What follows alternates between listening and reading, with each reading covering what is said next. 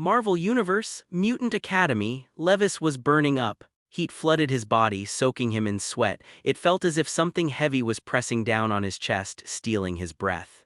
His head spun, his consciousness drifting in and out, the discomfort almost unbearable. The room was silent and tense. Professor X, dressed in a black suit and seated in his wheelchair, placed a hand on Levis's scorching forehead. His brow slowly tightened. "Professor," Cyclops asked from behind him, the red glow of his eyes dimmed beneath his visor, "is this an X-gene awakening?" Professor X nodded. "Yes, more than that, he's blocking my telepathy. I can't enter his mind at all." Cyclops froze. Storm, standing beside him, widened her eyes. "You can't even guide his ability?" Cyclops asked. "No," Professor X said softly, a trace of anticipation flickering in his gaze. "This child's power is unusual. His potential is enormous. It may even surpass mine and Eric's."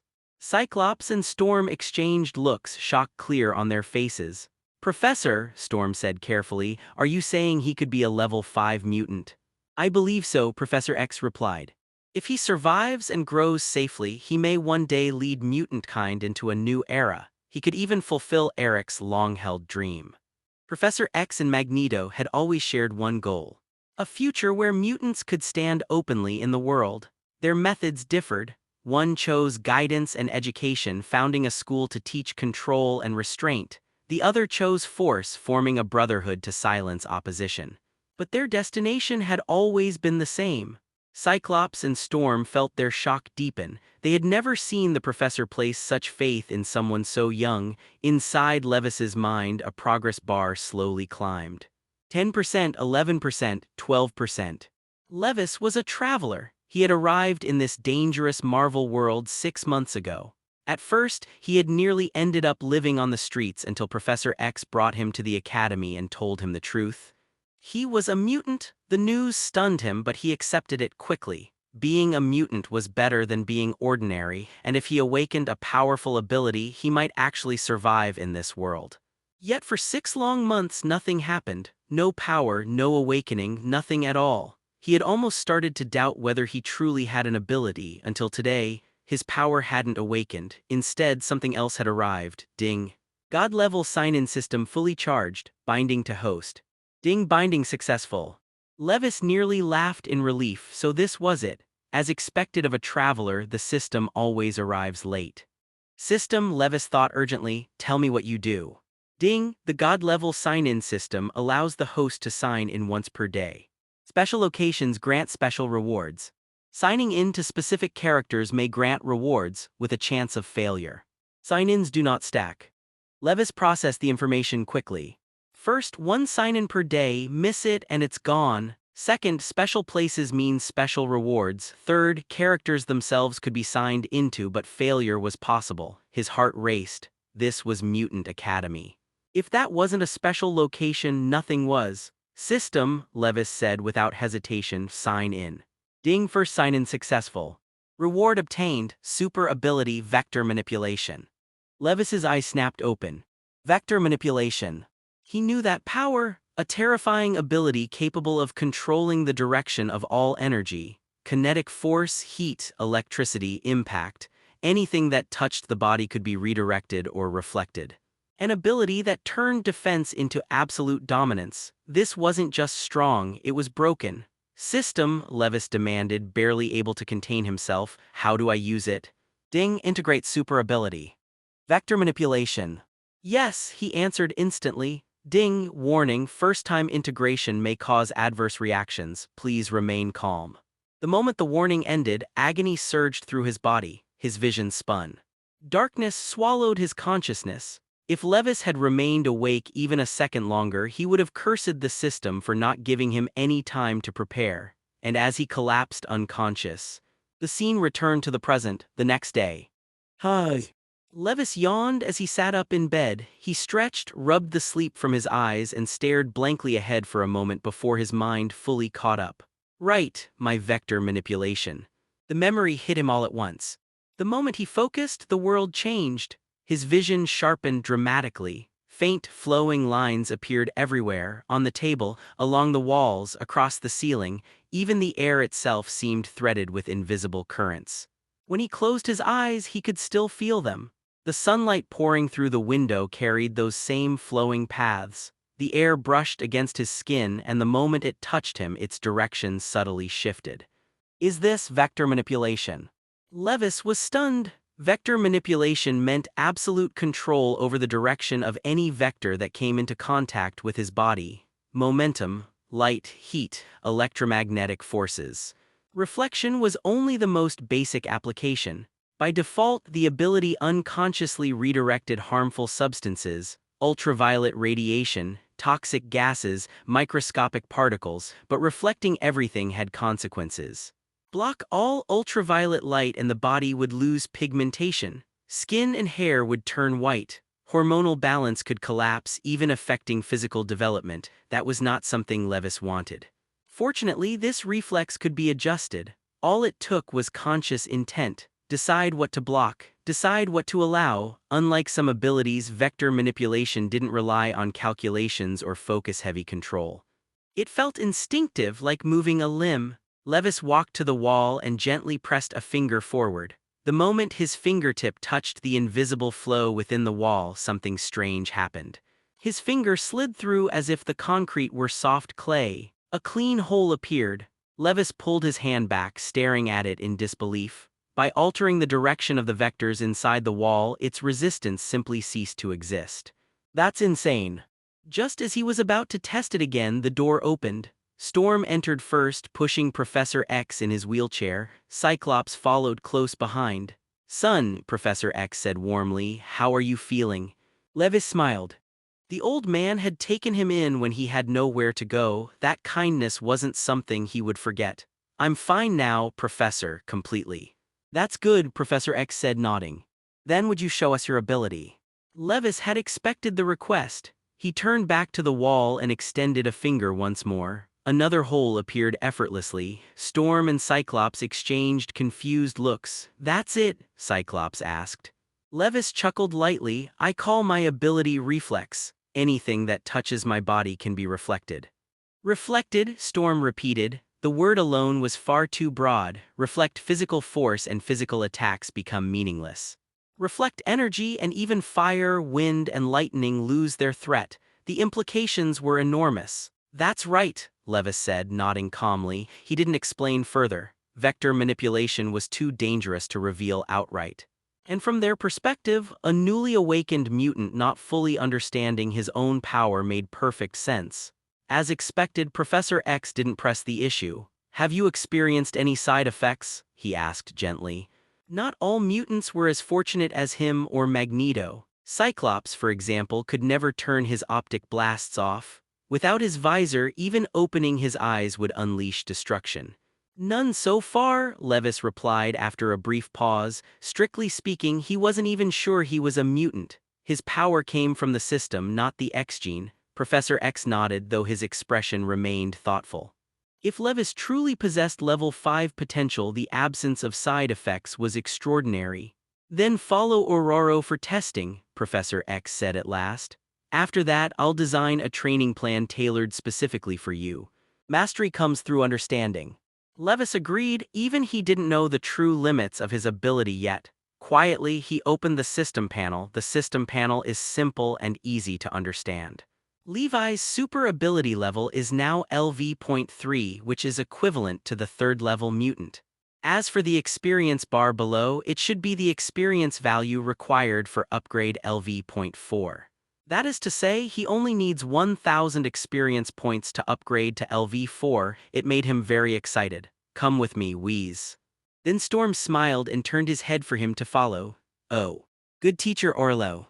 Levis trotted after him. Watching the two leave, Cyclops looked at Professor X and asked, "Professor, what do you think of his ability?" Professor X nodded with a smile. "Yeah.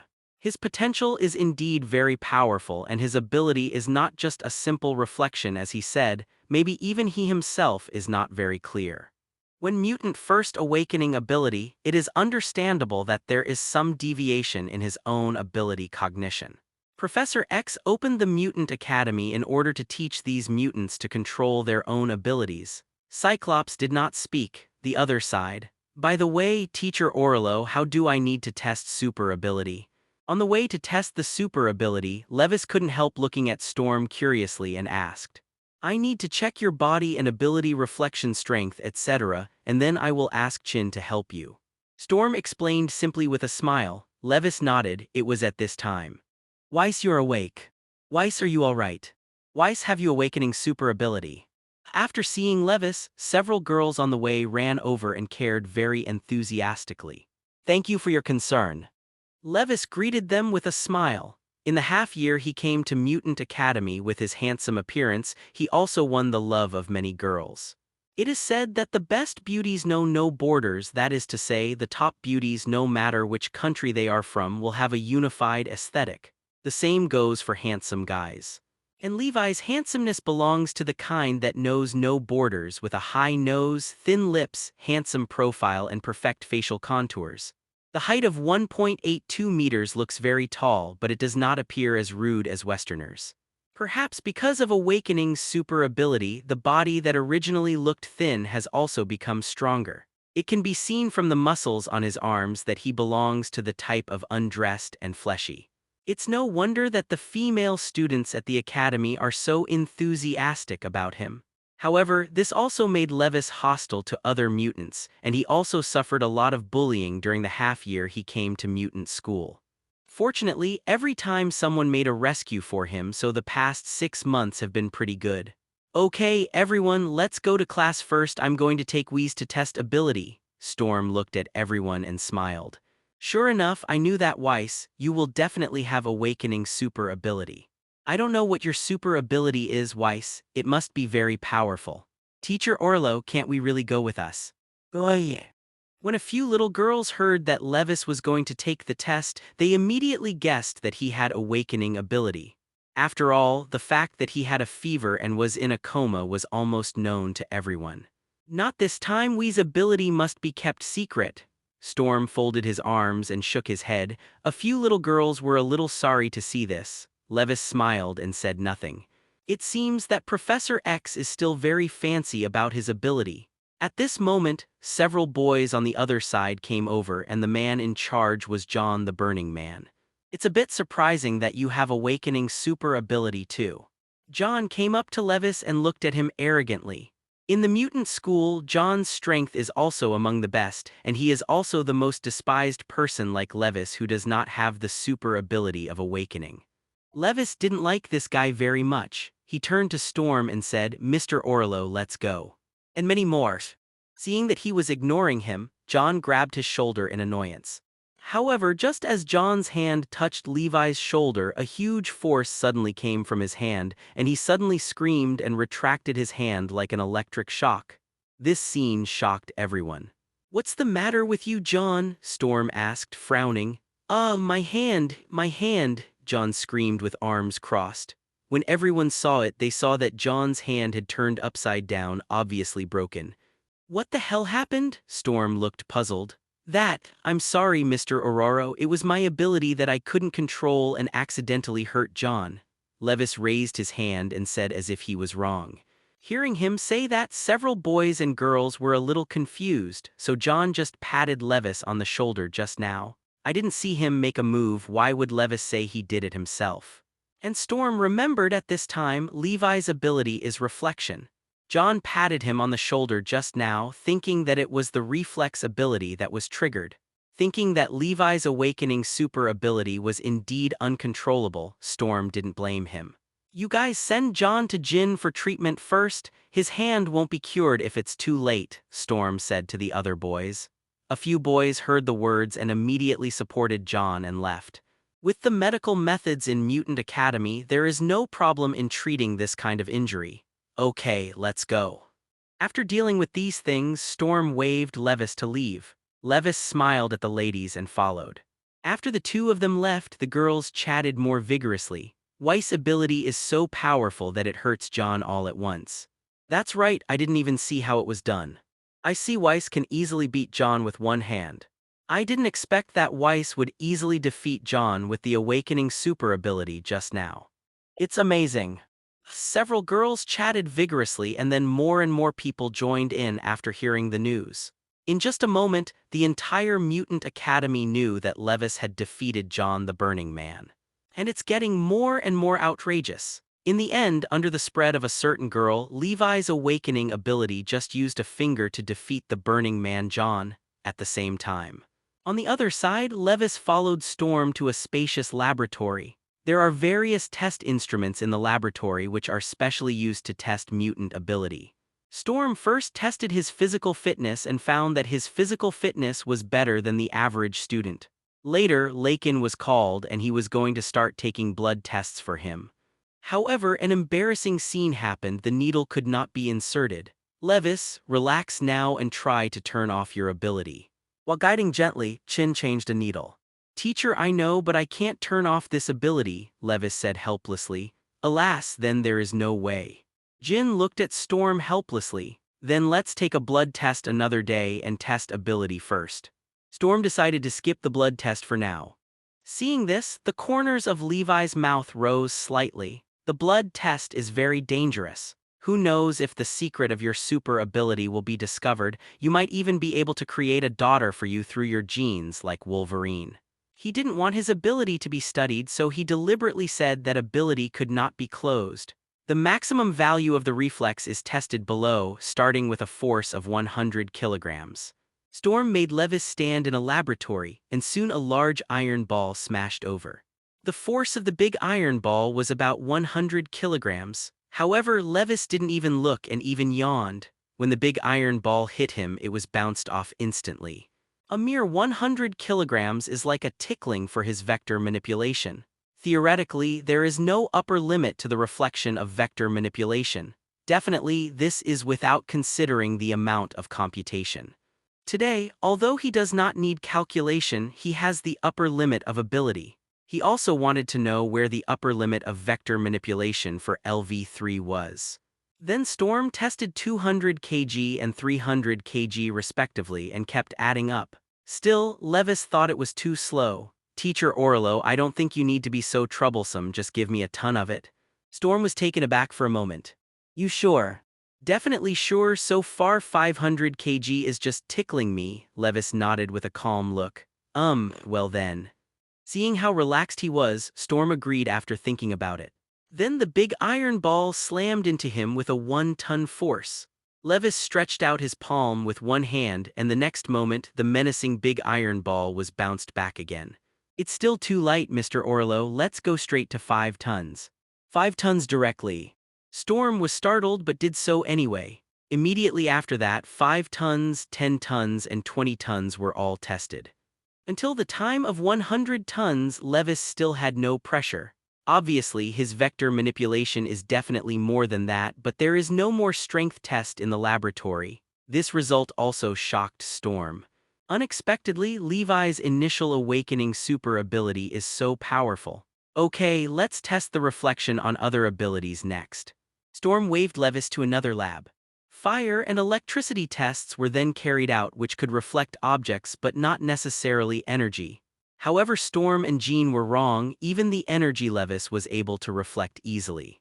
After some tests, Storm was stunned by the data tested in his hands. According to speculation, Levis can reflect the impact force of objects of more than 1,000 tons and can also reflect energy such as electricity, flames, and storms.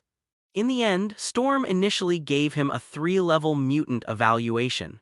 The specific real data is left for the next test because this test is completely unprepared. Definitely, don't underestimate the 3rd-level mutants. You must know that most of the mutants are 2nd-level or 1st-level mutants. Level 3 mutants are few and far between.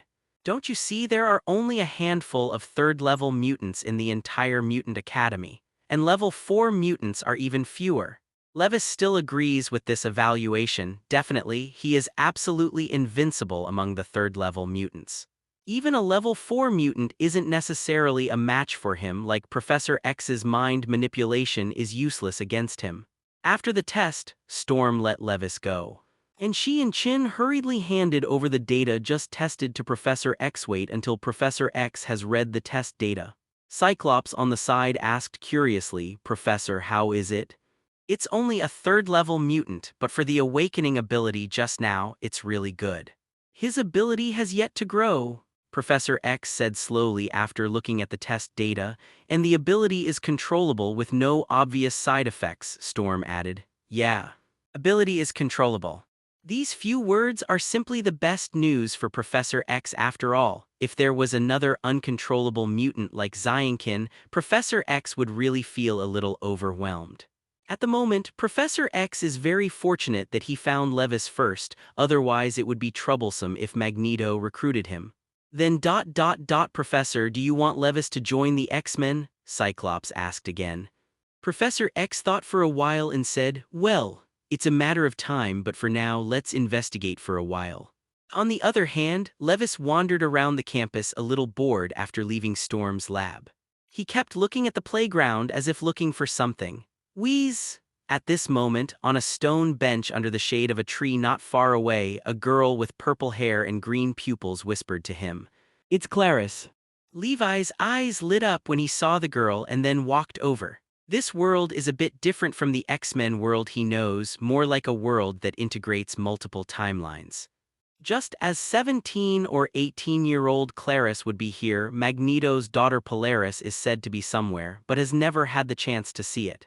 How is Clarice? Are you still used to it after coming to mutant school?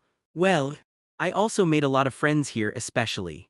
At the end, Clarice's voice was so low that he couldn't hear it clearly. Clarice suddenly came to Mutant College a week ago. At that time, in order to escape the capture of the Mutant Research Society, she used superpower but happened to be teleported to the Mutant Academy. After more than a week, this timid and cowardly girl has also changed a lot. After all, Mutant Academy is much safer than the previous escape life. Levis chatted with Clarice one after another while using the system to check in Clarice. Did the host check in with Mutant Clarice?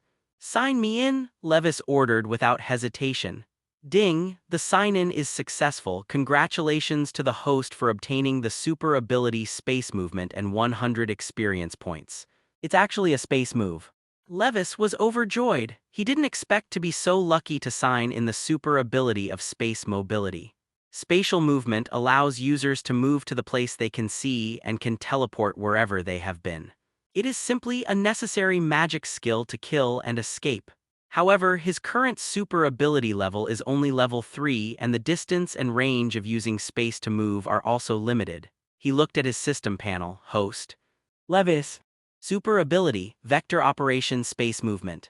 Super ability level, LV.3 level 3 mutant. Experience value, 1,100. 100 experience points are obtained by successfully signing in once, which means that he only needs to sign in 10 times, then he can become LV4, which is the 4th level mutant. It made him very excited. What are you thinking about, Weiss? Clarice asked suspiciously when she saw his happy face. I just think of happy things. A happy thing. That's a good afternoon to spend with Clarice, Levis chuckled. This made Clarice bow her head a little embarrassed, but she was also a little happy. Weiss. At this time, another girl came over. Hi, Mary. Levis smiled and greeted the little naughty who came over. The little naughty glanced at Clarice on the side, hesitation, and sat down on the other side of him. I heard you awakening super ability and defeated John with just one finger. A finger. Levis is a little confused. He doesn't know that the Mutant Academy has spread about his defeat of John the Burning Man, isn't it? The little naughty was also a little puzzled. Levis shrugged helplessly. Actually, I didn't do it. John was just hurt by my ability. What are your fingers useless? It's amazing. The little naughty was amazed after hearing this. This understanding of ability is also against the sky, but then again, it is true, he did not even use his fingers. It's nothing because my ability can't be perfectly controlled for the time being, so I accidentally hurt him, Levis explained. Can't control it, is it a side effect? For some reason, when she heard the words uncontrollable, little naughty was a little overjoyed because her ability was also uncontrollable. It seems that the two are somewhat similar. Don't worry, as long as you work hard, you will be able to control your ability. Levis smiled and waved his hand. His ability was originally perfectly controllable, and being uncontrollable was nothing but fooling others. The little naughty became thoughtful when he heard his words. Weiss, do you think my ability can also be controlled through cultivation? Well, it's definitely possible, Levis said without hesitation. I remember that there is a version of the little naughty who can really control her ability. I think she will be successful as long as she works hard. The little naughty seemed to be more infected by his words. She nodded and said, yeah. I will definitely work hard. By the way, what is your ability, Weiss? Little naughty asked curiously. Clarice on the side also looked at him curiously with her big green eyes. Well, I call it a reflection. Levis didn't hide anything. It doesn't matter what the name of the ability tells others, because sooner or later people will find out unless you don't use ability. Reflection. Hearing this word, little naughty and Clarice were a little puzzled, like this. Levis said and stretched out his hand, only to see a leaf fall from the sky. The moment it touched the palm, the leaves were bounced off. So that's the case. If you think John will get hurt, he must have done it first. This guy is really hateful. The little naughty said with a look of righteous indignation. Levis smiled and said nothing. He was a little curious. He had signed up for space movement on Clarice just now, and he didn't know what abilities could be signed on little naughty. However, the number of sign-ins for today has been used up and we can only wait for tomorrow. The next day, because of the attention of Professor X, Levis moved to a separate dormitory. Finally, he didn't have to squeeze in a room with other boys, which made him sleep very comfortable last night. Arriving in the classroom early in the morning, Levis sat down beside the little naughty. He had been thinking about signing on the little naughty yesterday. Morning, Mary. Morning, the little naughty returned a bright smile. Little naughty has just come to Mutant Academy because her ability is so terrible that anyone who touches her skin will be drained of energy, so almost no one wants to approach her. Levis is one of her few friends since she came to Mutant College. The two talked and laughed, but Clarice, who was sitting in the corner, looked a little sad. Shadowcat Katie, who was sitting beside her, smiled comfortingly. If you like it, go there. Otherwise, a handsome boy like Weeze will be taken away sooner or later. Clarice felt a little embarrassed when she was told what she was thinking. She has always been timid and she was really not good at expressing. If you don't go, then I'll go, Katie laughed. Clarice thought she was joking, but Katie got up and walked over. Seeing this, Clarice gritted her teeth and followed. Weiss, what are you talking about, little naughty? Katie pushed Clarice down beside Levis, then sat down herself. Just a casual chat. Levis smiled and shook his head. The other students in the classroom were very envious and jealous when they saw that he was surrounded by beautiful women again. But after hearing that John the Burning Man was easily defeated by him yesterday, no one dared to come up and ask for trouble. But there are exceptions to everything. Although Poppy Iceman has always had a bad relationship with Fireman, the two are like water and fire, but the relationship between the two is actually pretty good. Hearing that John Pyro was easily defeated yesterday, Iceman felt that he was being challenged. In his eyes, only he could defeat John Pyro. So Burning Man came to the classroom with a few younger brothers and walked towards Levis aggressively. At the moment, Levis was just about to sign in for the little naughty, but he didn't expect to be interrupted by the arrival of the Burning Man. I heard that you beat John with just one finger. It's impossible, that guy must be careless. Poppy directly provocatively said without any nonsense, if you have the guts, fight with me and let everyone know that I am Iceman is the best. Seeing Iceman's Bobby being so provocative, Levis didn't speak when the little naughty beside him stood up. Poppy, the school doesn't allow private fights. Do you want to be punished by Teacher Orlo? That's right, John was the one who got hurt yesterday because of the provocation first. Katie also stood up to speak for Levis. Iceman was even more angry when he saw this, who didn't know that Poppy Iceman was interested in the little naughty who just came to the academy, and now the little naughty actually helps others to speak. Levis, do you dare to fight with me? If you don't, just admit defeat and call yourself a coward. If you do this again, Bobby, I'm going to tell Teacher Orlo. The little naughty said that he was about to leave the classroom to find Storm, but he was stopped by Levis reaching out his hand. Since you want to be beaten so much, then I'll do it for you. But hearing him say that, little naughty was a little worried. Don't worry, it won't take long to solve him. Time will be enough before the teacher arrives. Levis waved his hand lightly. Humph, then let's go outside and fight. Iceman snorted and walked outside. Levis followed. The other students in the classroom also joined in the fun and followed behind them. A group of people came to the playground where they usually train super ability. Iceman was about to say something but was interrupted by Levis. "Stop talking nonsense, let's do it now." "Humph." Iceman held back what he wanted to say. He stretched out his palms without talking nonsense, and then an ice mist sprayed out from his palms. The icy fog froze a layer of solid ice instantly after it touched the ground. Iceman's ability is to make ice out of thin air, and the ability to turn air into ice is definitely a level 5 mutant potential. However, Iceman is too weak and can only play the second-level mutant strength at present. Even in its heyday, it is only a third-level mutant. This kind of strength is nothing in front of Levis, and he was shrouded in ice fog without even dodging. "Haha, I'm going to freeze you into an ice sculpture." Iceman saw that Levis was enveloped in the ice fog and immediately increased his output, and another icy fog enveloped Levis and the whiteness was almost invisible. The little Naughty and Clarice on the side were very worried. However, at this moment the ice fog around Levis suddenly disappeared as if it had been blown away by the wind. "How is that possible?" Iceman's eyes widened in disbelief that his icy mist had suddenly been blown away. "There's nothing impossible, just your level of ice can only cool me down." Levis walked over with a light smile. Vector manipulation can easily reflect these ice fog or manipulate the air to blow away the ice fog, so this level of ice is not any threat to him at all. "Do not come." The ability he was proud of was completely useless. Iceman was a little panicked, and a large amount of ice mist was sprayed out of his hands again. However, this was of no use to Levis. He put his hands in his pockets and walked through the ice fog calmly to Iceman and then put a finger on Iceman's chest. Boom! Ah, tilde. Iceman only felt a huge amount of power suddenly coming from his chest, and the next moment he screamed and flew upside down. The students around were shocked. They thought that the rumor that Levis defeated John the Burning Man with one finger was bragging. Didn't expect it to be true. Nothing beats Iceman really easily with one finger. "The teacher is here." At this time, someone in the crowd shouted, and sure enough, Storm walked over quickly. She looked at Levis and then at Iceman, who was wailing on the ground, and frowned. "Why are you fighting?" Levis shrugged and didn't explain anything. On the other hand, Naughty and Katie began to explain. After listening to the explanation of the two, Storm also understood the cause and effect. It turned out that Iceman took the lead in provocation. "You guys take Poppy to the treatment first," Storm said to the boys beside him.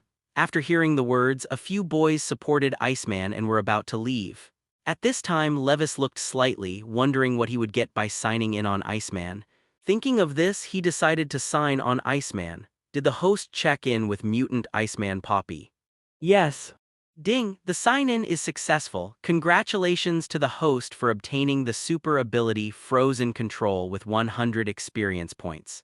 It turned out to be Frozen Control. Seeing this super ability, Levis was very happy because his freezing control is a super ability stronger than Iceman's ice making.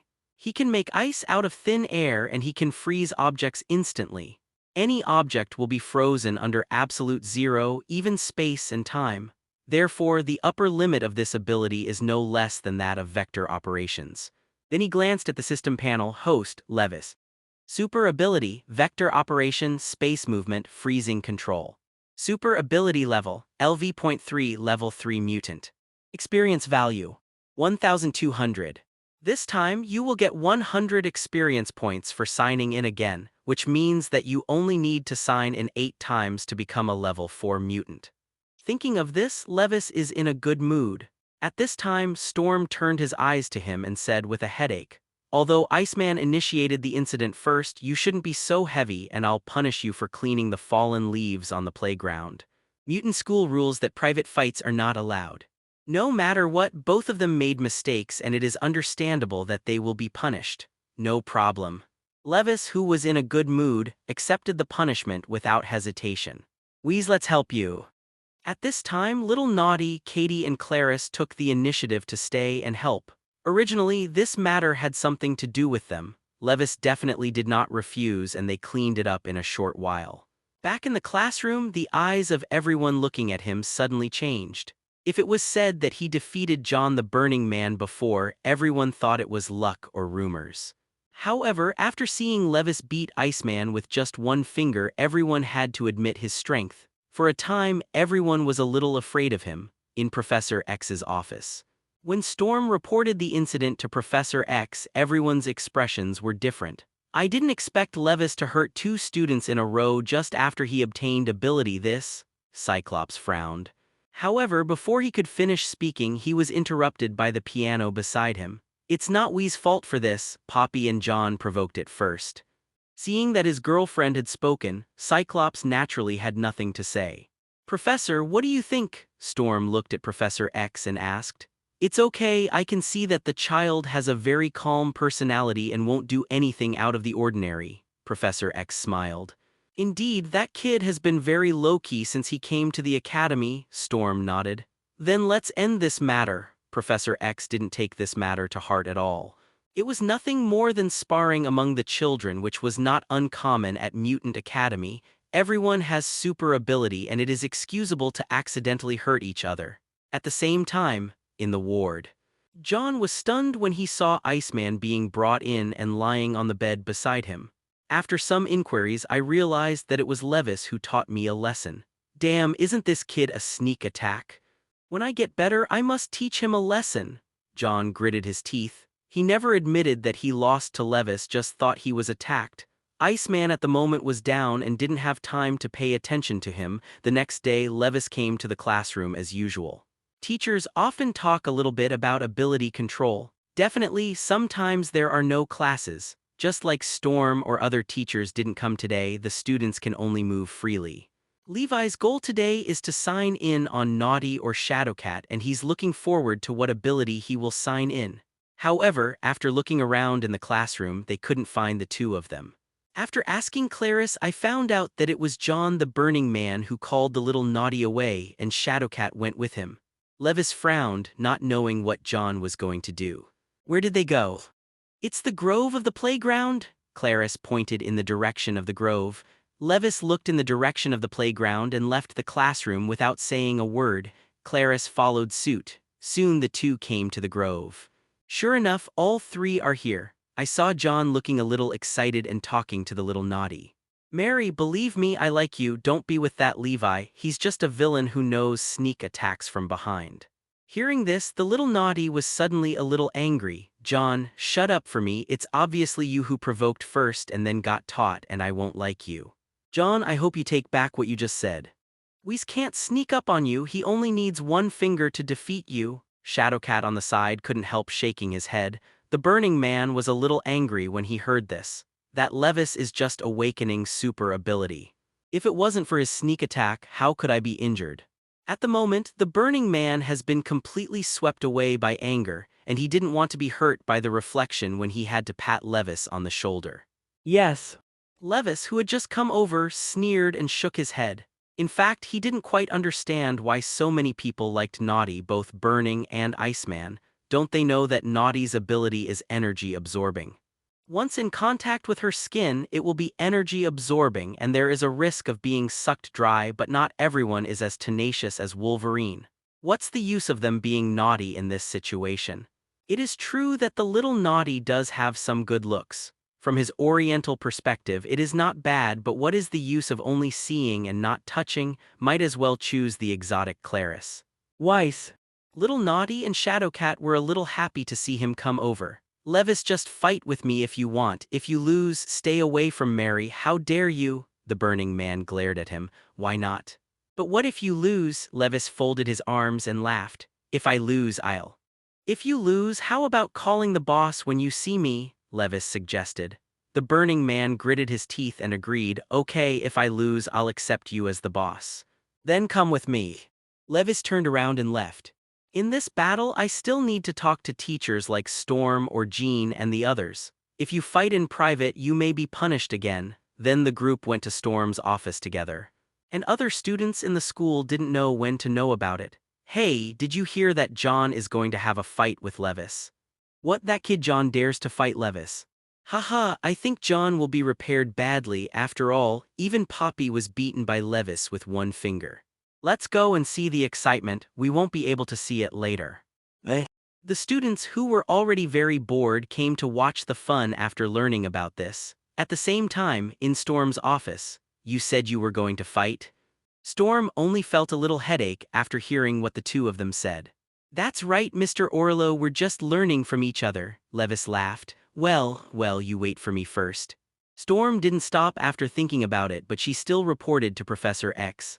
After Professor X understood this, he immediately agreed. "Let's go, the professor has agreed to this matter, you come with me." After Storm finished speaking, he brought everyone to a training room. At this time, many students were already following and Storm ignored them. "Okay, your battle is here, but remember to click until the end, especially Wheeze." When he said this, Storm's eyes were focused on Levis. After testing, she knew that Levi's ability was completely immune to fire and water, and John's fire control ability was no threat to him at all. "Don't worry, Mr. Orlo," Levis smiled and nodded to show his understanding. The Burning Man on the other side, John had a stinky face. Storm said that he didn't like him at all. It was no wonder he had a good face. "Come on, Weiss." Naughty and Shadowcat and Clarice cheered her on. Many onlookers were also looking forward to this battle. Soon the battle began at Storm's behest. I saw John take out a lighter from his trouser pocket, spin it around in his hand like a cool guy, and then set it on fire. Immediately under his control, the small flame instantly expanded into huge amounts of fireballs and burned over. Facing the overwhelming flames, Levis still looked lazy with his hands in his pockets without any intention of dodging. When the students' onlookers saw this, they exclaimed and exclaimed. Those who didn't know it thought that Levis was frightened. However, students who have seen Levis and Iceman fight know that such flames can't hurt Levis at all, just like Iceman's ice fog. Seeing that Levis didn't take him seriously, John immediately increased his firepower. In an instant, his entire being was enveloped in flames. If a flame continues to burn, it may burn out the surrounding oxygen. Although he could isolate the heat of the flame using vector manipulation, even he couldn't hold on without oxygen. However, if you want to use the flame to burn out the oxygen in an area, it is not something that the fireman can do. In an enclosed space may be okay, but in this open-air environment you want to burn oxygen in an area. Unless it is the level of a hydrogen bomb explosion, otherwise there will be a constant source of oxygen being replenished from other places. Seeing that Pyroman constantly unleashes flames, Levis has no interest in continuing to play with him. He faced the flames and came to John's body, then put a finger on John's chest. "Give it up. Your ability is useless to me." "I do not believe." John angrily increased the flame output again. "Don't blame me for that." Levis shook his head and tapped his fingers on John's chest, using vector manipulation to change the force's release. The next moment, John only felt a huge force coming from his chest, and then he screamed and his whole body was blown away. This scene shocked the onlookers, but it felt reasonable after all. Iceman was defeated like this. "Okay, the fight is over. How are you, John?" Storm hurried forward to check John's injuries. John just clutched his chest and didn't speak. "Don't worry, Mr. Orlo, my power is well controlled and he shouldn't be injured much." Levis walked over with a smile and used the sign-in on John at the same time. "Ding, did the host check in with Mutant Burning Man John?" "Yes," Levis ordered in his heart. "Ding, the sign-in is successful. Congratulations to the host for obtaining the super ability Fire Control with 100 experience points." Unexpectedly, he obtained the super ability of Flame Control, and unlike the Fireman John, he can directly release flames. And as the level of mutant increases, the temperature of the flame will be higher and higher. Now his third-level mutant has been able to master blue flames, which can reach a maximum of 6,000 degrees Celsius and can easily melt steel, which is really scary. You must know that the most common orange-red flame has a maximum temperature of only 3,000 degrees Celsius. The surface temperature of the sun is only 5,500 degrees Celsius. Definitely, the core temperature of the sun is 20 million degrees Celsius, which is 3,600 times that of the surface. It can be seen that the flame control obtained by Levis is not at the same level as Burning Man at all. And as Mutant's level increases, he believes that his flames can also reach the temperature of the core of the sun. At the same time, he also discovered one thing: it seems that the super ability obtained has something to do with the sign-in target. For example, Clarice's ability is to create a portal and sign in on her to gain space movement. On Iceman and Burning Man, the two super abilities Freeze Mastery and Flame Mastery were signed respectively. And so far his sign-in hasn't failed. Maybe it was his luck, Levis guessed to himself. John saw him coming over with a look of dissatisfaction, but after a moment of hesitation he still gritted his teeth and called out, "Boss." After the one who was willing to admit defeat gave a cry, he pushed Storm away from him and ran away. He has no face to stay here after losing the battle. Levis, who was in a good mood, didn't care when he saw this. Seeing such a result, the students' onlookers were shocked by his powerful strength. It's amazing, John's flames are completely useless to him. You haven't seen Levi's fight with Iceman. Iceman's ice is also useless to him. What is Levi's super ability? I don't know, the super ability of not being afraid of fire and ice is too powerful. There was a lot of discussion, some envy, some admire, and some doubt. Okay, go back to the classroom, Teacher Chin will teach you a lesson later. Seeing that the students had no intention of leaving, Storm immediately started chasing people. Back to the classroom, Levis looked at his system panel. Host, Levis. Super ability, vector operation, space movement, freezing control, fire control. Super ability level. LV.3 level 3 mutant. Experience value, 1,300. This time he got a new super ability and a younger brother, which made him feel good. And the experience value has also increased by 100. If there is no accident, if you sign in once a day, you can upgrade to LV4 within a week.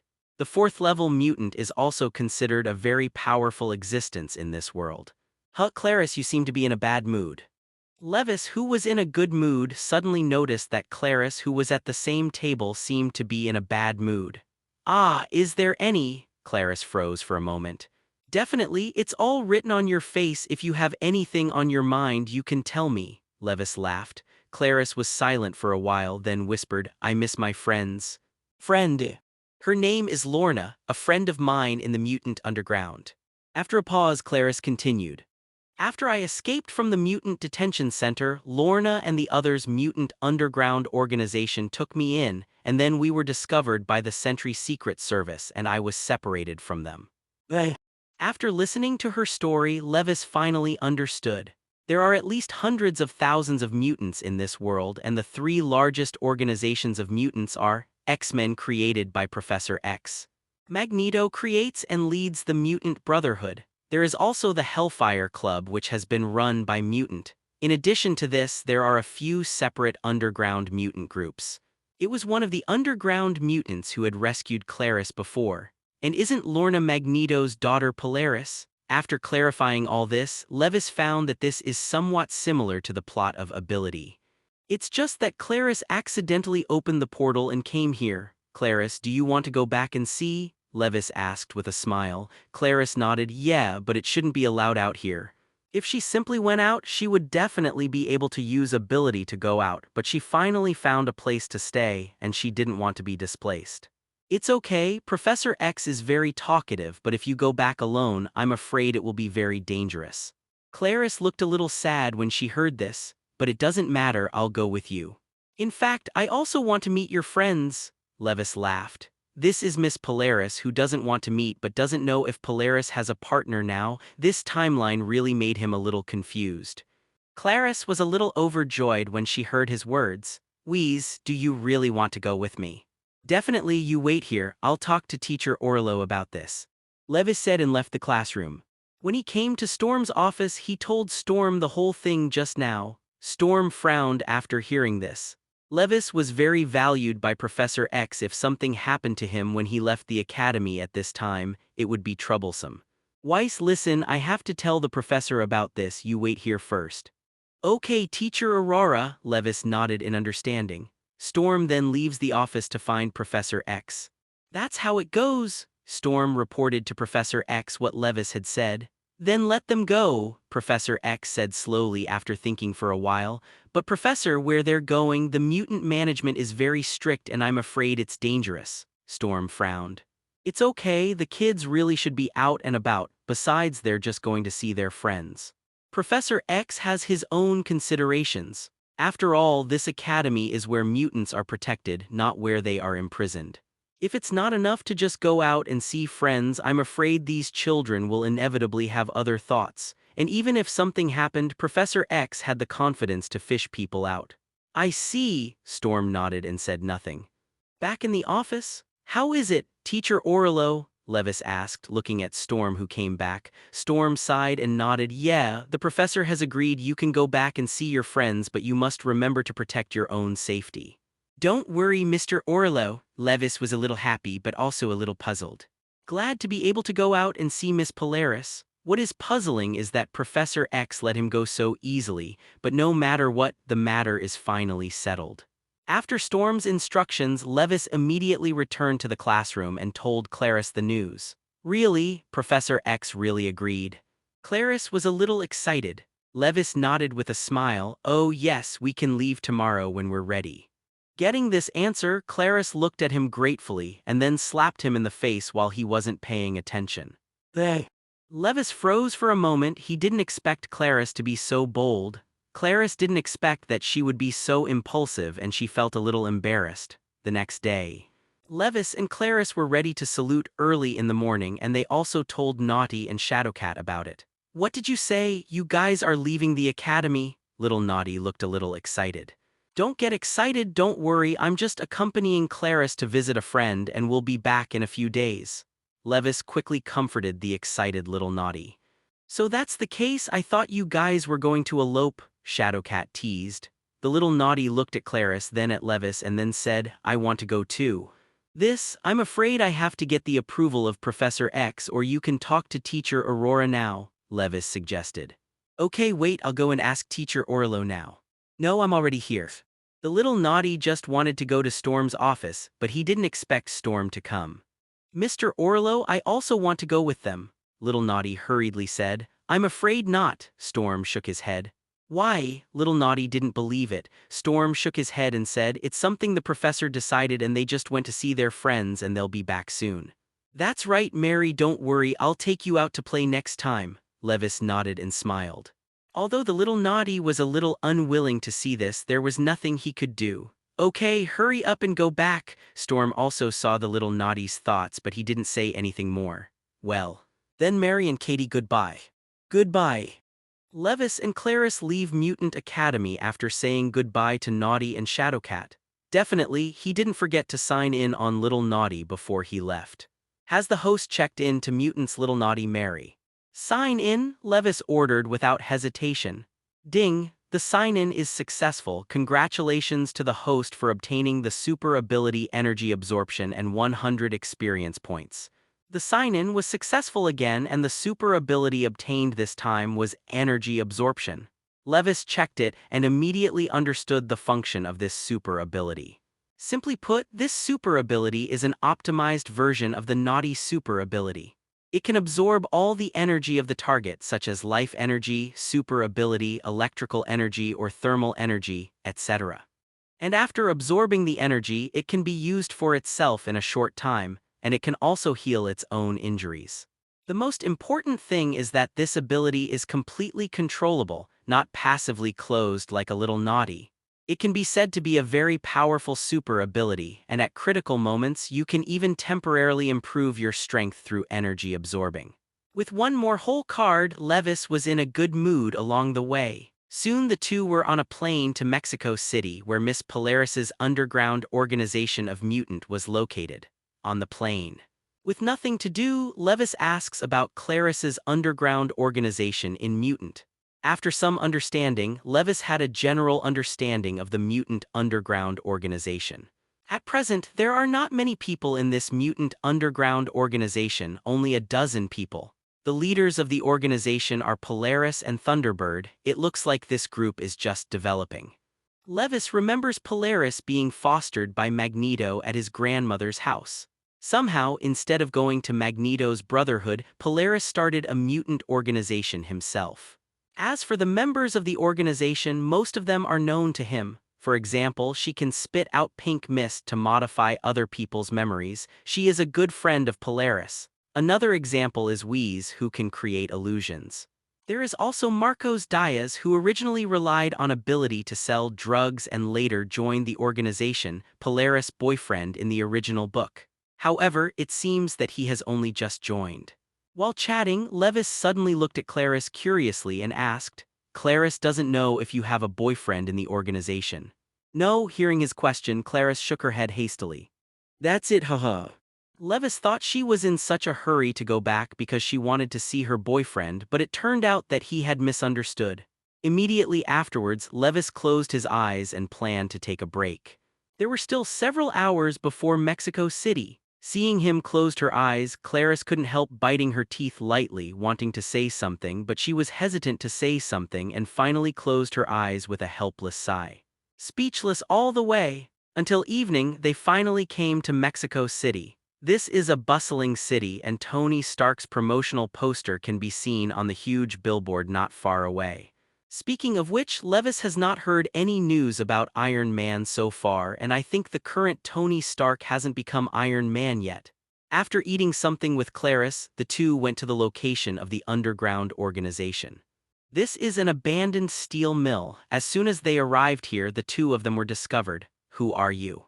At the moment it was already dark, and a man with a flashlight approached, and only then did he see clearly the appearance of the two of them. "Clarice Fang."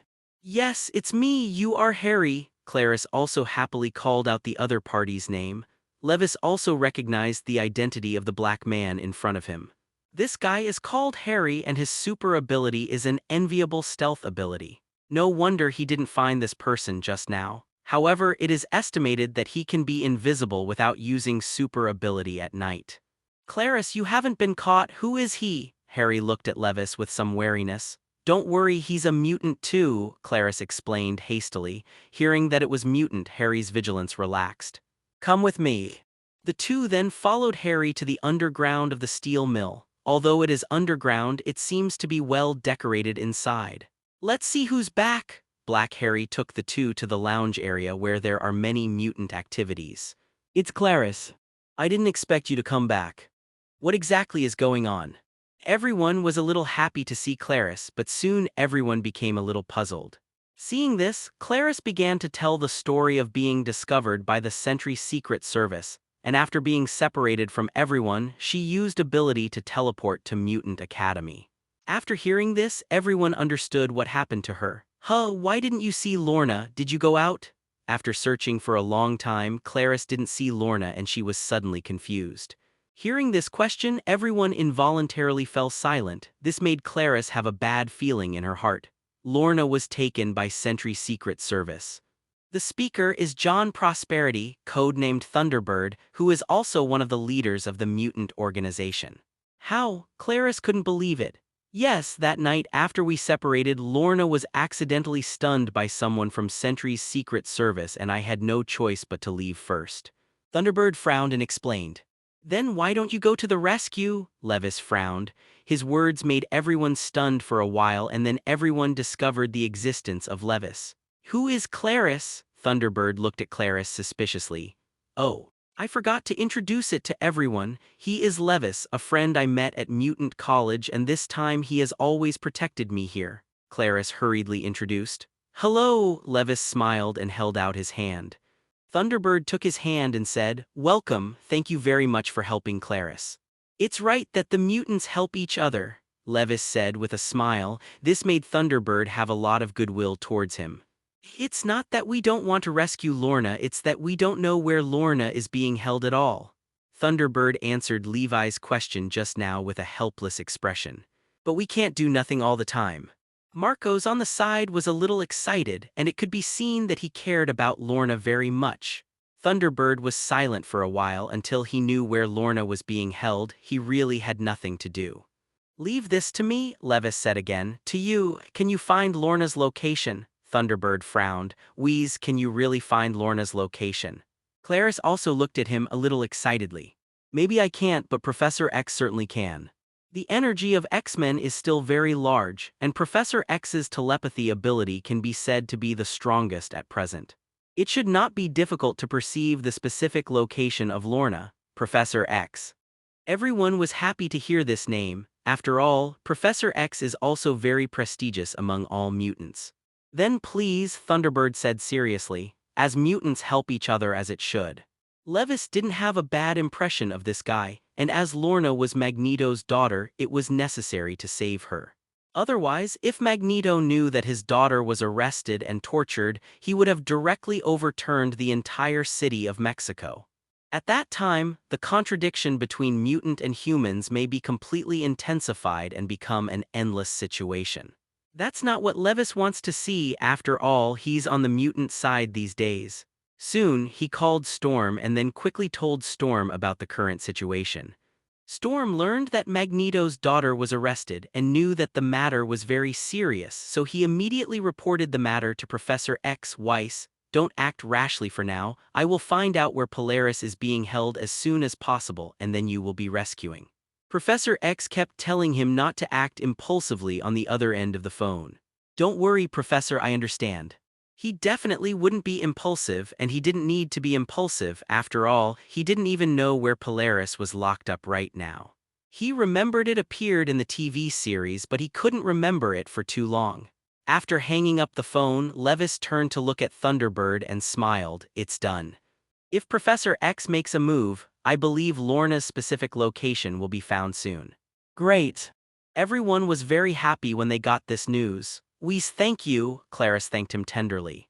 No thanks it should be. Levis smiled nonchalantly. Brother Weiss, let me introduce you to everyone.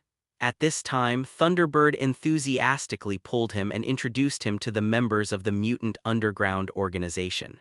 The strength of these mutants is not strong, most of them are in the first or second level. The strongest Thunderbirds and Polaris are just barely reaching the third level mutant. Thunderbird's super ability is very comprehensive. He has super hearing and perception, super strength, and even indestructible. It can be said that the body has evolved in all directions. This ability makes Levis a little envious. If he can sign up for this ability, then the improvement brought to him is huge amounts of. It's a pity that the number of sign-ins today has been used up and we can only wait for tomorrow. There are so many super abilities in the underground, many of them are very good. Levis decided to stay here and sign them all. It didn't take long. Soon Storm called again and they had found where Lorna was being held. After hanging up the phone, Thunderbird asked anxiously, how is it, where is Lorna being held? Levis nodded, don't worry, it's been found. It's in the mutant holding area in the Garland Detention Center. Then what are you waiting for? Let's go save Lorna. Marcos was about to go out after speaking but was stopped by Thunderbird. The Garland Detention Facility is Sentry Secret Service territory and it's dangerous and we can't be so reckless. As a detention center dedicated to detaining mutants, it is not so easy to break in. Maybe they will get in. As a special organization specializing in the study of mutants, the Sentry Secret Service has developed a lot of weapons against mutants, and the general mutants are really not resistant.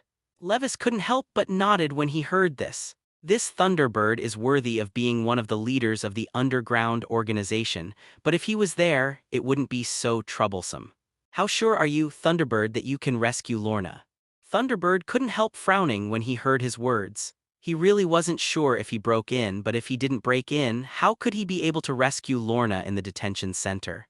Everyone also fell silent. Most of them did not have much combat power, and there was no way to fight against the special weapons of the Sentry Secret Service. It's unrealistic to try to force it unless Magneto is here. Those people who want to force their way through are all about delivering food. And Levis remembered that in the Sentry Secret Service, there was a mutant controlled by Dr. Campbell, Thunderbird's good brother Gus. Maybe this name is very unfamiliar to people, but his ability will definitely not make everyone unfamiliar. Because Gus's super ability is to interfere with electricity, but also to make other mutants' super ability ineffective. Once mutants' super ability is invalid, it will be no different from ordinary people just when everyone was silent. Levis added, actually this matter is very simple, just leave it to me. Leave it to you? Thunderbird was a little puzzled, not understanding what he meant. That's right. What can you do? Could it be Professor X? Thunderbird guessed that Professor X should help. Don't worry when I go out. Levis gave him a reassuring look. I'll go with you, Clarice said. No problem, but when the time comes, you can meet outside. Okay, I'll make arrangements now. Thunderbird nodded and then called in a few mutants with decent combat power. Let's go. Let's go. Levis waved his hands to leave without any nonsense but suddenly stopped when he was at the door and he turned to look at the crowd. By the way, how should I get to the Garland Detention Center? Inside the car. Levis was a little embarrassed. He was really unfamiliar with him when he first came to Mexico City. Definitely, he will never admit that he is a bit lunatic. Seeing his embarrassed look, Clarice on the side couldn't help laughing. 2 hours later, they finally arrived at the Garland Detention Center. From a distance, the door is heavily guarded and people who are actually looting nuclear bombs are constantly patrolling. After everyone got out of the car, Thunderbird said to Levis, "We can't get close anymore. If we are found, it will be troublesome." "Well, it's all right, leave it to me next."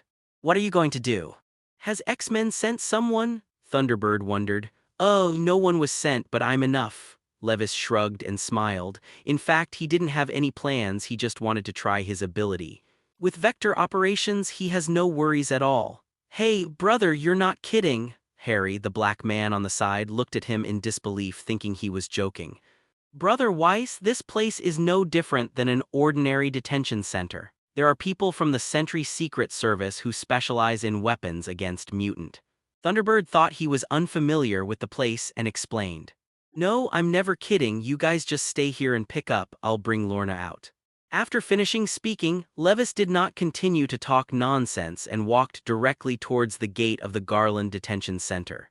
Seeing this, everyone looked at each other, wondering if they should stop him. "Wait, I'll go with you." Clarice stood in front of him. "My ability is teleportation. If you find Lorna, you can use my ability to escape." No need." Levis shook his head and refused. He didn't want to escape at all, and he also had room to move and could come out at any time. Clarice saw that he refused and never saw it again. "By the way, who of you has a mask for me to take?" Levis suddenly looked at everyone and said. In order not to reveal his identity, he decided to disguise a little. Everyone looked at each other, but soon the Black Harry found an old cartoon mask in the car. "Thanks." Levis took the mask and put it on, looking a little funny, but it didn't matter. He just swaggered towards the gate of the Garland Detention Center. The Thunderbirds and the others behind him stared at him closely. Once something happened, they would rescue him as soon as possible. "Stop." As he approached the gate of the Garland Detention Center, Levis was spotted by guards at the gate. "Good evening, gentlemen." Levis raised his hand in greeting. "Stop or else shoot." The guard at the door obviously didn't mean to greet him. The black muzzle was aimed at him and it was possible to shoot at any time. However, Levis didn't stop at all, still swaggering over. The Thunderbirds who were observing all this not far away were a little nervous. Boom! When the guard at the door saw that he did not stop, he shot decisively. The gunfire was very loud under the night sky. And when the bullet hit Levis, it bounced back instantly, hitting the arm of the shooting guard. The guard let out a pained cry and the rifle in his hand fell directly to the ground. "It's Mutant." One of the guards shouted when he saw something wrong, and the entire Garland Detention Center sounded the alarm. Bang, bang, bang, the rest of the guards all raised their guns and fired at Levis. In this metal storm, he continued to walk forward indifferently without stopping at all. And all the bullets that came over were not unexpected, all of them were reflected. Some unlucky guards were hit directly by bullets that bounced back. "Stop shooting, ordinary bullets are useless for him, use the stun gun." At this time, under the order of one of the guards, all the guards took out stun guns specially designed to deal with mutant. As long as this stun gun is hit, it will lose its combat effectiveness in an instant. "Stun gun, this one won't work for me." Levis smiled and shook his head and moved on. Sure enough, I saw that the electric current of the stun gun hit him and was still reflected. All guards holding stun guns were knocked down by the reflected electric current. Levis was so unstoppable into the detention center. The news of the mutant breaking into the Garland Detention Center quickly reached the ears of his superiors. Dr. Campbell is the head of the Sentry Secret Service. After learning the news, he immediately ordered his sentry to bring weapons to support. At the same time, Levis had come to the place where the prisoners were being held, and in front of him was a group of guards with guns. Every time he took a step forward, the guards took a step back. It looks kind of funny.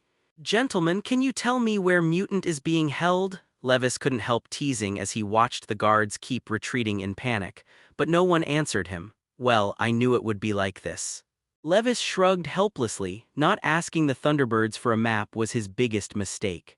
Because the entire detention area is very large and he has not visited the detention center, he has no idea where the area where Mutant is being held is. This is a bit of a hassle, but there is no way who made him a little crazy. After a while, after visiting most of the detention centers, he finally found the Mutant detention area. There are not too many Mutant held here, and soon he found the cell where Miss Polaris was held. "Hey, is there anyone in there?" Levis pushed open the door of the cell gently and saw a green-haired girl with a beautiful face lying weakly on the ground. "She is Miss Polaris." At the moment, Polaris's condition was not good. She saw blood flowing from her nose and mouth. At a glance, she knew that it was because of forcibly using ability which caused the collar-like device on her neck to release electric current. Generally speaking, this kind of electric current will not kill people, but using ability forcefully is also life-threatening. "Hey, are you okay?" Levis patted Polaris on the cheek. Only one handsome figure could be seen in Polaris days. Oh, forget it. Looking at the confused Polaris, he decisively gave up his plan to wake her up, and then put Polaris on his back. Leaving the cell, the surrounding guards hurriedly retreated. Levis just carried Polaris on his back and swaggered towards the outside. "Save us, please. Please let us out." The mutants in the cell seemed to know that a mutant was coming to save people, so they all began to cry for help. Levis thought about it and let all these mutants out. "I destroyed your collars. It's up to you whether you can escape." Levis are not babysitters, and letting them out would have done the best thing possible. After helping these mutants break the collars around their necks, he ignored them and walked straight outside. Some mutants use ability to run away and some mutants still follow him. The ability of these mutants is relatively weak and they simply cannot escape alone. Levis didn't bother to pay attention to them either. Outside the detention center, at the moment Thunderbird, Clarice and others all looked at the gate of the detention center anxiously. "What to do? The reinforcements from Sentry's Secret Service are here." Clarice was a little anxious. Just now, reinforcements from the Sentry's Secret Service arrived, which made everyone very worried. "Don't worry, since Weiss has the confidence to go in alone, there must be a way to save people." Thunderbird can only comfort everyone like this. Meanwhile, on the other side, Levis walked out as if in a no-man's land, carrying Polaris on his back. Along the way, the guards only dared to surround them in the distance but did not dare to shoot.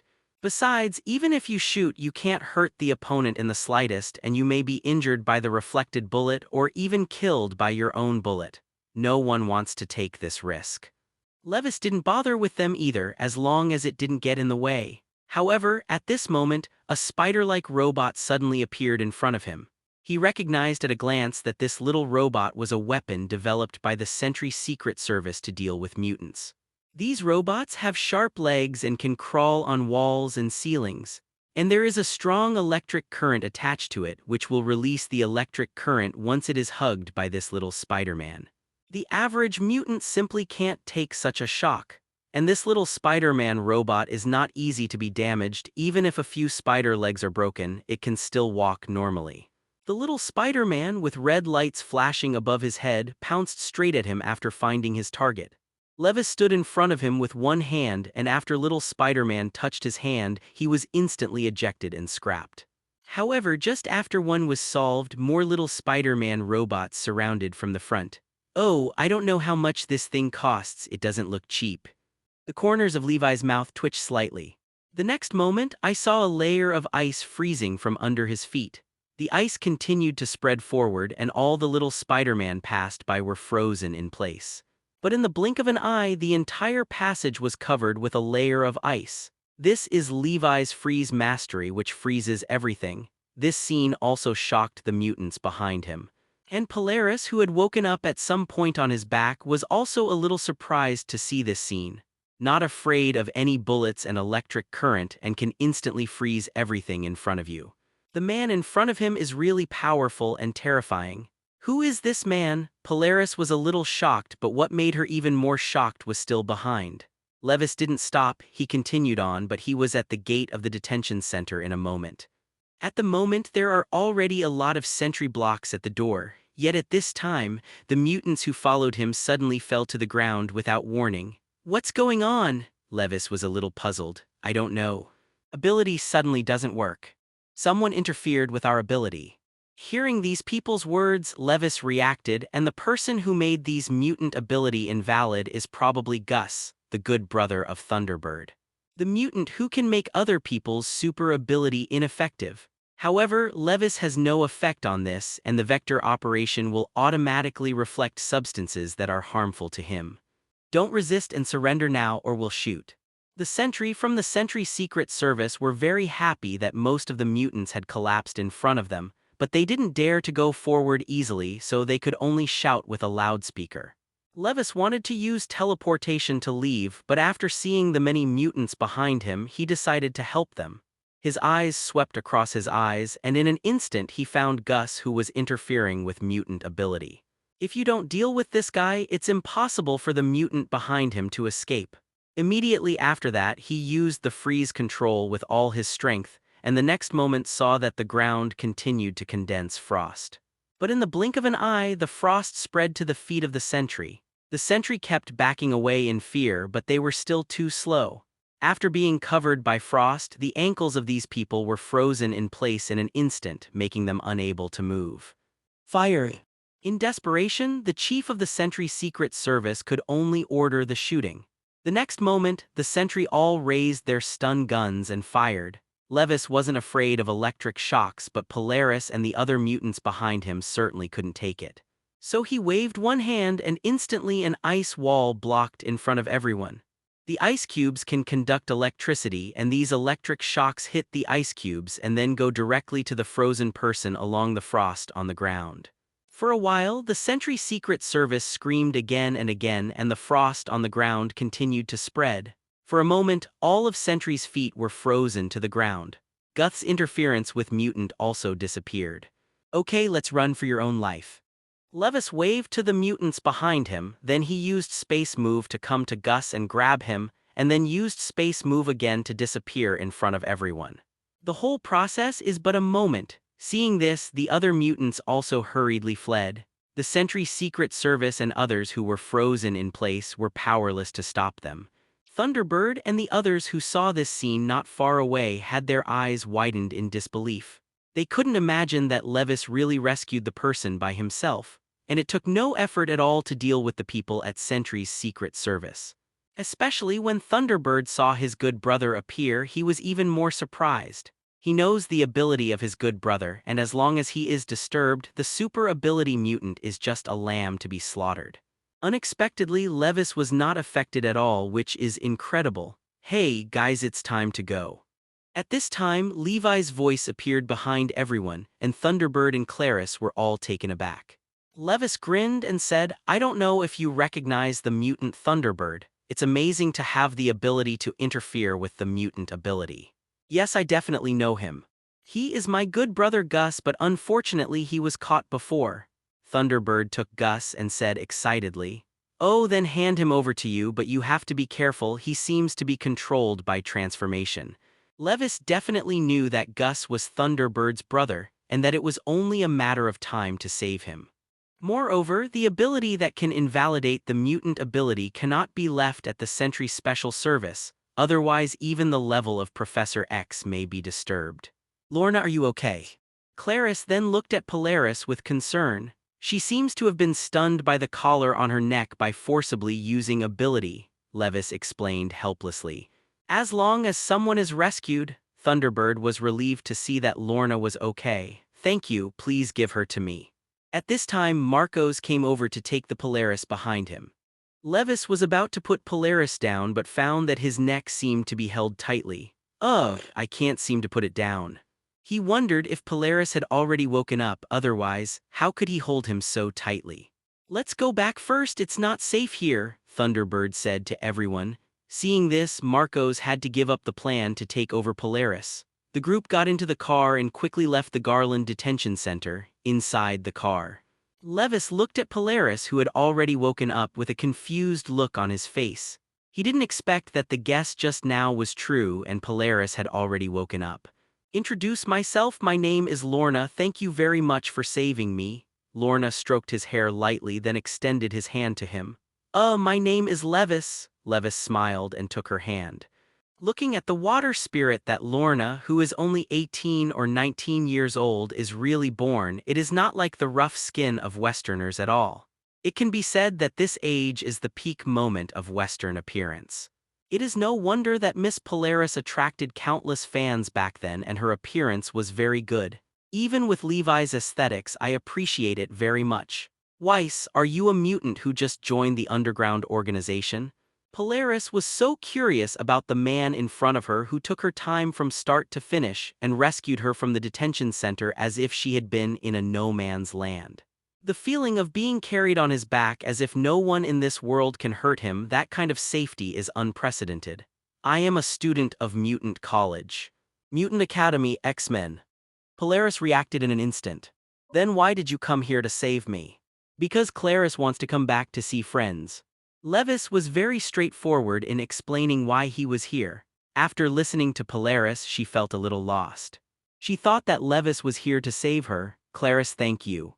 "No need to thank you. If it wasn't for you, Lorna, I would have been arrested too." Clarice smiled and shook her head. Polaris also smiled when she saw this, and she was glad that she had saved Clarice in the first place. The vehicle moved slowly. Soon they were back in the underground stronghold of the abandoned steel mill. Mutant, who stayed here, was very happy to see Polaris being rescued. To thank Levis, Thunderbird threw a special banquet. The crowd had fun. "We's thank you this time, otherwise we might not be able to save Lorna." In front of the bar, Thunderbird thanked him again and went straight to the belly after a glass of wine. "You've thanked him many times." Levis shook his head indifferently. "By the way, why are you here? I mean, why don't you join the X-Men or the Mutant Brotherhood?" Thunderbird's strength is not weak, and ability has a very comprehensive leadership temperament. If X-Men can be added, its role is not weaker than Storm and Cyclops. Moreover, joining the two parties, ordinary people will not trouble them, such as the Sentry Secret Service. "I thought about this too, but I met Lorna and the others at that time." Thunderbird began to talk about how he met Polaris, and Levis listened to his narration while drinking. After 3 rounds of drinking, it was getting late. Thunderbird patted him on the shoulder. "Wheeze, I have prepared a room for you, just stay here for a while longer." "No problem," Levis nodded happily. Needless to say, he must stay here for a while longer. After all, there are so many people who can sign in. The next day, early in the morning, Levis reported the situation to Storm and learned that Polaris had been rescued and Professor X and the others were relieved. In fact, what he didn't know was that Professor X's mental power had been watching him last night. Otherwise, if they didn't reply to the news overnight, they would have been in a hurry. Morning, Lorna. "When I just went out, I didn't expect to meet Lorna." Levis smiled and raised his hand to say hello. "Morning," Lorna returned with a bright smile. His expression moved slightly, and then he checked in with Polaris directly. "Has the host checked in to Mutant Polaris?" "Sign in." Ding. The sign-in is successful. Congratulations to the host for obtaining the super ability Electromagnetic Force and 100 experience points. It turned out to be Electromagnetic Force. Levis was surprised when he saw this super ability, but he didn't expect to sign up for Electromagnetic Force. You must know that electromagnetism is one of the 4 basic forces of the universe. Magneto's super ability is electromagnetism. It's a pity that his strength is limited and the most he can play is to control steel. In the reverse future, Magneto's electromagnetic force is the strongest after Apocalypse's strengthening, and he can even use electromagnetic force to induce the entire Earth's magnetic field. That destructive scene, Levis still remembers it to this day. And the electromagnetic force can not only control the steel but also launch the super electromagnetic gun. Thinking of this, Levis only felt that the DNA moved unconsciously and could not wait to pull out a coin to fire a railgun. "What's wrong with you, Weiss?" Polaris couldn't help waving his hand in front of him when he saw his eyes fixed on him. "Ah, tilde, it's okay, I just remembered something happy," Levis said with a smile on his face. "A happy thing." Polaris looked at him oddly. By the way, have you ever thought about joining X-Men? Join the X-Men. But my father is Magneto. In fact, Polaris has long known his origin from his aunt, but because he resented his father Magneto for abandoning him, he never joined the Brotherhood. And X-Men is the opposite of Mutant Brotherhood, and she has no idea of joining X-Men. As for the Hellfire Club, it has always been very secretive and no one knows how to join. That's why Polaris, together with Thunderbird and others, formed the Mutant Underground organization. When Polaris told Levis this, he finally understood why Polaris was here. In this case, I think you should join the X-Men. Levis looked at her and smiled. Why? Polaris wondered. You should hate your father for abandoning you now. That's right, Polaris nodded. Professor X and Magneto are old enemies. Don't you want to join the X-Men and make some trouble for Magneto? Levis said with a smile. When Polaris heard his words, his eyes lit up. Fighting against her father to vent her dissatisfaction with her father, her rebellious heart made her approve this idea in an instant. Okay, I'll join. Welcome to join, Levis said with a smile. At the moment, he could already imagine that Magneto's nose was crooked when he knew that his daughter was specifically against him. When Polaris told everyone about joining the X-Men, everyone's reaction was mixed. Some helpless people also agreed to join the X-Men, but some mutants who came from here were reluctant to leave. Thunderbird, how is it? Would you like to join the X-Men? Levis and Thunderbird came to a nearby bar. Thunderbird frowned when he heard his words. If I leave, what will happen to these people? Thunderbird has been with people in the underground organization for a long time, and they have deep feelings for each other. If he wants to remember to abandon the remaining mutants like this, he can't do it. Is that so? Levis had nothing to do for a while, so he called Storm and told her about it. There is no doubt about Thunderbird's ability. If joining the X-Men will undoubtedly make them stronger, but considering those who are reluctant to leave. In the end, Professor X gave a proposal, that is, Thunderbird and the others still join the X-Men, but they don't need to go to Xavier's school. It's like they belong to a sub-base of X-Men development. X-Men will fully support Thunderbird. For example, the next time Mutant is caught, X-Men will come forward to rescue people. On the other hand, Thunderbird must obey X-Men's arrangements when necessary. I agree. Thunderbird agreed without thinking. After all, it is good to enjoy the shade under the big tree, and their life will be much better if they hang the name of X-Men. Welcome to join, let's toast. Levis raised a glass to welcome him. Now that he really regards X-Men as his home, he naturally hopes that X-Men will become stronger and stronger. Everyone was very happy when the news of Thunderbird was told to others. With the big tree X-Men around, they don't have to worry about it every day. In his spare time, Levis looked at his system panel. Host, Levis. Super ability.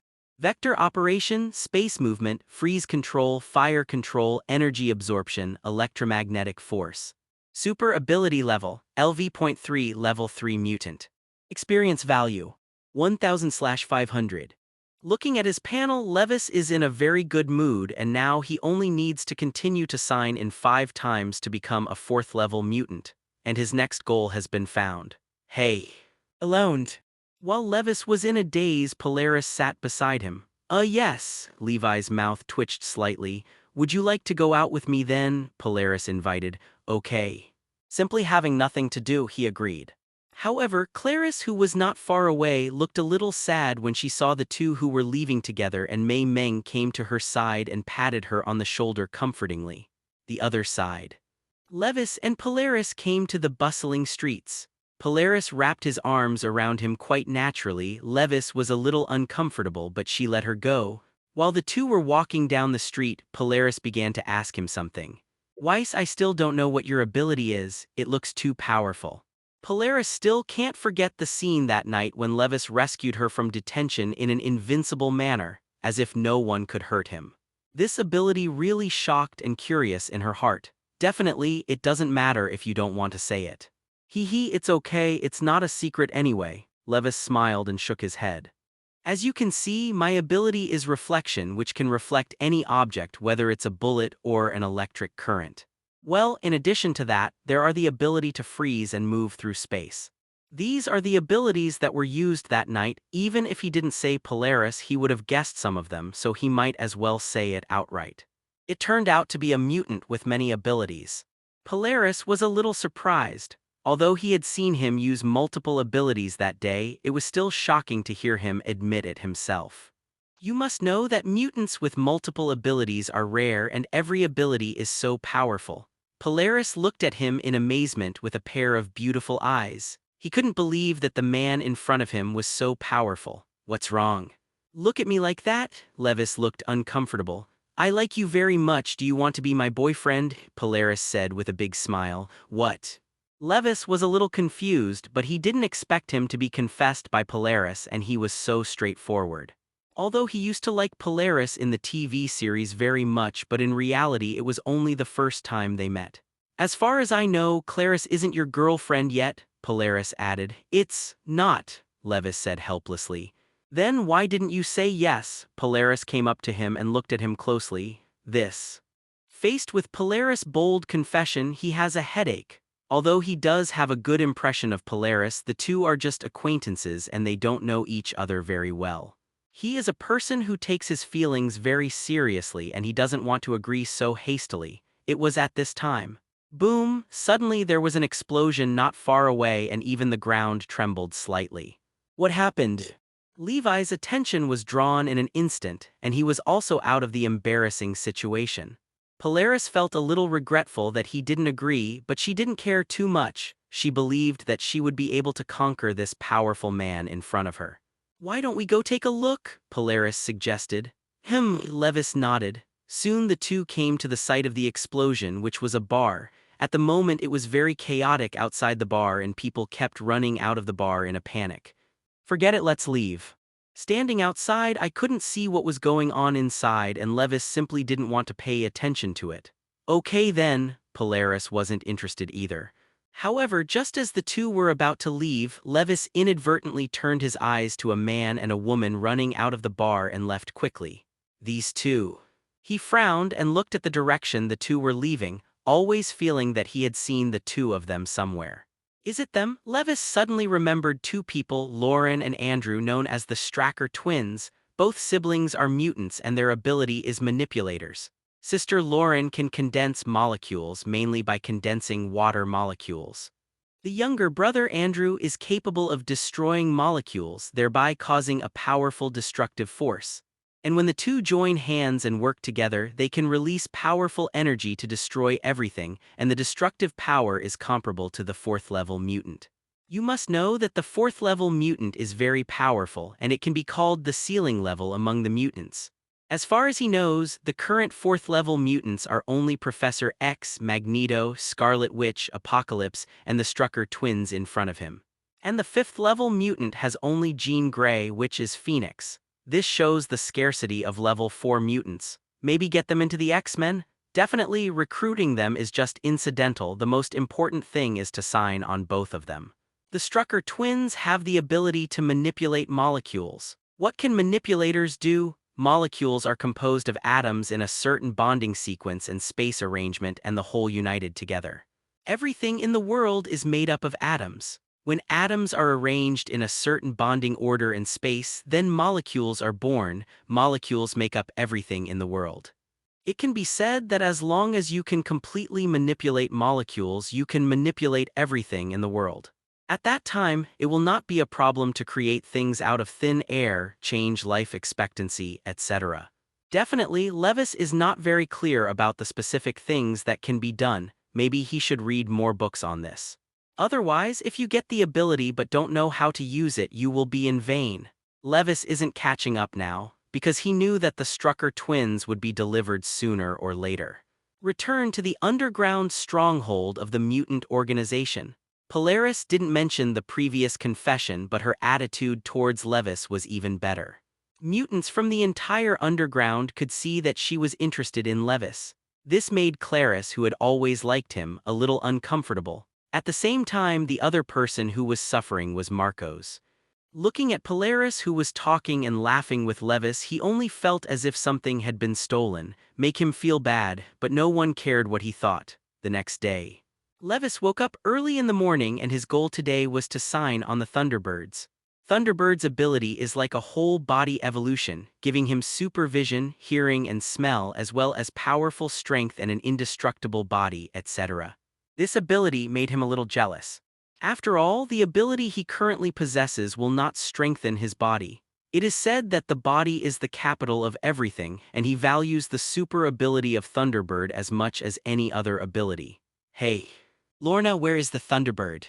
After searching around and not finding it, Levis could only ask Polaris, who was sitting on the sofa in the living room. Oh, he's on the phone over there. Polaris pointed to the room to the side. Thanks. Levis thanked him and walked towards the room. As soon as he approached the room, he heard the sound of Thunderbird making a phone call. There was a lot of noise over the phone. John Proud, the leader of the Mutant Underground organization, my family needs your help. The voice on the phone sounded very urgent. Oh, maybe.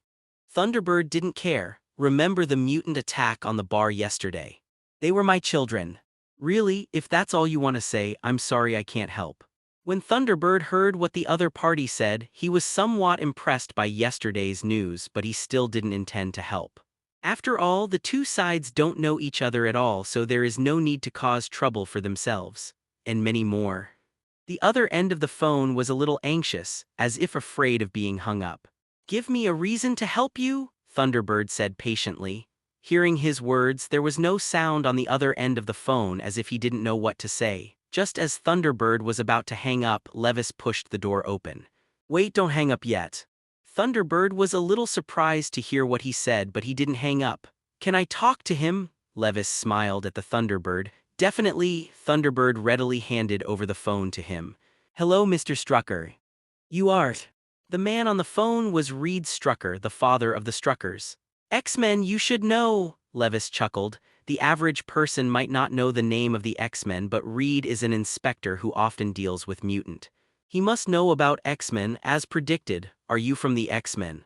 Reed Strucker also thought about asking for help from X-Men after knowing that his two children were mutants.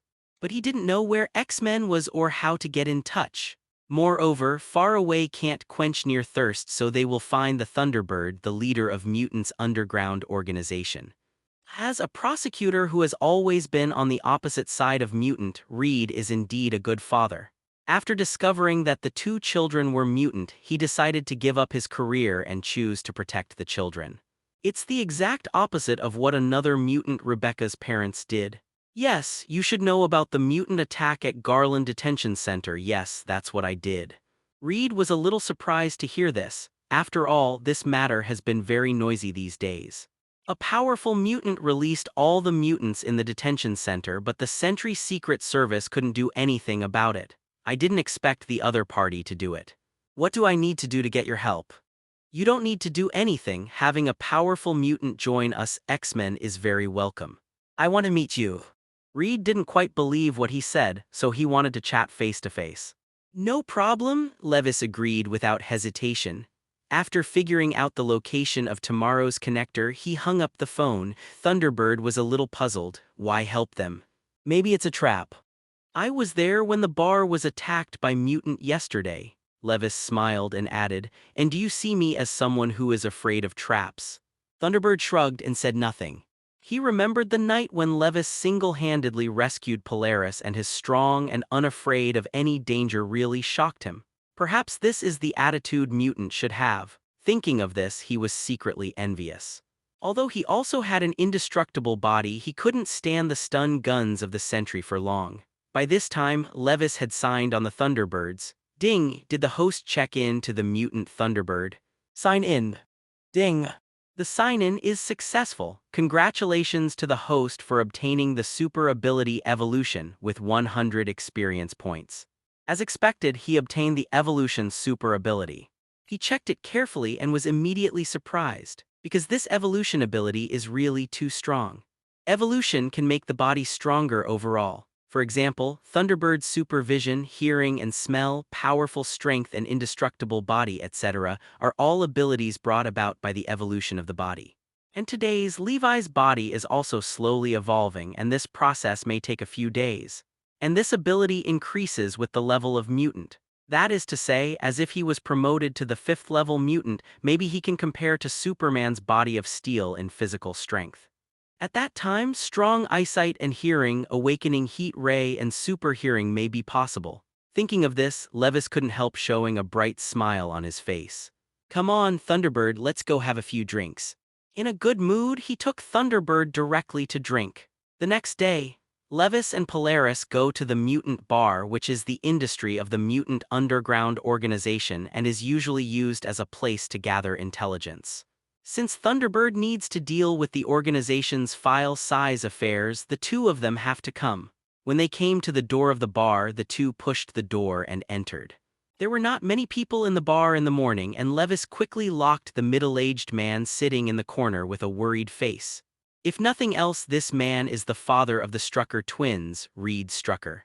Levis and Polaris looked at each other and walked over. Reed found them when they first entered the door, and he knew that the person he was looking for was coming. "Hello, Mr. Strucker." Levis and Polaris sat opposite Reed.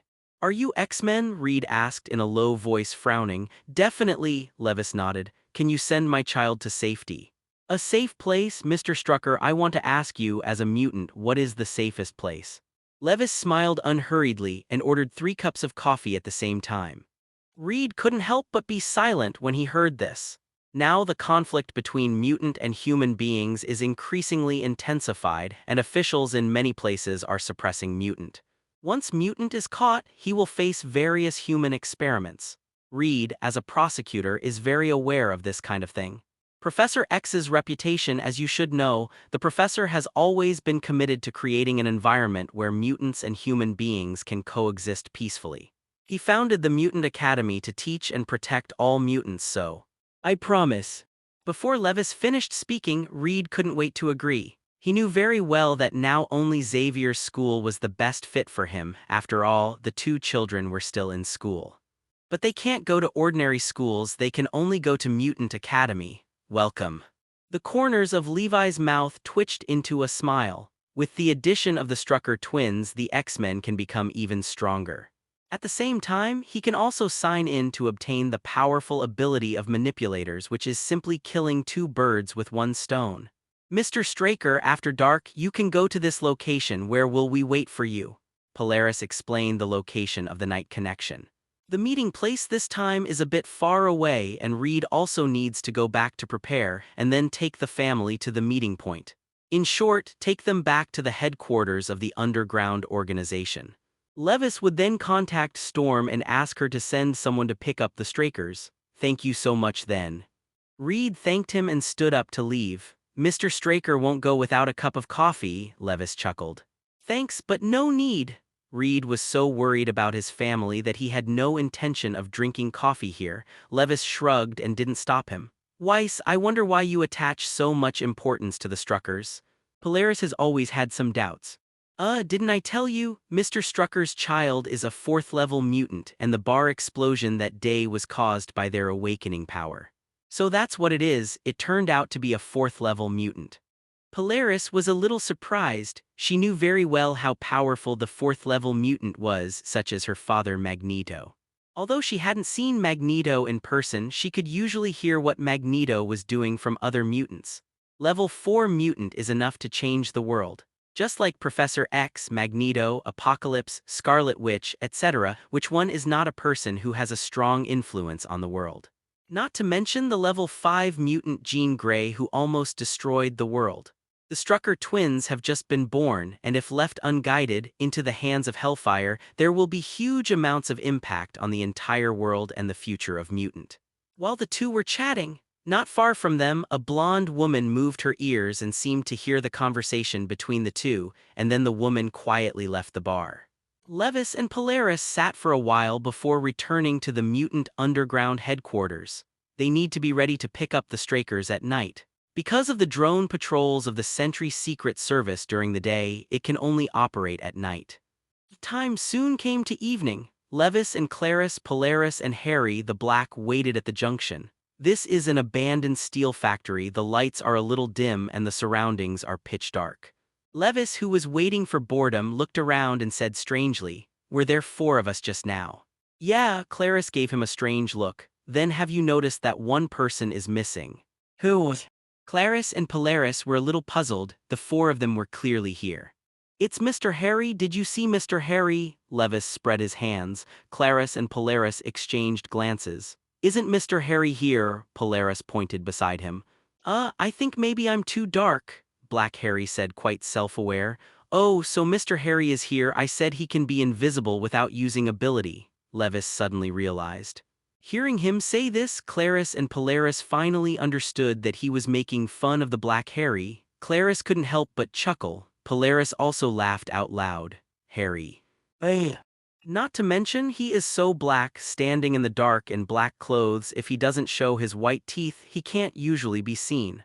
Haha, tilde, just kidding, don't mind Mr. Harry. It's okay, I've seen too many jokes like this. It was a sad story for Harry. While talking and laughing, the four of them had been waiting for an hour before they knew it. Half an hour has passed since the appointed time, but the Strucker family still hasn't come. What's the matter?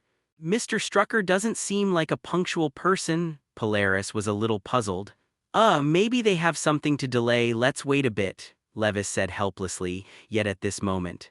His phone rang. He picked it up and looked, but he didn't expect Thunderbird to call. Hello, Thunderbird.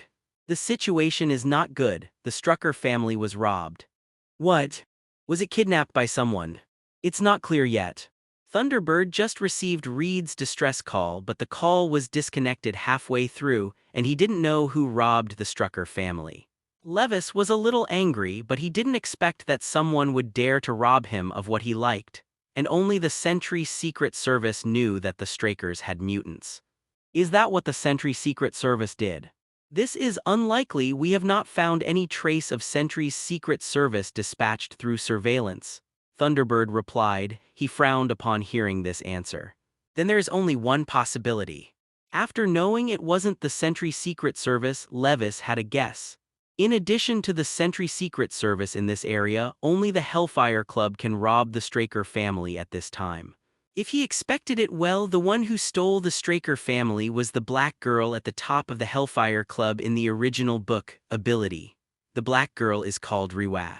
She is a third-level mutant and her super ability is infrasound. As long as she opens her mouth, she can move infrasound attacks. Those who are enveloped by infrasound waves will pass out in a very painful coma. Even Mutant, if he can't resist, has no resistance in the face of such infrasound waves. Black Sister Riwa's purpose is to create an ideal world that belongs to Mutant, and to do this, all humans must be eliminated. The purpose of her kidnapping the Strucker family is self-evident, that is to use the power of the Struckers to destroy all human beings. It can only be said that Riwa after Blacken has fallen into madness. Not to mention whether the Strucker twins have the ability to destroy all human beings. Even if there is, it cannot be done. After all, the water in this world is very deep.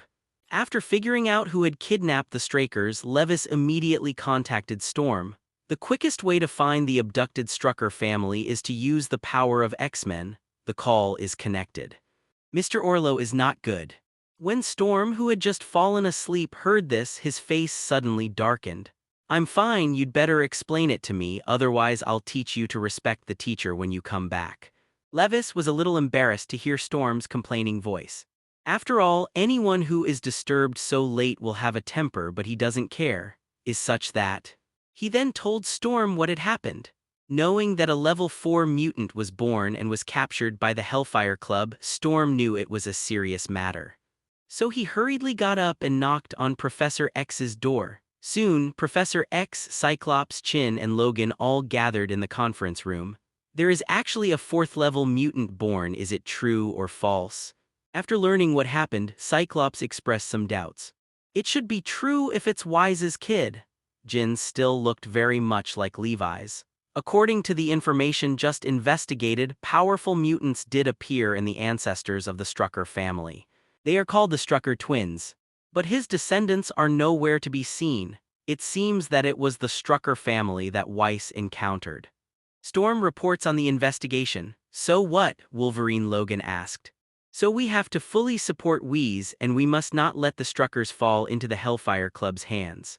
Professor X finally spoke. Everyone is meaningless. Should we send reinforcements? Storm asked. No, I believe that kid will be able to handle this matter. Professor X shook his head. Okay, then we just need to support Wee's target position, Cyclops shrugged, at the same time. On the other hand, Levis quickly received the target position sent by Storm, in front of the company building where Hellfire Club Riwa is located. Levis and Polaris, Clarice, Thunderbird and others soon arrived. What to do? Do you want to force it? Thunderbird asked. Definitely, this is the easiest and most direct way, isn't it? Levis smiled and shrugged.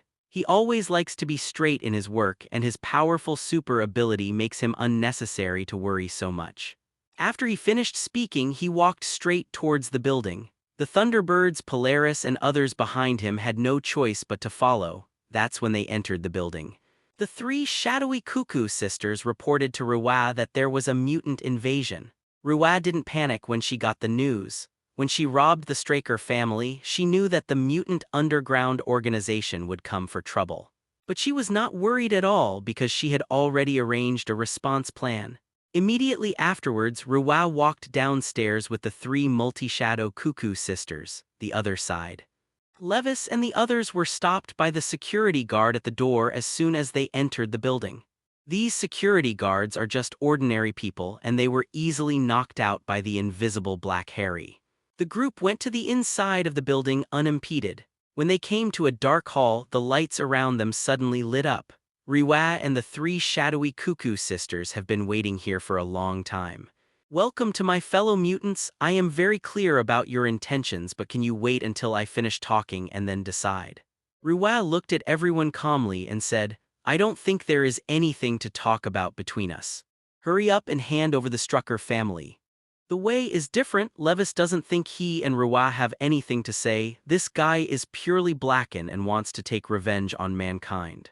Although he is also very sympathetic to what happened to Ruwa, he does not agree with what she has done. You are the mutant who forcibly broke into the Garland Detention Center to save people. Hello. Ruwa looked at him with interest and was able to forcibly break into the Garland Detention Center and come out unscathed. The power of this mutant in front of him was beyond imagination. If she can be recruited, she will be one step closer to her dream. I saw Ruwa calmly winked at the three shadowy Cuckoo sisters beside her. Don't talk nonsense, I'm not interested in what purpose you have. If you don't hand over Strucker, then I'll have to. Before Levis could finish speaking, he suddenly felt a tingling in his head as if being stabbed by a needle, as if something was about to squeeze into his mind. Humph. He snorted coldly, and the vector operation reflected this annoying thing in an instant. At this moment, the three Cuckoo sisters fell to the ground with a cry of pain. All this happened in an instant and no one reacted. What's the matter? Has the other party made a move? Polaris's hands radiated green light, and he instantly grabbed a large amount of steel bars in the wall and prepared to do it. Thunderbird also looked at Riwa vigilantly. All of a sudden, everyone became vigilant. At the moment, Levi's face was icy cold. If the feeling just now was correct, the mental power of the three Cuckoo sisters had invaded. The three Cuckoo sisters have the ability to control the mind, and if the three of them use the ability together, they have already reached the third-level mutant. Even a third-level mutant will be unknowingly controlled by mind control.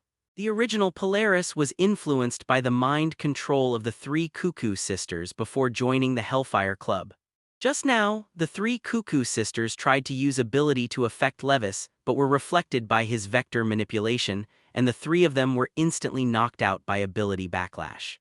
Levis was indeed a little caught off guard when he was invaded by spiritual power for the first time. However, this also proved that in the Mutant Academy, Professor X, Chin, and others did not use mind control on him. Looking at Ruwa in front of him, he had murderous intent in his heart. What this woman had done had violated his bottom line. Humph, it seems we have nothing to say. Levis snorted coldly. Your ability is so special that even mind control doesn't work for you.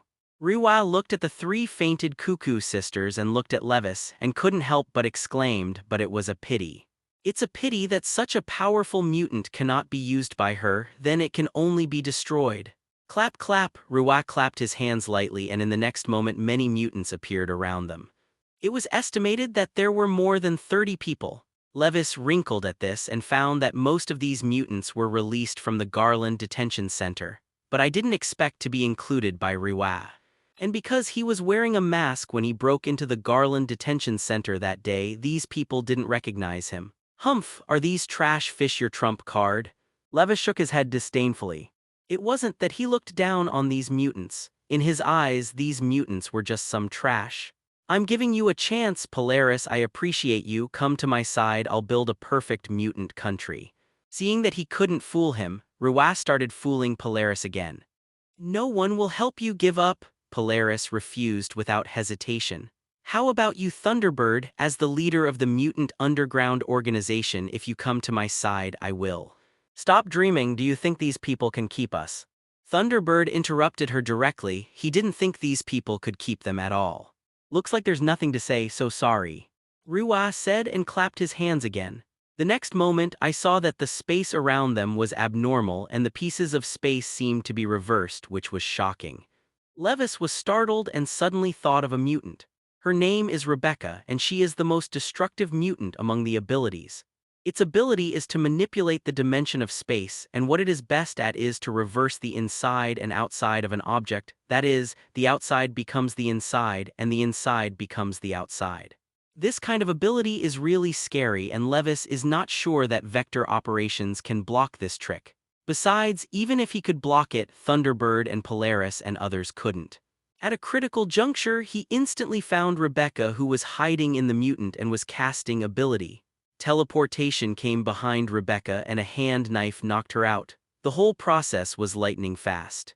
As Rebecca fainted, the spatial reversal also stopped. Levi sighed in relief. Unexpectedly, the group was almost wiped out. Thinking of this, he was not talking nonsense, and all the mutants were frozen in place in an instant when he used freeze control. It's over. Levis looked at Riwa coldly. Really? Riwa didn't give up. She still had the last trump card. I saw her mouth open wide, invisible infrasounds came out, and the mutants whose feet were frozen suddenly showed painful expressions. Thunderbird, Polaris, and others on the side also covered their ears in pain. Infrasonic attack, no use for me. Levis shook his head disdainfully, and then came to Riwa with an infrasound wave and punched her firmly in the stomach. Pity Xiangxiu? Sorry, he doesn't have the slightest interest in black girls.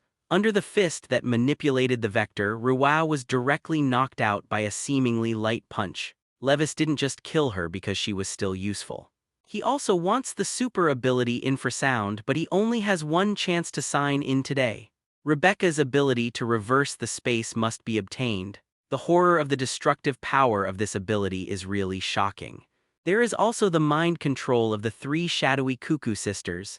Yes, mind control. Levi's eyes lit up, and instead of killing them, it was better to use mind control to completely control them. In this way, you can also leave some trump cards for yourself, at least not short of money. Do it when you think of it. He directly checked in the three cuckoo sisters with multiple shadows. Ding. Did the host check in with the three mutant cuckoo sisters? Yes, sign me in. Ding, the sign-in is successful. Congratulations to the host for obtaining the super ability Mind Control with 100 experience points. The system defaulted to checking in the three cuckoo sisters at the same time, which he did not expect. But that's fine too, and the super ability he obtained was not what he expected. It was Mind Control. And he has a lot of mind control abilities, such as reading memory, reading mind, reciting with distant objects, thinking elimination, will augmentation, thinking reproduction, emotional transplantation, memory modification, etc. It can be said that his mind control has almost all the abilities that he should have. Thinking of this, the corners of Levi's mouth twitched slightly, and it was time to implement his plan. Weiss, what should we do now? Polaris and Clarice, who had been making soy sauce, also gathered around at this time. They must have hidden the Strucker family somewhere. You can find them separately. I still have some things to do. Well, that's good. Thunderbird and Polaris agreed and then parted ways to search the building. Levis was the only one left in the hall. He came to Riwa and used mind control to directly invade Riwa's spiritual world. In the spiritual world, Levis saw fragments of memories of Riwa growing up. Before Blacken, Ruwa was also a simple little white flower, but it's a pity that since her good friend was killed, she was completely blacken.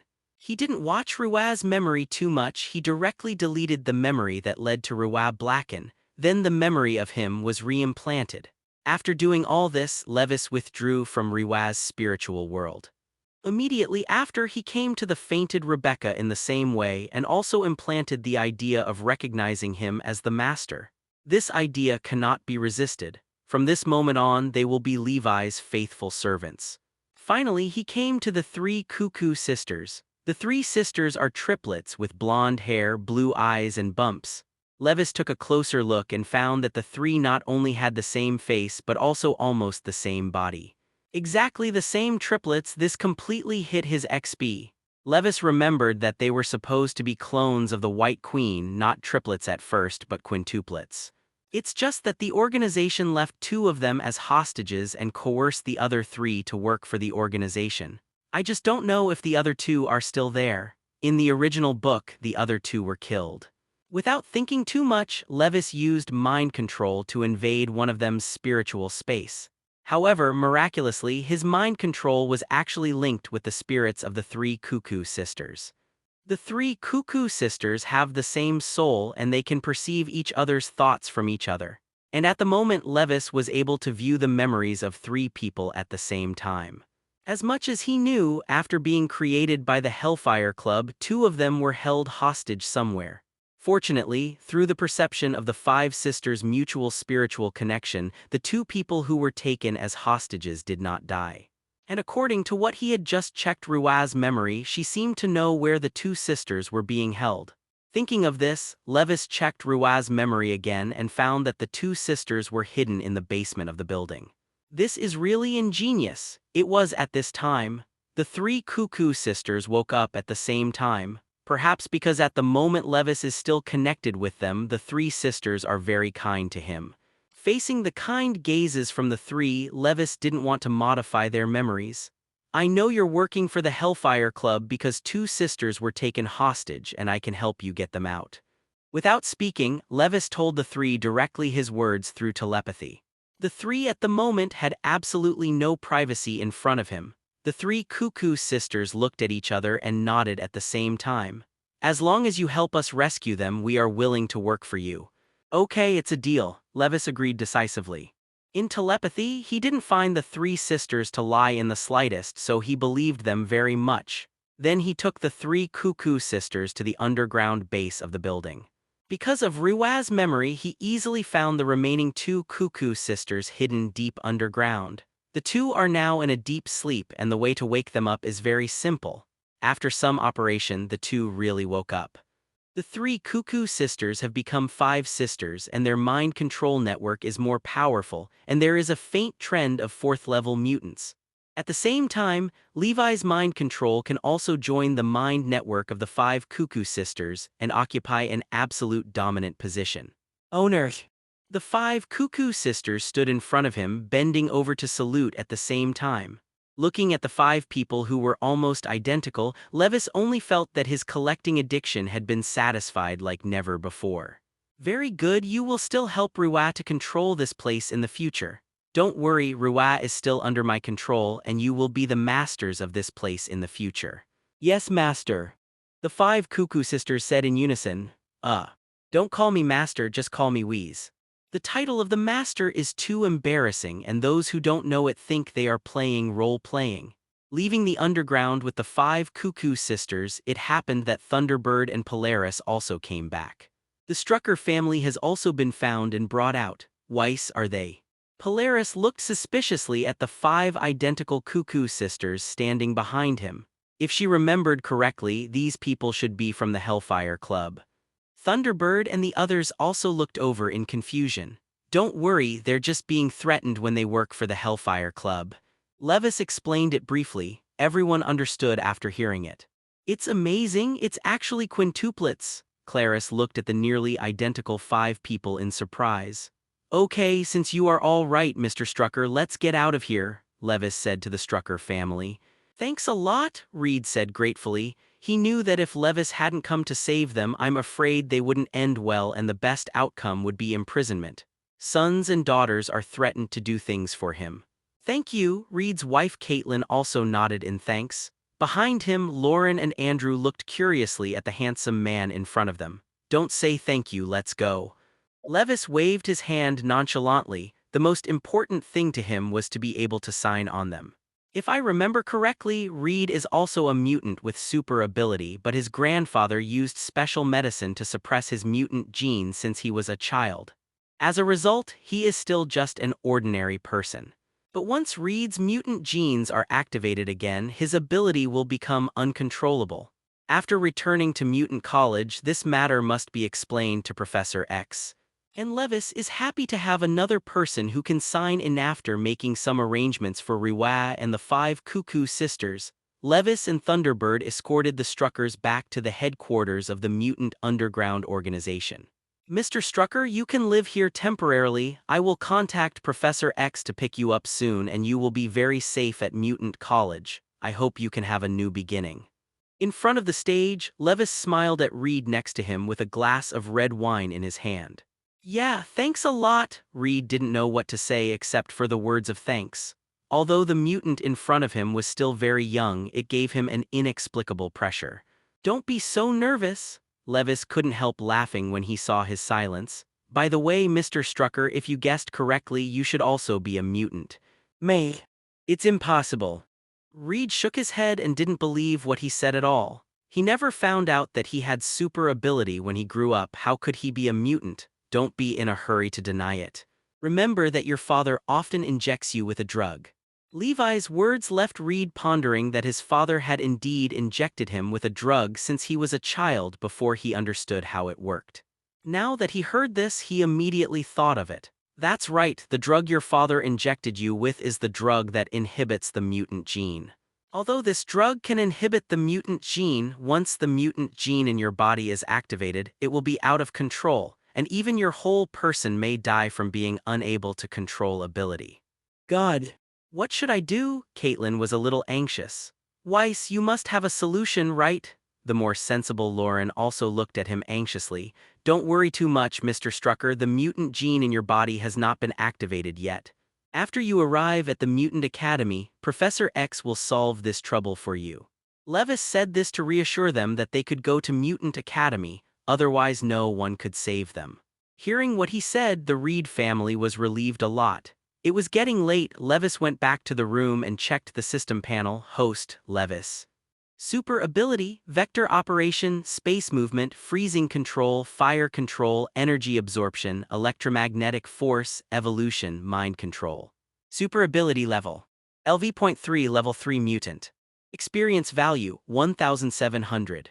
Now he has as many as 8 super abilities and each super ability is very powerful, and he only needs to sign in 3 more times to upgrade to LV4. The 4th level mutant is already a very powerful existence in this world, not to mention the 4th level mutant with many super abilities like Levis. At that time, he will have a real right to speak in this dangerous Marvel world. Without thinking too much, Levis just lay down and rested. In the next few days, Levis checked in Reva and Rebecca respectively and obtained 2 powerful abilities, Super Infrasound and Space Reversal. The power of these 2 abilities is beyond doubt. Super Infrasound can release infrasound attacks. Ordinary humans shrouded in infrasounds will faint, and even mutants cannot use ability at all. And the ability of Space Reversal is even more perverted because the general means of strike at the space level cannot be defended at all. Having obtained these 2 powerful super abilities, he was not too happy because the real happiness is still to come. Just need to successfully sign in again, then he can become a 4th level mutant. And this time the sign-in target, Levis chose Reed Strucker. From the original book, he knew that Reed's ability was very strong and he remembered that in the plot when Reed's X gene could not be suppressed, his hands turned red. No matter what he touches, it will collapse instantly. This collapse is more like destroying the molecular structure, causing the object to collapse instantly. That's why he put the sign-in target on the other side. Yo. Is Mr. Strucker still used to it these days?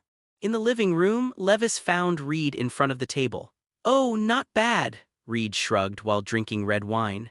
After getting along for the past few days, the Reed family has become familiar with everyone and they are still very grateful to Levis.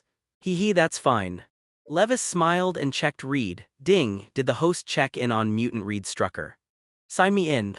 Ding, the sign-in is successful. Congratulations to the host for obtaining the super ability Atomic Collapse with 100 experience points.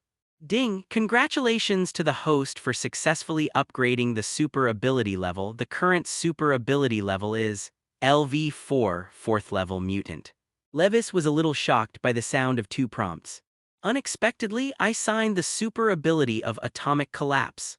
The Strucker twins have the ability to manipulate molecules, and Reed, their father, should also have the ability to manipulate molecules. And Reed can make the molecular structure collapse and disintegrate, which is equivalent to the atomic collapse. I see. Thinking of this, Levis was a little excited. The ability of atomic collapse is very powerful. I remember that Academy City has atomic collapse called Shiri Mugino, and she can easily release the atomic collapse beam. But all objects hit by the beam will collapse instantly. Its destructive power is even higher than that of the railgun, but it is ranked below the railgun because it is difficult to control. At the same time, after the super ability level was upgraded to LV4, Levis only felt that his whole body was hot and his super ability was evolving. After saying hello to Reed, he quickly returned to the room. At the moment, he was already wet with sweat, and the muscles in his whole body became stronger because of the super ability of evolution. The body, which originally took several days to evolve, also quickly completed the evolution with the improvement of the super ability level. An hour later, Levis came out of the bathroom. At the moment, he was so different from who he was before. I saw that his whole person's energy became very full, and it seemed that people's eyes lit up. At the same time, the muscles of the whole body have become extremely perfect, and the streamlined muscles look very beautiful. At the moment, he can only use 2 words to describe him, and that is perfection. If you are seen by some women, you will definitely not help screaming, just like this. Yeah, tilde tilde. Levis, who was admiring herself in front of the mirror, didn't expect the door to be opened suddenly. Miss Polaris couldn't help screaming when she saw Levis. Hey. Levis was shocked, but Polaris came in without knocking on the door. He just took a shower and didn't get dressed. He even used the space move, and in a split second he ducked into the bathroom and closed the door. What happened? At this time, everyone was attracted by the screams of Polaris. Cough cough tilde tilde, it's nothing, I'm just a little surprised that Weiss is not in the room. Polaris smiled calmly and shrugged, indicating that nothing happened. Everyone was a little puzzled, and Clarice looked into the room, but she didn't see Levis, so she believed her words. When the crowd dispersed, Polaris quickly entered the room and locked the door. After Levis changed his clothes and went to the living room, the corners of his mouth twitched when he saw Polaris, who still hadn't left. I didn't expect to be seen by accident. It stands to reason that the 5 senses of the body that he has just evolved will become incomparably sharp, but it is true, his whole body has become stronger in the evolution. It's just that he was completely immersed in self-appreciation at the time. But then again, as expected, boys must protect themselves when they are outside. What should I do if I've been seen by Polaris now? I can't see it back after all. That's a good figure. Polaris looked at him hotly and praised, forehead. The way Levis looked at Polaris only felt a little creepy, as if he was going to be eaten. He coughed dryly and said, cough tilde tilde, that I suddenly remembered that I have something to look for Thunderbird. However, Polaris suddenly stopped in front of him. I can't wait, wheeze, I love you. As he said that, Polaris rushed towards him. Hey Lorna, calm down tilde tilde. Levis was shocked, not expecting Polaris to come true. At a critical moment he left the room by moving in one space. Who tilde tilde. Looking back at the room, Levis breathed a sigh of relief. He didn't expect Polaris to be so bold and unrestrained that he would push him back in broad daylight. It's all my fault for my damn face and figure, even Miss Polaris can't hold it. Thinking of this, he couldn't help but feel a little proud. Huh, where did you go, Weiss? Clarice happened to see him at this moment.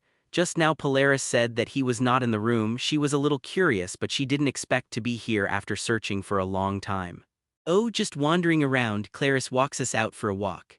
Levis is in a good mood, so I plan to go out for a walk. Yeah, Clarice readily agreed. The two left Mutant's underground headquarters while chatting. In his spare time, Levis looked at his system panel. Host, Levis. Super ability, vector operation, space movement, freeze control, fire control, energy absorption, electromagnetic force, evolution, telepathy, super infrasound, space reversal, atomic collapse. Super ability level. LV.4 level 4 mutant. Experience value 10,000. After the level was raised to LV4, the experience value required to upgrade to the 5th level mutant directly doubled tenfold. That is to say, if he gets 100 experience points according to the success of the sign-in, then he only needs to sign in 100 people to be promoted to LV5. If he signs in once a day, that means it only takes 3 months for him to upgrade to LV5. Thinking of this, he was in a good mood. After strolling around with Clarice, the two returned to the underground headquarters of Mutant. Polaris felt a little uncomfortable seeing the two coming back together, but since Clarice was her good sister, she couldn't say anything. The next day, Levis got up early in the morning and his goal today was to sign on the Strucker twins. After all, Storm will soon arrange for someone to take the Strucker family away, and if you want to sign in, you need to go back. Hey, Lauren. When Levis found Lauren, she was teaching her brother Andrew how to control ability. At the moment, Andrew is looking at a bottle of Coke intently. His purpose is to let the Coke in the bottle flow into the glass. Lauren has done it once before. With the ability to control molecules, she can easily do it. Weiss.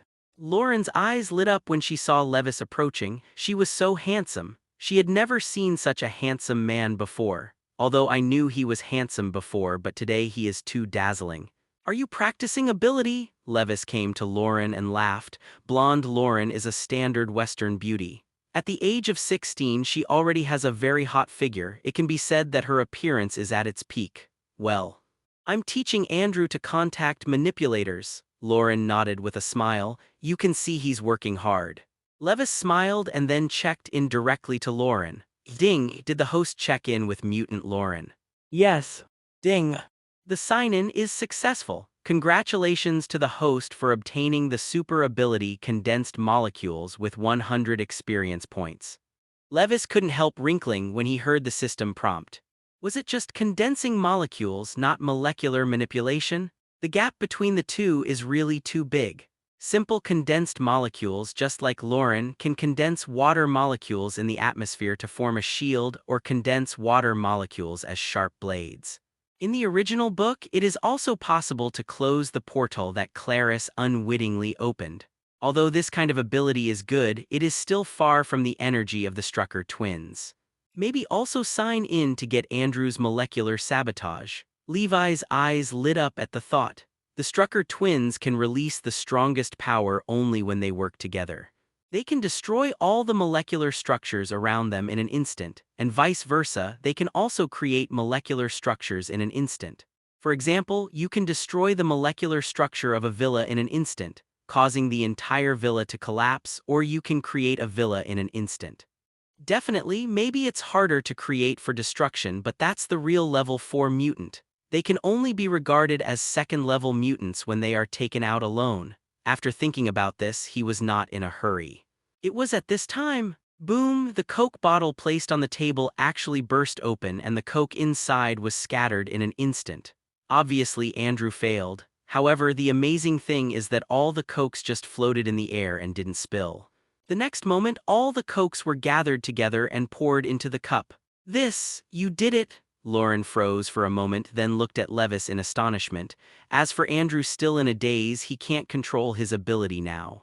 Being able to control molecules is an amazing ability. It's not just about manipulating the flow of water like this. Levis said that he directly manipulated the cola in the glass to form ice cubes, and a glass of ice cola was born. Weiss, do you have the same ability as us? Lauren looked at him in surprise. She thought that only she and her brother had the same ability, but she didn't expect Levis to have the same ability. That's right, Levis nodded with a smile. Then can you teach us to use ability? Lauren hurriedly asked.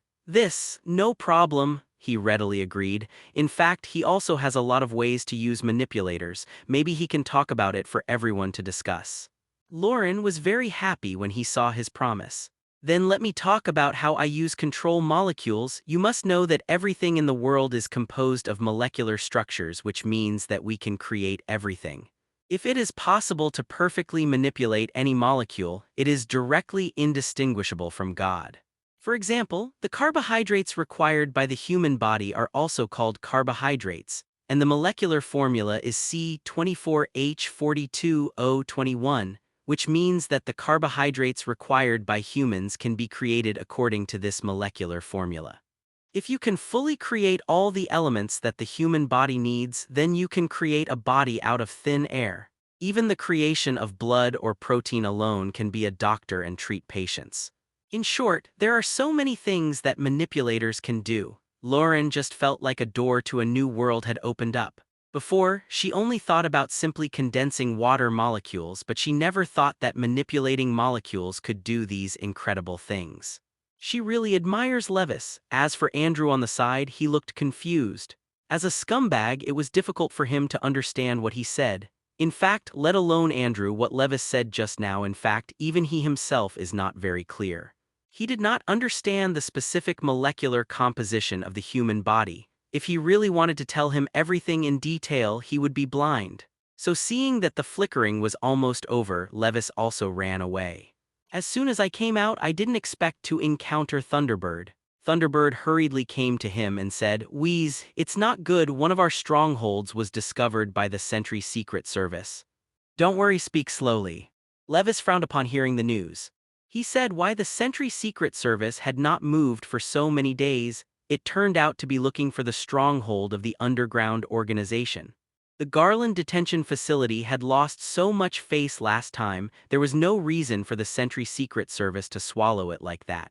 Dr. Campbell's hatred of Mutant is unlikely to keep him from doing nothing. "It's like this," Thunderbird slowly said the matter. It turned out that just now, a stronghold on the surface of their organization was suddenly attacked. The person who attacked them was the mutant who was transformed by Dr. Campbell. That is, the two demolition team duos in the original book, one has the super ability to move objects and the other has the super ability to control gravity. With Dr. Campbell's transformation, the two were able to unleash shockwave-type attacks.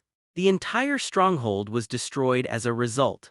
Now the head of the stronghold, Evangeline, and several other mutants are evading Sentry's secret service. Thunderbird almost forgot about Dr. Campbell, not to mention Levis. Maybe you don't know him by this name, but when you know what he did, everyone will understand. Because Dr. Campbell is the initiator of the Hound Project, the Hound Project is also the plan to eradicate Mutant. Remember Sentinel from X-Men, Days of Future Past? Yes, these Sentinels are the work of Dr. Campbell. It is because of this plan that countless Marvel parallel universes have been destroyed. Levis didn't know which parallel world he was in, but he would never allow this world to be destroyed by Sentinel. Fortunately, the Hound Project has just begun and everything is still too late. It's not too late, we're going to save people now. Without saying a word, Levis directly grabbed the Thunderbird and teleported to an alley. This was where he and Polaris had been last time, so using the space move was an instant. Where are the Thunderbirds currently? When he got here, he didn't know where to go. Over there. Thunderbird was very familiar with this place, and following the place he pointed, Levis directly led him to the roof of the building and kept teleporting. Everything he could see was within his teleportation range. In just a moment, the two had already found Evangeline and the others who were hiding. At the moment, Evangeline and the others were really careful to avoid the pursuit of the Sentry Secret Service. The two suddenly appeared in front of them and they jumped a few times. Evangeline turned her hands into dragon claws and almost started, but fortunately she withdrew her force in time. "Who Tilda, you are finally here."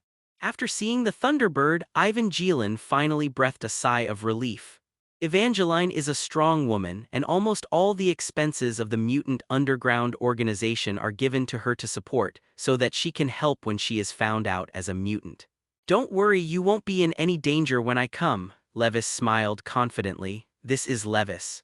Evangeline looked at him, and she was also a little curious about this young man who brought changes to the underground organization.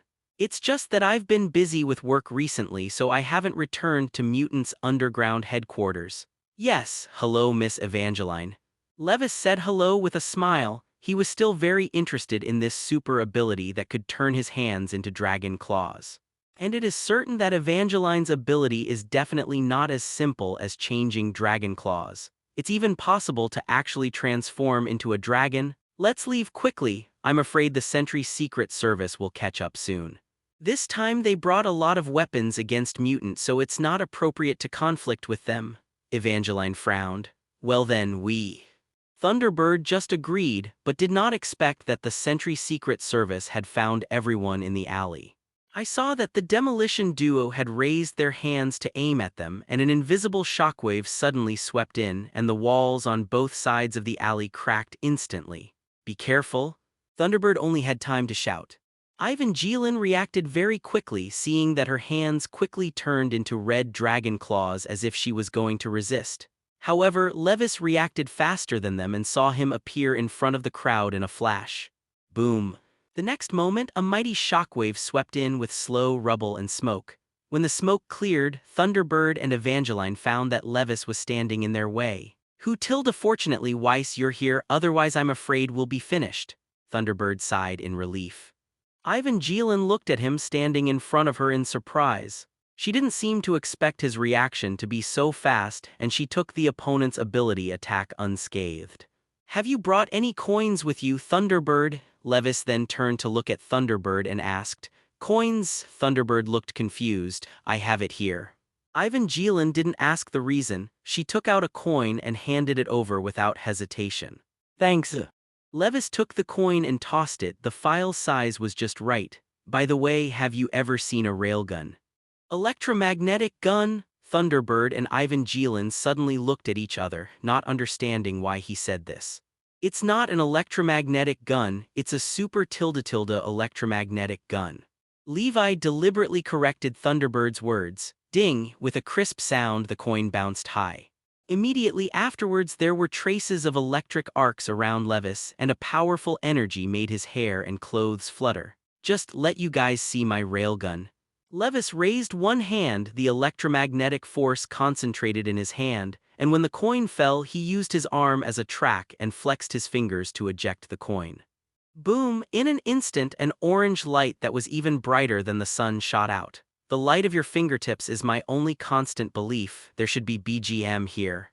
In the eyes of Thunderbird, Evangeline and the others behind them, where the orange light on the fingertips passed, the earth cracked instantly. In an instant, the orange light shot directly into the sky, and it took a long time to disappear. This. Thunderbird and Evangeline were so shocked that they were speechless, and the moment when the railgun was fired was too shocking. I'm afraid they will never forget this scene for the rest of their lives.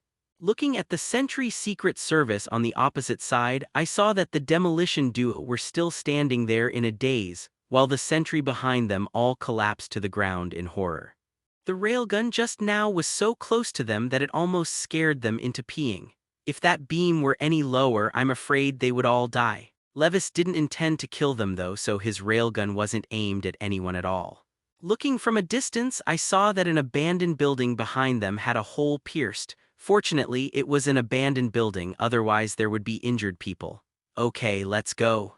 Seeing that all the people in Sentry's Secret Service were dumbfounded, Levis snapped his fingers and turned to leave.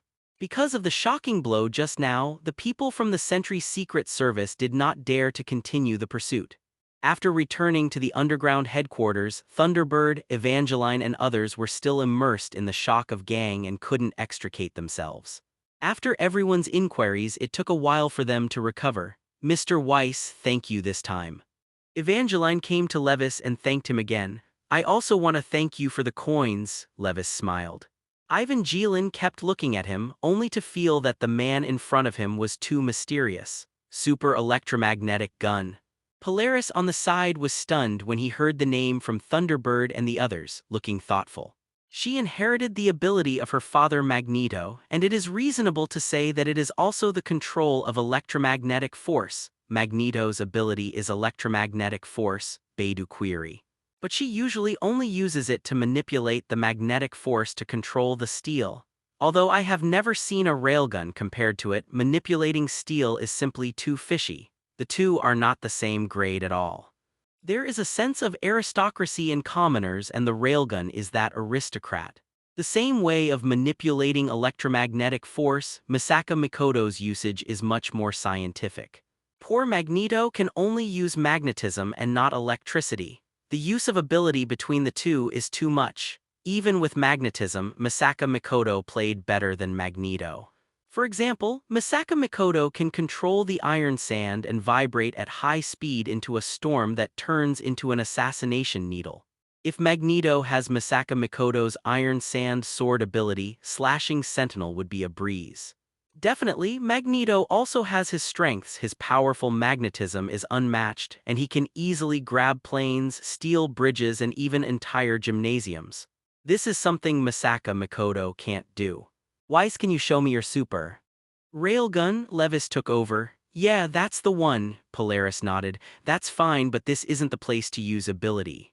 Then next time, if you have a chance, be sure to let me see it. Definitely no problem. Levis nodded happily. This small request can still be agreed. Then the Thunderbird came over. Weiss, what are we going to do next? The Sentry Secret Service obviously won't let them go like this. This time they just found a stronghold. What if they find their headquarters next time? Leave this to me, I already have a plan. Levis smiled mysteriously. As early as when he came back just now, he had already thought of a way to deal with Dr. Campbell. Dr. Campbell is the initiator of the Sentry Project. If he is not dealt with, the whole world may be destroyed by Sentinel. But if you kill Dr. Campbell like this, who knows if there will be another Dr. Campbell? So the best solution is to use mind control to completely control Dr. Campbell. Once Dr. Campbell is completely under control, he can even be turned around to study how to make ordinary people awakening X genes. At that time, most of the ordinary people in the whole world will become mutants. Then the contradiction between mutants and ordinary people will be self-defeating. In a society full of ordinary people, mutants are outliers, and vice versa, where mutants are in the majority, ordinary people become outliers. Thunderbird was relieved to hear his words. The next day, it was soon evening. During the day, Levis made a check-in. Definitely, the sign-in was not aimed at Andrew, who was also capable of manipulating molecules. It's Black Harry. Harry has the ability to make himself and other objects invisible, and this ability is crucial to Levi's next actions. At the same time, he also obtained information about Dr. Campbell. This information did not come through the X-Men. Misaka Mikoto can hack into computers directly without cables, and can hack electronic devices directly through electrical signals or electronic operations, and even destroy electronic devices through communication lines. Levis is confident that the same can be done. Sure enough, after trying it during the day, he easily learned this trick. It can be said that at the moment he has become a hacker who surpassed the world's technology for decades. After all, Academy City, which has been leading the world for decades, could not stop Misaka Mikoto's invasion. What's more, this is a relatively backward world of Marvel. It is no exaggeration to say that Levis can easily invade the ugly Pentagon. Ugly right arrow beautiful. Even control Tony Stark's steel battle suit with ease. Not even the artificial intelligence JARVIS can stop him.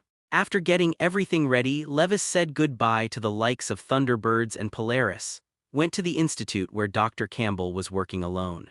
Using the invisibility ability he just signed in, he easily found Dr. Campbell. Dr. Campbell. The sound that burst into the laboratory made Dr. Campbell, who was doing research, pause for a moment. He raised his head and looked at the stranger who suddenly appeared in front of him and quietly stretched out his hand to press the alarm beside him. Levis chuckled and said, "If I were you, I wouldn't press that button." Sure enough, Dr. Campbell stopped what he was doing. Definitely at this time, because Dr. Campbell was given psychological cues by him so that he would not touch the alarm. Are you the mutant who broke into the Garland Detention Center? Although Levis was wearing a mask the last time he broke into Garland's detention center, Dr. Campbell guessed his true identity based only on his size and hair color. Yes, it seems that you have investigated me, Levis laughed. How on earth did you get in? This question is boring, why don't you ask me what I want to do here? Dr. Campbell frowned upon hearing his words. What are you trying to do? Are you trying to kill me, because I sent someone to attack your mutant stronghold? No, no, no, Levis shook his head and smiled. Although you sent someone to attack our stronghold and made me very angry, it's true, but I didn't come here to kill you. Not killing me. What's that for? Definitely make you my servant. Servant? Dr. Campbell's face changed greatly when he heard this, and he had already guessed what the man in front of him would do to him. He suddenly wanted to press the alarm, but it was too late. Levi's mental power had invaded his mind in an instant, and then he modified some of Dr. Campbell's memories. Let him still maintain his hatred of Mutant, but the direction of the research has changed, and it has become the research on the awakening X gene of human beings all over the world. In fact, everyone has the X gene in their body, but the X gene of most people is hidden very deep. In general, awakening can't be done at all.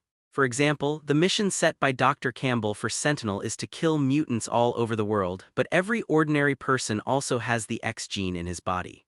Therefore, ordinary humans are also targeted by Sentinel as a target to be cleaned up, and it is this way that the entire world will be destroyed. Therefore, it is completely feasible to develop the awakening X gene that allows ordinary people to have no side effects.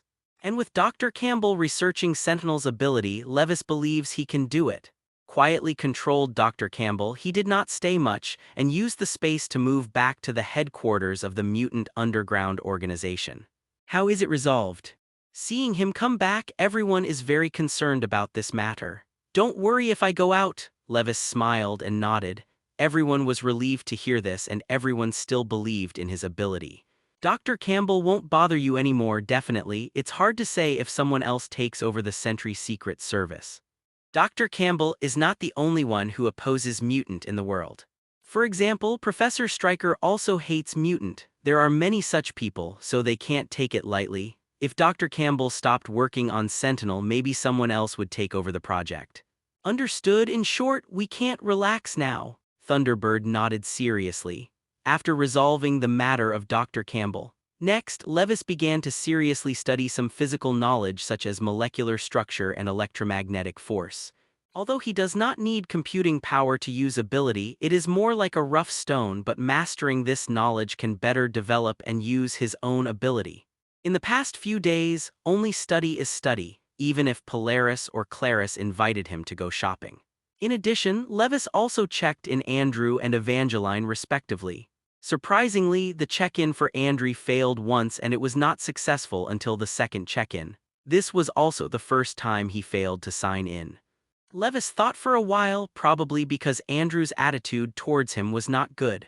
For some reason, Andrew, the rebellious boy, didn't like him a little bit. Maybe it was this reason that he failed to sign in. Considering that the people he signed in before were all very familiar people, it made sense. After successfully signing in Andrew's molecular destruction, as expected, the two molecular abilities were directly integrated into a complete super ability. Molecular manipulation, which can manipulate molecular structure arbitrarily. Although it is only a short introduction, it is already possible to know how powerful this ability is. By manipulating the molecular structure, everything can be created or destroyed. The specific step that can be achieved depends on the upper limit of the user's ability. It doesn't mean that having this ability makes you a god. With his current level 4 mutant strength, what he can do is still limited. And after signing the Strucker twins, the next day Levis signed Evangeline again and obtained the super ability Dragon Incarnation. Simply put, it is the ability to transform into a dragon. He hasn't tried this trick yet, but he thinks that if he turns into a dragon, his whole body defense will become very strong. And there will also be powerful strength and moves such as Dragon's Breath. Definitely, maybe there was a side effect he didn't notice. Over the next few days, he signed in with other members of the Mutant Underground. Among them is the Computer Girl. Ability is to give the brain the computing power of supercomputers. This ability will greatly strengthen Levi's development and use of his own ability. After that, I signed Dreams, Pedro, Skylar, and others. Host, Levis. Super ability: Vector Operation, Space Movement, Freeze Mastery, Flame Mastery, Energy Absorption, Electromagnetic Force, Evolution, Telepathy, Super Infrasound, Space Reversal, Atomic Collapse, Stealth, Molecular Manipulation, Dragon Incarnation, Super Brain. Unimportant super abilities are not listed. Super Ability Level, LV.4 Level 4 Mutant. Experience value 10,200. In a month's time, Levis successfully signed in 20 times, which made his experience value increase by 1/5. After signing in, Levis did not stop there and returned to Mutant Academy with Clarice and Polaris. He was greeted by Storm and Shadowcat. "Welcome back." Seeing Clarice and Polaris beside him, Storm winked, apparently misunderstanding something. Levis shrugged and didn't explain. "It's great that you're back, Weiss." Shadowcat on the side seemed a little excited. "What's wrong?" Levis looked at her strangely. "It's the little naughty she." "What's wrong with her little naughty?" "Little naughty she disappeared, and the whole school has not found her." "What? Missing?" Levis was stunned for a moment. How could he be missing at school? "Do you know about Teacher Orlo?" Storm sighed. "I definitely know about that." "So where did the little naughty go?" Levis asked with a frown. "Oh. Come with me first." After speaking, Storm turned and left. Levis frowned and thought for a moment, and soon there was a guess. Could it be that thing? Without thinking about it, he followed. Clarice and Polaris looked at each other as if they were confused, but they didn't ask any more questions. The group followed Storm into a conference room. Chin, Cyclops, and Logan were all silent, and the atmosphere was a little dignified. "I brought Wheeze," Storm said to everyone in the conference room. "Why did you bring him here? Don't you think it's not messy enough yet?" Cyclops couldn't help frowning after glancing at Levis. "You should send this kid back to the room and let him sleep well," Logan said bluntly. "Now is not the time to sleep." Levis shrugged and sat down in the conference room. "Mr. Orlo, now you should be able to tell me where the little naughty went. Boy, this is not something you should be involved in." At this point, Logan put his hand on his shoulder, trying to get him to leave. However, no matter how hard he tried, Levis didn't seem to feel the slightest bit and still sat there motionless.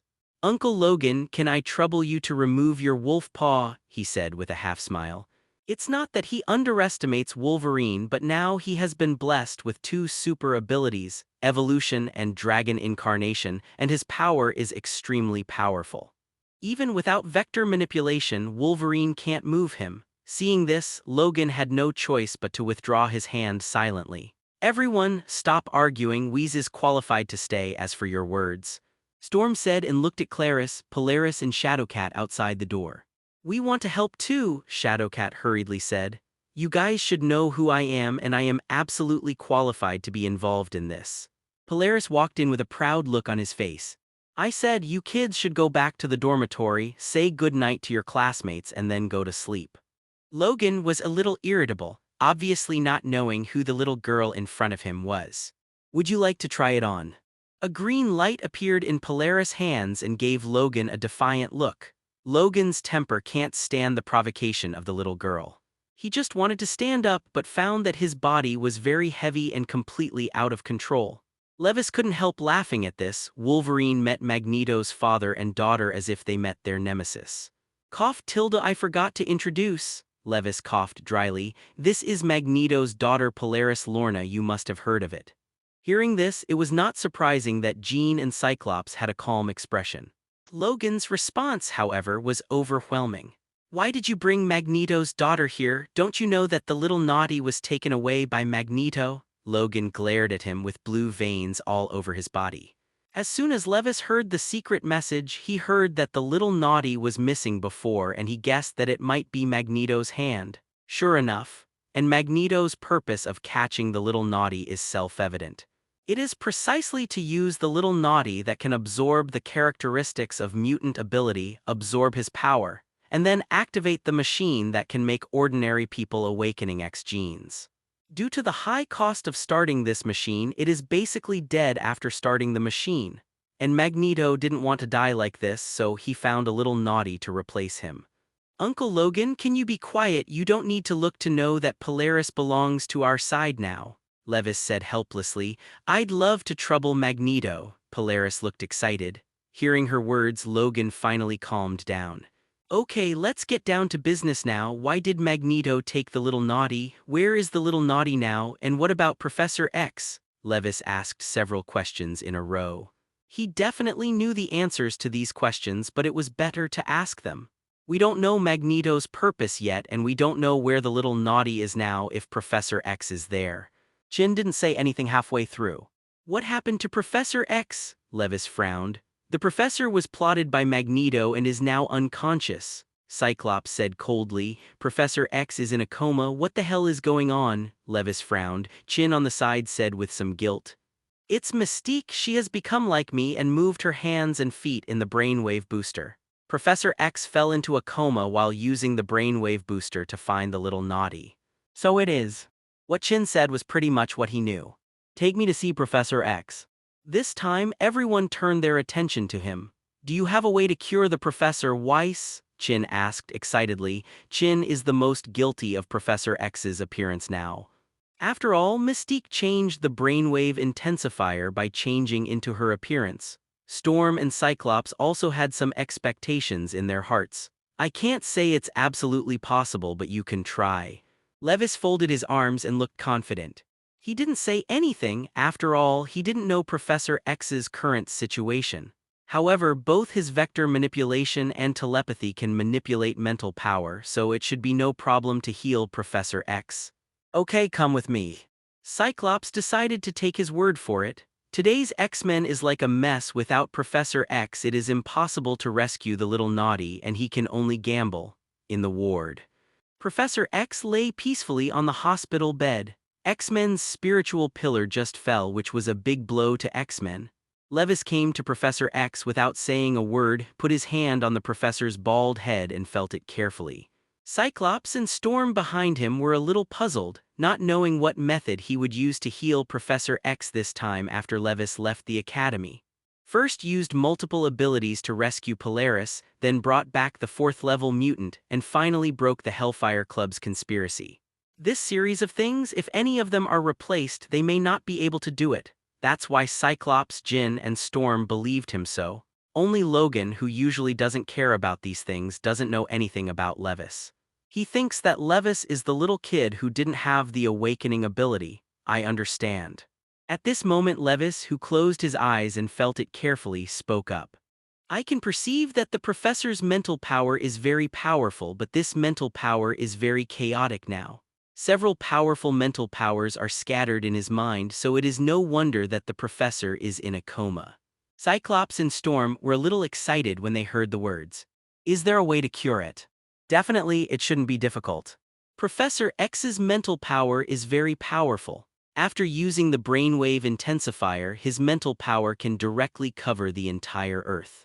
It is indeed the most powerful spiritual mutant before. Why do you say it was before? Because after Levis became a 4th-level mutant, the title of the strongest spiritual mutant should be given to him. With the blessings of the 2 super abilities of telepathy and super brain, now his mental power is not unexpectedly above Professor X's. Definitely, a grade 5 mutant doesn't count. In fact, the real mutant super ability of Chin is also telepathy, but it is only the level of the 3rd-level mutant. It was the Phoenix Force who chose her that made her extraordinarily powerful.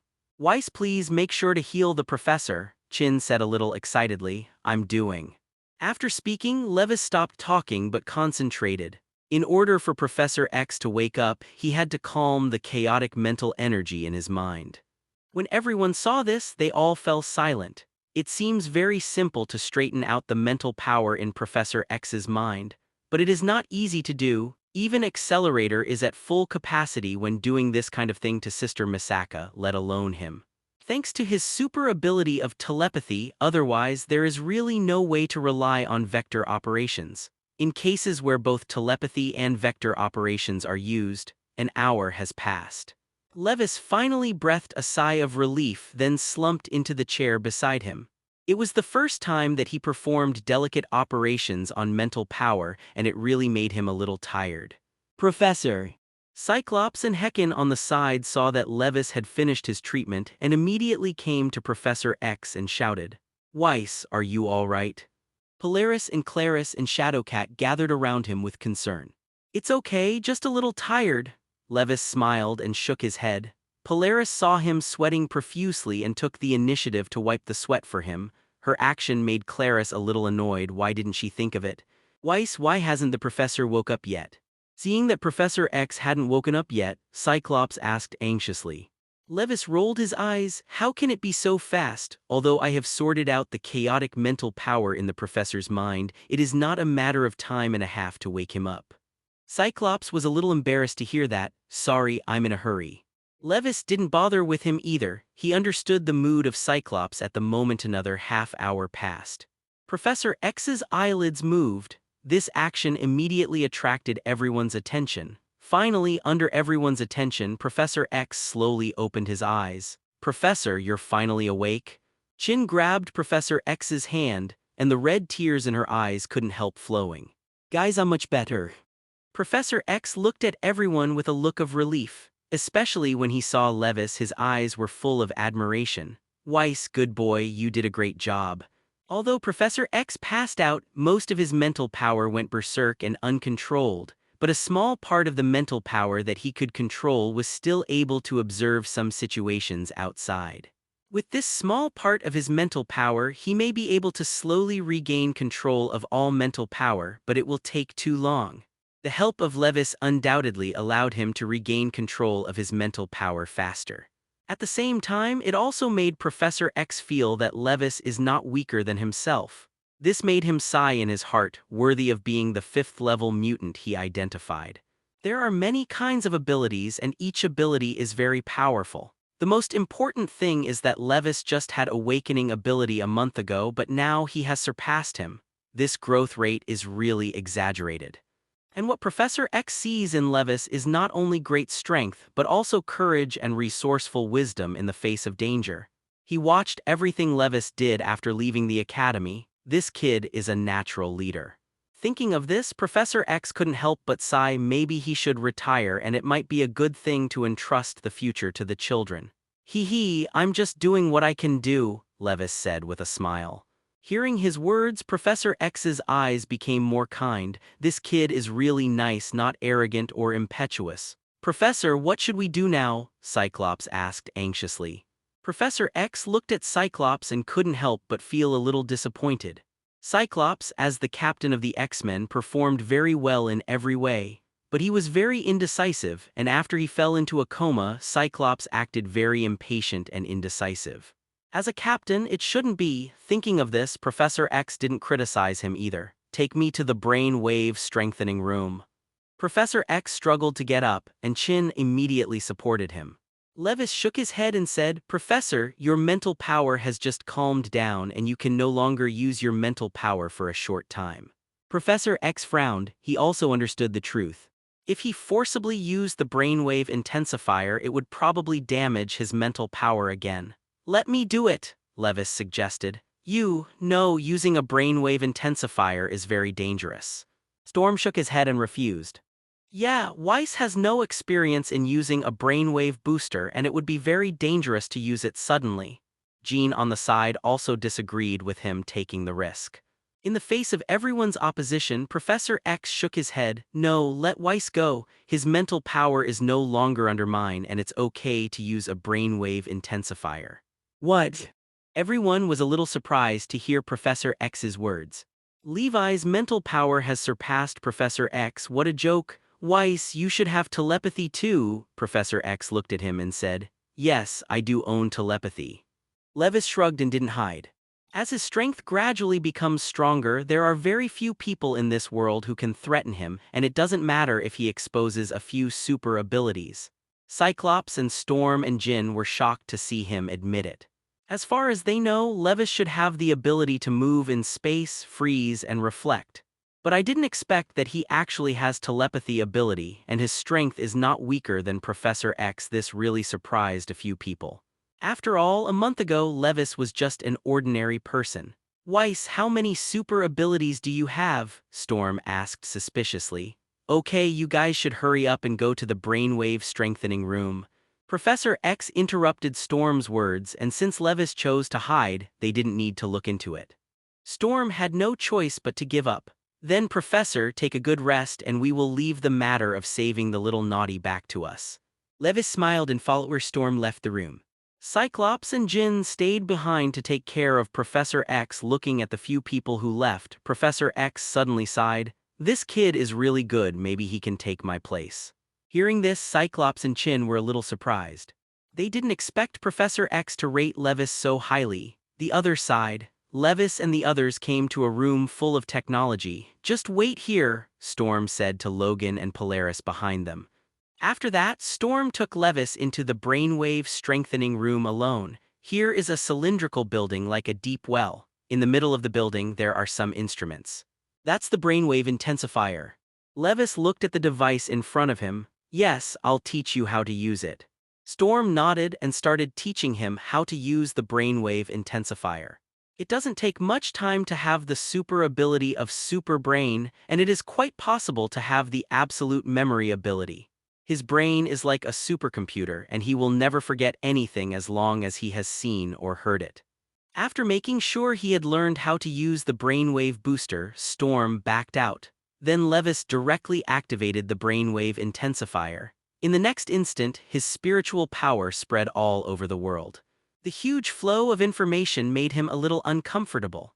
Fortunately, his brain, like a supercomputer, can automatically block out useless information. In the world of spiritual power, all human beings in the world are gray and white, while the mutant with super ability is red. He just needs to find the little naughty among these mutants. Magneto's helmet can shield mental power, but not a little naughty. Under his super brain operation, he soon found the position of the little naughty. Turning off the brainwave intensifier, Levis walked out. "How is it? Did it go well?" Storm couldn't help frowning when he saw him come out so quickly. "You must know that if Professor X uses the brain wave strengthening device, it will take much more time than him." Levis shook his head flatly. "What, didn't find it?"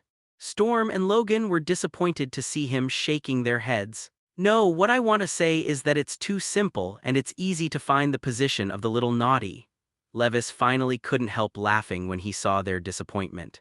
"Found it?" Storm and Logan looked at each other, then a little surprised. "Really found where?" "In Liberty Island. Magneto brought Little Naughty to Liberty Island." Levis directly stated the location of Little Naughty without any nonsense. "Great, I have to tell the professor the news quickly." Storm doesn't suspect him, then turns away. Seeing this, Levis couldn't help shrugging his shoulders, then said to Polaris and Clarice, "Let's go to the professor's side too." The group returned to Professor X's ward. "Professor Weiss has found the place for the little naughty." Storm happily told the news to several people in the room. "Did you find it?" Professor X nodded in relief. "That's right, Magneto has brought the little rascal to Liberty Island," Storm added. "So what do we do next?" Hearing this news, Cyclops instinctively looked at Professor X, waiting for him to make up his mind. However, Professor X shook his head. "Let Weiss handle this matter. I believe he will be able to solve it." "What to wheeze?" Cyclops and Storm were stunned when they heard Professor X's words. "Huh. Are you calling me?" At this time, Levis and Polaris also returned to the ward. "Professor, no, he's just a kid," Cyclops said to Professor X anxiously. Levis was a little confused by this. "Don't say it, I believe Weiss will be able to handle this matter." After Professor X finished speaking, he said to Levis, "Weiss, how about I plan to leave the rescue of the little naughty to you? Pass it to me." Levis is confused. Isn't there still the X-Men Captain Cyclops? Why leave it to him to make arrangements? What are you kidding? However, Professor X nodded seriously. "Yes, I have seen everything after you left school and I think you will be able to do it well." Since Professor X said so, well, I promise. It's really impossible for ordinary people to grab people in the hands of Magneto, but it is still very simple for Levis today, so he simply agreed. Cyclops and Logan only felt that Professor X's decision was a bit of a joke, but Professor X was very serious. "Okay, you all go out. This matter will be handled by Wheeze and you all have to cooperate with him." After speaking, Professor X closed his eyes and rested. He was indeed a little tired after recovering his energy. Everyone looked at each other. Cough tilde since the professor said so, then let's go out and discuss the battle plan first. Levis coughed dryly. "Come with me, let's go to the combat command room." Storm still believes in his ability very much. Although Cyclops and Logan did not believe him, they followed. The group came to the combat meeting room. "Although you may not believe in my strength, it doesn't matter because I will prove it with facts," Levis said and glanced across the crowd, finally pausing on Cyclops and Logan. "It is self-evident who is saying this. Cyclops and Logan didn't speak with stinky faces. Next, let's sort out the current information first and then make arrangements. Perhaps as Professor X said, Levis was born with the ability to lead, and soon he entered the state. First, Magneto invented a special machine that, through irradiation with this machine, allows ordinary people to activate the X gene to become mutants. So in retaliation for MP Kelly, who proposed the mutant registration bill, Magneto intends to use this machine on Liberty Island. Speaking of which, I have to mention that Senator Kelly is the first guy in the original book who was irradiated by Magneto's machine and activated the X gene to become a mutant. It is precisely because X became a mutant that he was able to get out of Magneto's cage. But the good times didn't last long and the machine was fatally flawed. Although it can help ordinary people with awakening X gene, ordinary people will cause gene collapse in a short period of time because of forcible awakening X gene. And Magneto just didn't know about this. He thought that the machine he created was successful, so he was anxious to start action. And the purpose of using machines on Liberty Island is self-evident, because across from Liberty Island is Manhattan Island, where a meeting of leaders of various countries is being held. As long as the leaders of all countries are turned into mutants, then countries will definitely cancel the bill against mutants. Magneto's idea is very good, but the fault was that his machine wasn't complete and that there were huge amounts of flaws.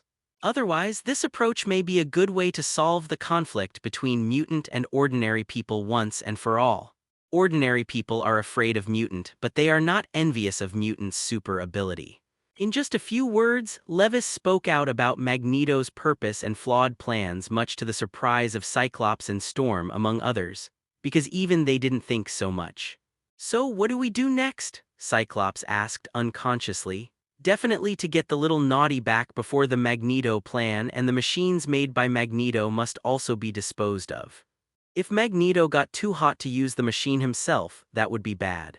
If such a thing were to happen, not only Magneto himself would die, but all the ordinary humans in New York would probably be killed. That would be the biggest murder in human history, and the common man and the mutant would be immortal. Definitely, there are many ways to deal with this machine. It is not necessary to destroy this semi-finished machine. Okay, do you have any objections? If not, we'll set off." "I have one more thing," Cyclops stood up and said. "Go ahead." Levis waited for his question with his arms crossed. "How do we deal with Magneto? I don't think he's going to give us the little naughty so easily." The problem of Cyclops is also the problem of Storm and Chin. Magneto's strength has been deeply rooted in the hearts of the people. Can they complete the task successfully? As reckless as the original, real Magneto doesn't follow the script. Faced with this question, Levis shrugged and said with a smile, "It can be said that this question is the last thing you need to worry about." His confident look made everyone stunned. Only then did they remember that Levis was no longer the ordinary person he was a month ago. Now his telepathy is no longer under Professor X, not to mention his ability was not telepathy in the beginning. If all his abilities have the level of Professor X, then no one will be his opponent. Thinking of this, Storm, Cyclops, and the others looked at each other with surprise. "All right, let's go." After a while, everyone changed into the black combat uniforms that belonged to X-Men. Levis tried it and felt good. "Weiss, what about us?" Then Polaris and Clarice came over. "You guys." Levis shrugged helplessly, apparently not preparing their clothes here. "Clarice, you and Katie will wait for news at the Academy. Just go with Lorna and me." He thought about it for a while and decided not to take Clarice and Shadowcat. The two of them hadn't fought much at all. It will be very troublesome when it comes to danger. Clarice and Shadowcat looked sad when they heard his words, but they didn't object, and they knew they might have caused trouble in the past. "Don't worry, the mission will go smoothly if I'm here. You can just wait for the good news at the Academy," Levis comforted with a smile. We're getting ready to go," Storm shouted not far away. "Okay, here we come." Levis agreed, then walked towards the underground parking lot with Lorna. In the underground of the school playground, there is a black fighter plane full of futuristic technology. "Hey tilde, so cool." Although Levis knew that there was a dedicated X-Men fighter in the ground, he had never seen it, and it was really cool to see it now. "This is the X-Men's exclusive car. It has. Let's get on the plane." Storm interrupts Cyclops pretending. Then they all got on the plane together. The school playground was suddenly opened, followed by the roar of the plane. The students who were resting in the dormitory were all attracted by this movement. When they saw the black fighter jets, the students were not too surprised. X-Men used fighter jets a lot of times, and they had seen such scenes many times. Then, in the eyes of the students, the black fighter plane disappeared in an instant. Definitely, this is not the disappearance of the fighter but the optical stealth. In the dark, you want to find a fighter that has entered optical stealth unless you hear the roar of the fighter at a very close distance. Otherwise, the existence of fighter jets cannot be found at all by ordinary means. The speed of the fighter planes was very fast, and after half an hour they had already approached the New York Liberty Island. After this bridge, we're going to Liberty Island. Storm will take cover, Cyclops said without looking back while piloting the plane. This is Liberty Island. The military on the island is fully equipped. If you don't take cover, it is still easy to be discovered. Definitely, Levis thinks it's easier to be detected by covering up. And he found that when they went out to perform tasks, everyone would call each other by their titles. But he doesn't seem to have a title. Levis touched his chin. Maybe he should have a loud title too. Clear. Storm agreed, then rolled his eyes. At this time, a white cloud suddenly appeared in front of the fighter, manipulating the weather. Levis looked at Storm, who rolled his eyes with interest. As far as he knows, Storm can control all kinds of weather at will in a large area. It can also change the temperature, humidity, moisture, atmospheric pressure, and molecules in the air in the surrounding environment. There are even atmospheric phenomena that she can control: electromagnetic waves. Through these, she is able to form elements in nature to attack. These elements are mainly wind, cloud, rain, snow, hail, fog, and thunder. This ability is quite comprehensive. Thinking of this, he moved in his heart and then signed Storm. Ding, did the host check in to Mutant Storm? Sign in. Ding, the sign-in is successful. Congratulations to the host for obtaining the super ability Weather Manipulation with 100 experience points. Levis is in a good mood after successfully signing in the Weather Manipulation ability. Storm is a level 3 mutant who in the comics once manipulated hailstones and nearly wiped out all of Africa. Definitely, manga is manga, and it's definitely not that powerful in movies. If Storm now controls the hail, at most it will cover the entire Liberty Island. But it's different when used by Levis. The 4th level mutant can make the hail cover a larger area. Maybe it can really cover the whole of Africa. Soon the fighter plane passed through the clouds and the entire Liberty Island appeared in front of everyone. At the same time, beneath the Statue of Liberty Island, Magneto had noticed the mist rising over the river in the distance. Let other people make up their minds. The people who get in the way of our plan have come. Hearing Magneto's words, Sabretooth, who was behind him, stupidly turned around and left, as if he wanted to meet the enemy. However, before he could go far, he was stopped by Magneto. You stay, Sabretooth. I will become weak when I pass the energy to that little girl. You are responsible for protecting me. Sabretooth, who was originally aggressive and fierce, could only stand there obediently when he heard this. At this moment, the blonde woman on the side said, "Eric, I didn't feel Charles in the plane. He should not come." Hearing this, Magneto said indifferently, "It seems that Raven successfully delivered the things I prepared for Charles." "You killed him?" the blonde woman asked in surprise. "No, that thing will only keep Charles quiet for a while at most." After a pause, Magneto continued with a somewhat complicated expression. "Although Charles and I have different views and practices, we are both working hard for Mutant's future. If there is anyone in this world who wants him to die the most, it is definitely me." The blonde woman heard this and shrugged boredly. "I'm not interested in knowing about your business. I'm here to deal with Charles for you. Now that he's not here, what should I do?" Magneto was silent for a while. "Go deal with the kids that Charles taught me. Don't let them mess me up. By the way, those kids are Mutants' hope too, so try not to hurt them. You are really good at calling people."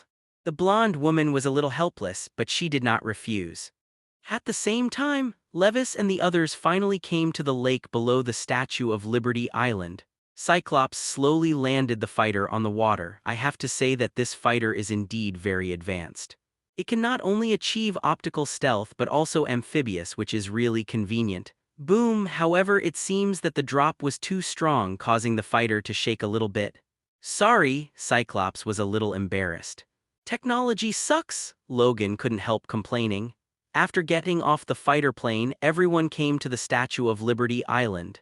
Inside the statue is a huge amount of museum with various exhibition items. The strange thing is that there is no one guard here. It should be the reason for the holiday. The group entered the museum. However, when passing the detection level, the alarm is triggered. Levis turned his head and saw that it was Logan. This triggered the security alarm because the body was full of adamantium. Seeing this, he couldn't help but tease, "Uncle Logan, it seems that you shouldn't be able to fly." Logan didn't say a word, just stretched out his wolf paw to grab the security alarm and finally gave him a middle paw. "All right." Levis shrugged and felt a little funny, but I didn't expect Logan to have this kind of humor. Enter the museum interior. "Be careful, the enemy may be nearby," Cyclops reminded behind him. "Don't worry, no one here can hurt me," Levis smiled indifferently. "There are enemies here." Then Logan stepped in front of him, his nose twitching as if looking for something. "Hey. Logan, don't act on your own." Cyclops couldn't help but remind him again, but as soon as he finished speaking, Logan disappeared around the corner. Cyclops, Storm, and the others looked at each other, feeling a little helpless.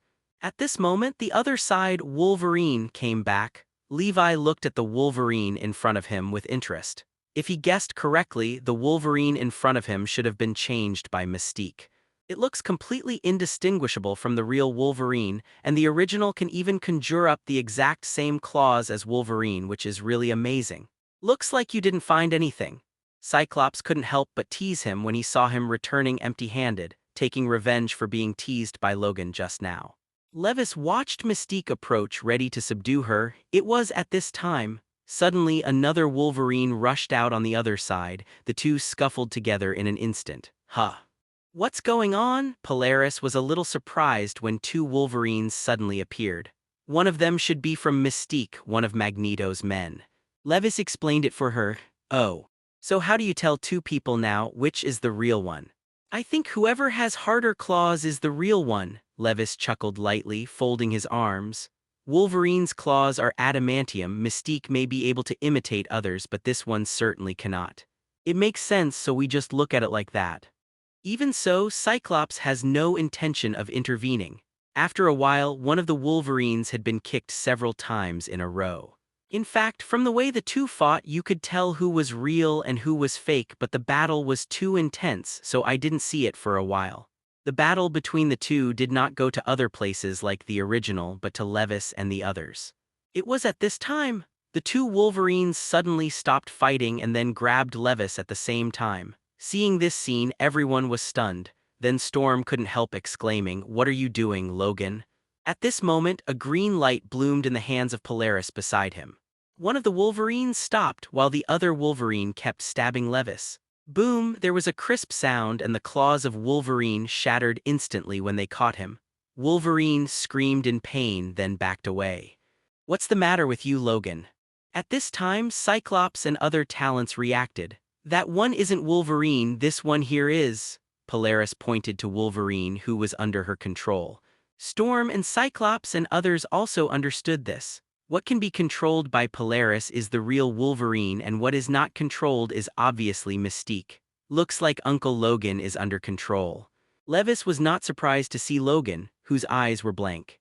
Since he came to Liberty Island, he has used telepathy to scan the entire goddess statue. Compared with the original book, there seems to be one more person here. After speaking, he snapped his fingers and Logan woke up immediately. "What happened?" Logan looked at himself flying in the sky with a confused expression. Polaris sees this and puts him down. Before Cyclops and the others could explain, Logan saw the person who was exactly like him just now and then rushed up and scuffled together again. That's when the two Wolverines scuffled together again. Levis suddenly sensed a psychic force swept over. Is the target Cyclops? Apparently, the other side also wants to control Cyclops to attack. But since he was discovered, he would definitely not let the other party succeed. Levi's powerful mental power was swept out and instantly repulsed this strange mental power and then found the source of the strange mental power. He looked up at the second floor of the museum and saw a blonde woman who looked almost the same as the 5 Cuckoo sisters standing there. Polaris and Storm followed his gaze. White Queen. Storm exclaimed when he saw the blonde woman. Who is the White Queen? Polaris apparently hadn't heard of the White Queen name. That's one of the leaders of the Hellfire Club. Levis explained it simply. He didn't expect the White Queen to be here and the original book didn't have it. Was it invited by Magneto? I have to say that I underestimate you, especially you. The White Queen said, his last eyes were fixed on Levis. She really couldn't believe that the mental power that was so powerful that she instantly retreated was actually used by the person in front of her. Why are you here, White Queen? When he said these words, Cyclops had already pressed his fingers beside his glasses, ready to attack. That's it, I won't let you go up. White Queen didn't explain the problem. It seems that if you want to save the little naughty, you have to pass the test. Levi's mouth was slightly raised, and then he said to Cyclops and the others behind him, "You go up first, she will leave it to me to deal with." Cyclops and Storm nodded and walked towards the elevator. "Weiss, I'm here to help you." Polaris didn't leave but wanted his help. "No, forget it, just stay here, I'll deal with this guy soon and take you to Magneto," Levis said and came to the White Queen's side. When White Queen saw him suddenly disappearing and appearing beside her, she was shocked, and her whole body turned into a diamond state. The whole body is transformed into a diamond that can easily resist bullets, which is one of the super abilities of the White Queen. "Diamond, I don't know if I can sell it for money," Levis rubbed his chin and teased. The White Queen did not speak but rushed over directly. "Oh, want to fight in close quarters, then I'll fight you." Levis chuckled and stood still. Seeing this, White Queen had no intention of showing mercy. She had a lot of fighting experience, and the fist that turned into a diamond slammed into his face in an instant. "Hey, don't you know whether to hit someone or not?" Boom! Levis had just finished speaking when the punch hit him in the nose. However, he didn't waver at all. On the contrary, the White Queen only felt a slight pain in his right fist. This surprised her very much, knowing that after she became a Diamond Man, there was no attack that could make her feel pain. Unexpectedly, she just punched the opponent but made her fist ache faintly. "What the hell is this ability?" "Well, can I not answer?" Levis shrugged. If it wasn't for his mercy, the White Queen's punch just now would probably shatter his own fist. "You don't have to answer, but I will let you answer," the White Queen said coldly. After she finished speaking, she rushed up again to attack Levis using joint skills if she couldn't punch or kick. However, after some tossing, Levis was fine, but White Queen himself was tired enough. "Have you hit enough? If you hit enough, just grab it." Levis didn't bother to mess with the White Queen anymore. As soon as he thought about it, he used molecular manipulation to create an iron chain out of thin air, and then used electromagnetic force to manipulate the chain to bind the White Queen. This momentary operation made White Queen's eyes widen. She couldn't believe that the man in front of her could create something out of thin air. This is simply too amazing. "Lorna, let's go." Levis ignored the White Queen, pulled Polaris and walked towards the upper level of the goddess statue, all the way to the upper floor. There are signs of fights here and there, and apparently Cyclops and the others have met their opponents. Probably Mystique and Toad, maybe Sabretooth. Among them, Toad impressed him the most. Don't look at Toad as a second-level mutant. Ability is nothing more than sticking its tongue out, but its combat effectiveness cannot be underestimated. Cyclops, Chin and Storm, who played in the original book, turned around in circles. And this ability says so. He has a bold idea. When Levis and Polaris came to the top of the statue, they found that Cyclops and Storm, as well as Jean and Logan, were all bound by steel. "You don't have to look to know who did it." "Hey, how are you?" Levis walked over with a smile. "As long as your eyes are normal, you can see that we are not good." Logan, with his hands tied to his chest, couldn't help but reply. "Weiss, don't talk nonsense, just untie it for us," Storm said anxiously. "I'll come." Polaris, who was on the side, waved his little hand, and the steel that bound them was instantly opened. "Magneto has already taken the little naughty up. We must rescue the little naughty as soon as possible," Storm said anxiously. Levis nodded when he heard the words. "Well, Teacher Chin, you can take care of Cyclops here, let's go." Cyclops can't even open his eyes easily because of his special glasses, so he doesn't need to participate in the next battle. It would be best if Chin took care of him. Immediately afterwards, Levis, Polaris, Storm, and Logan rushed towards the top of the goddess statue, also around the corner. Suddenly, a pair of claws stretched out and grabbed Levis at the front. Levis didn't even look, grabbed the opponent's arm and threw it at Logan beside him. "Uncle Logan, this person will be handed over to you." However, Logan, who was caught off guard, was directly smashed to the ground by the person thrown by Levis.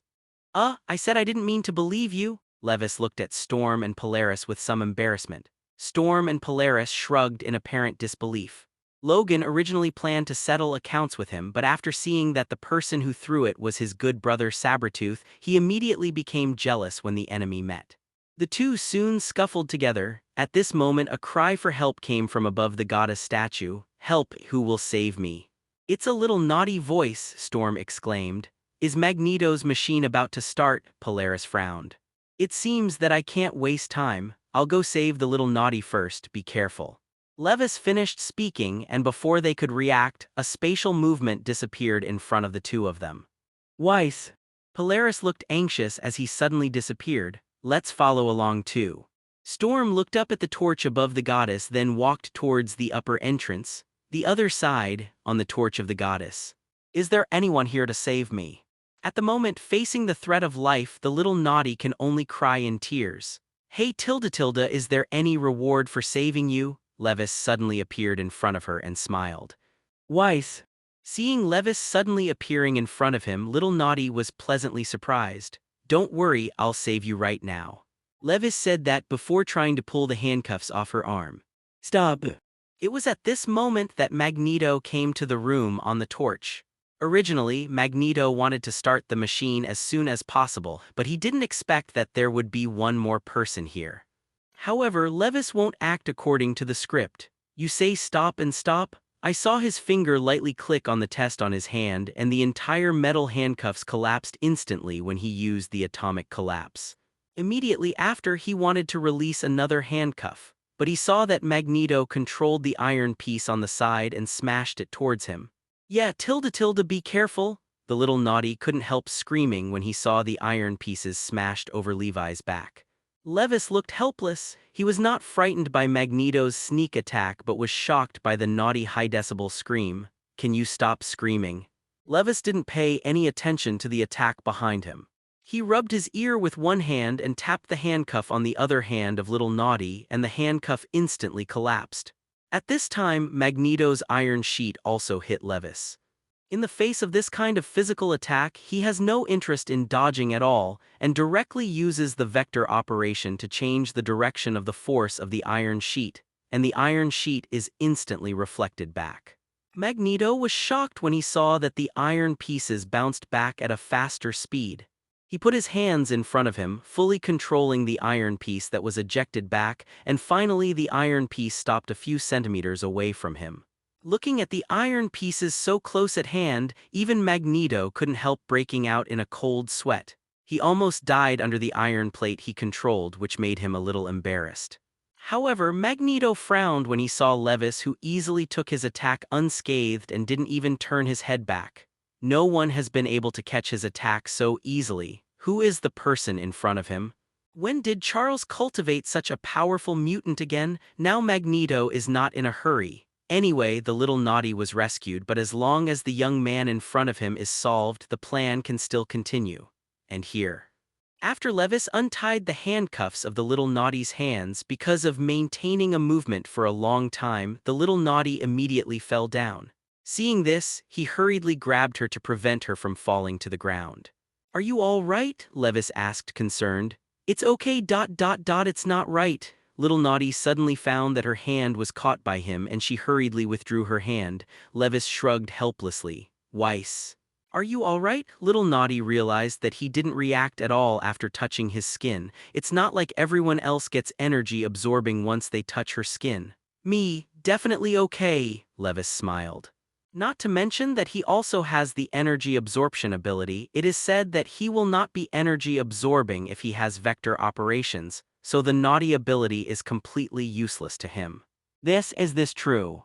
The little naughty covered his mouth in disbelief, his eyes full of surprise. After the mutant ability of awakening energy absorbing, she was a little desperate for a while.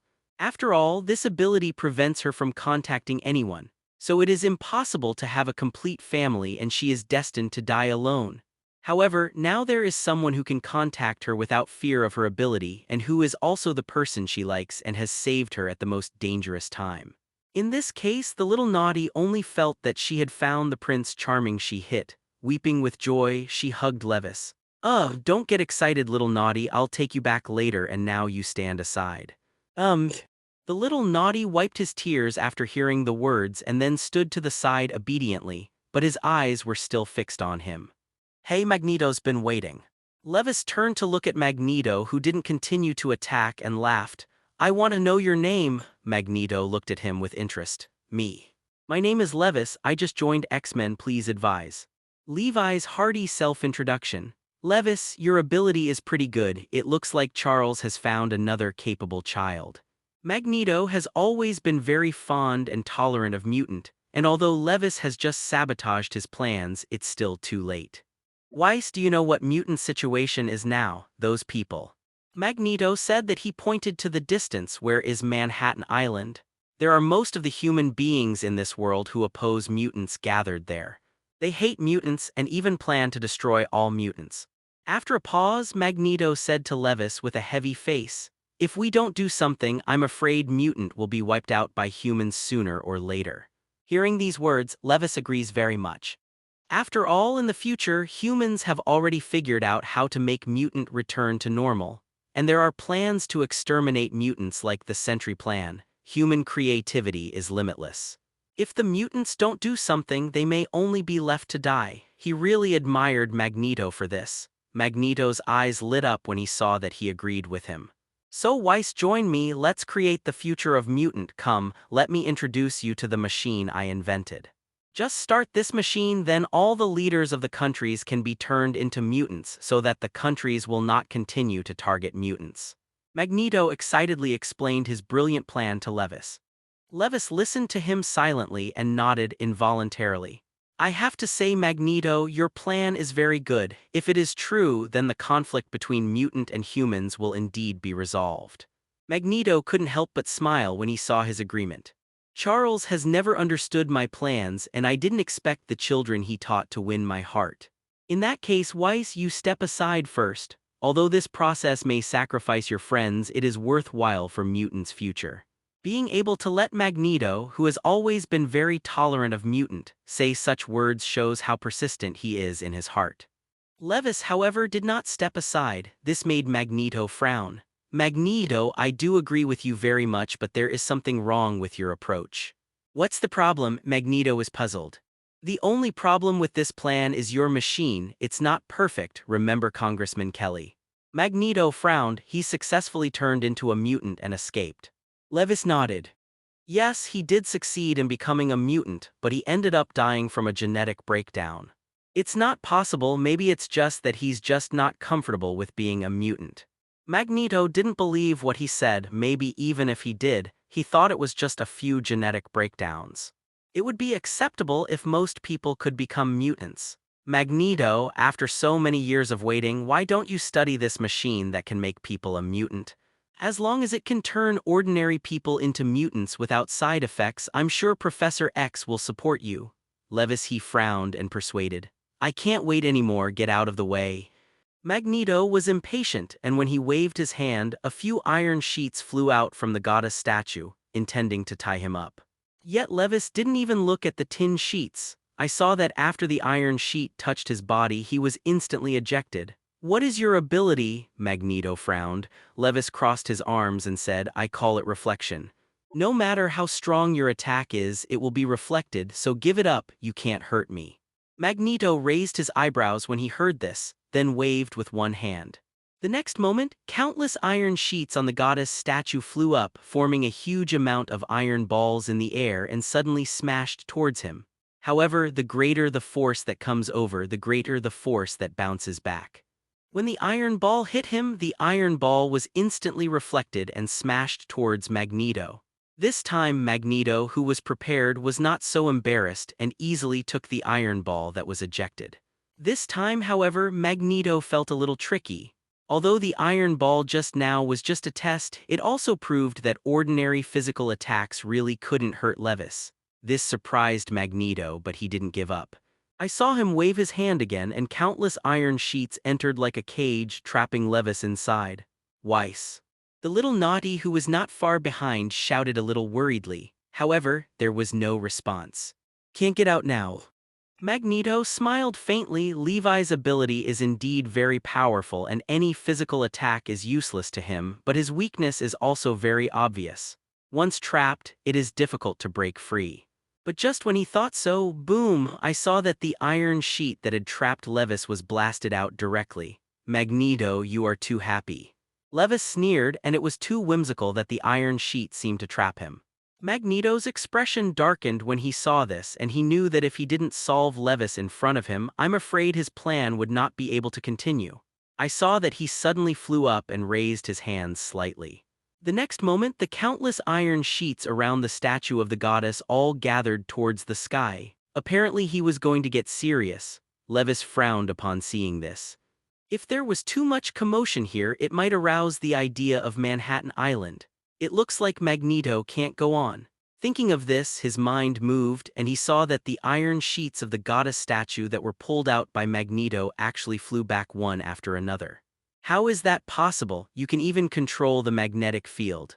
Magneto looked shocked. He didn't expect Levis to be able to manipulate magnetism and grab things under his magnetism. How can that be? Nothing is impossible. Let's end this time with Magneto. Levis said a direct message to Magneto, making him unable to control his body. It turned out to be mind control. Magneto was even more shocked when he realized that his body was incapacitated.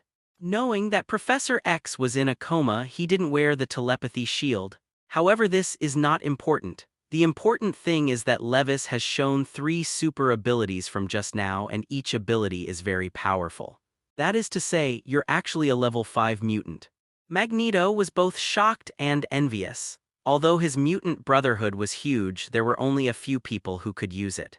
He had always known that the piano beside Professor X was a grade 5 mutant, but he didn't expect Professor X to find a grade 5 mutant again. Why didn't such good luck fall on him? Level 5 mutant? Maybe. Levis shrugged and didn't refute anything. In his opinion, the 5th level mutant was just his starting point. Weiss, maybe we can have a good talk. Knowing that Levis was a 5th level mutant, Magneto finally calmed down. He knew that it was impossible to use force. That's right, you and the professor should have had a good talk long ago. No, I mean have a good talk with you. Magneto was clearly aiming for him, not Professor X. Oh. Levis was a little surprised that Magneto wanted to talk to him. Weiss tilde. At this time, Storm and Polaris finally came to the torch of the goddess. You are finally here, don't worry, the matter has been resolved. Levis gestured with an okay gesture. It's great that you are all right. Storm finally breathed a sigh of relief when he saw that the little naughty behind him was all right. Magneto. At this time, Polaris looked at Magneto with complicated eyes, and she had always held a grudge towards the father who had abandoned her since childhood. But after seeing the old man in front of him, he couldn't hate it. Are you Lorna? Magneto was also taken aback when he saw Polaris. Humph, looks like you remember my name, Polaris snorted coldly. Levis on the side looked at Magneto, whose expression was constantly changing, and it was only very interesting. You joined the X-Men? The calm Magneto looked at Polaris with a complicated expression. I didn't expect that I, who was abandoned by you since I was a child, would choose to join X-Men. Polaris smiled sarcastically. Magneto fell silent after hearing her words. When she chose to send the just-voiced Polaris to her aunt's house, she had already thought about the consequences. No wonder Polaris hated him so much. Now seeing Magneto's silence, Polaris' eyes turned even colder. Levis saw that something was wrong, but it couldn't make the father and daughter really turn against each other. He knew that Magneto had fostered Polaris with his aunt because he didn't want his daughter to be involved in mutants' struggle with humans. He just wants his daughter to have a complete childhood. Lorna, say a few words less. I think Magneto has a reason for putting you in your aunt's house. Levis coughed dryly. Humph, Polaris snorted and said nothing. Magneto looked at Levis in surprise as if he didn't expect him to speak for him. Mr. Storm, since our mission has been completed, let's go back to the Academy directly. Go down and inform Teacher Chin and Teacher Cyclops. I'll take them back first. Levis looked at Storm. Magneto will let us go. Storm looked at Magneto warily. She didn't believe Magneto would let them leave so easily. Don't worry, he won't stop us. Levis smiled and waved his hand. Storm saw that Magneto really didn't mean to shoot, so he believed it a little. Well then, be careful.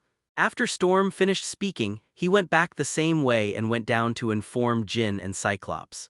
Weiss, if you agree with my philosophy, then come with me. Only I can create the future that belongs to Mutant. Charles will only bind you. After hearing that Levis was taking him back to Mutant Academy, Magneto still tried to convince him. Well, let's go back and have a good chat. Now I have to help you deal with the impact of this time. Levis waved his hand and ignored Magneto's words. This time the incident was very big. Although no one has found it yet, the goddess statues have been dismantled into this appearance, and this incident will be discovered sooner or later. So before going back, the goddess must be restored. I saw his hands slightly raised. The next moment, I saw countless iron pieces all flying up from below and then sticking back to their original positions. Definitely that's not enough. After all, these iron pieces have been destroyed.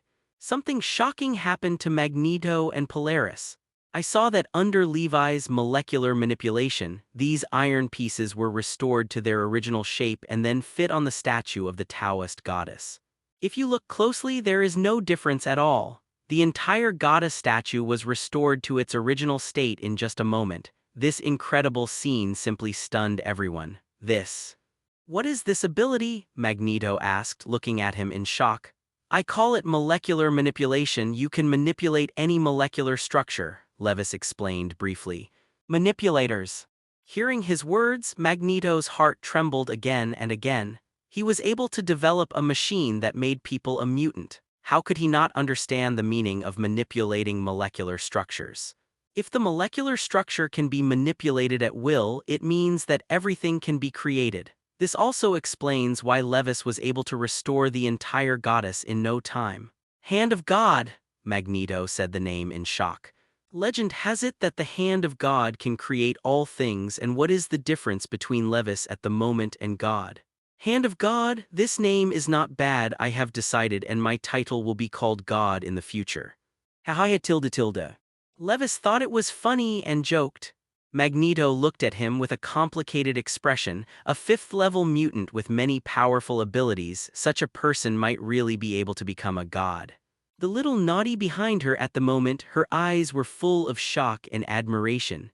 After the shock, she felt that Levis was so powerful, and it was a matter of course. Not only her but also Polaris was also staring at him. The strength of the man in front of her once again exceeded her expectations. This made her want this man even more. Okay, we're going back, you guys come and grab me. Levis came to Magneto's side and put a hand on his shoulder, then looked at Polaris and the little naughty.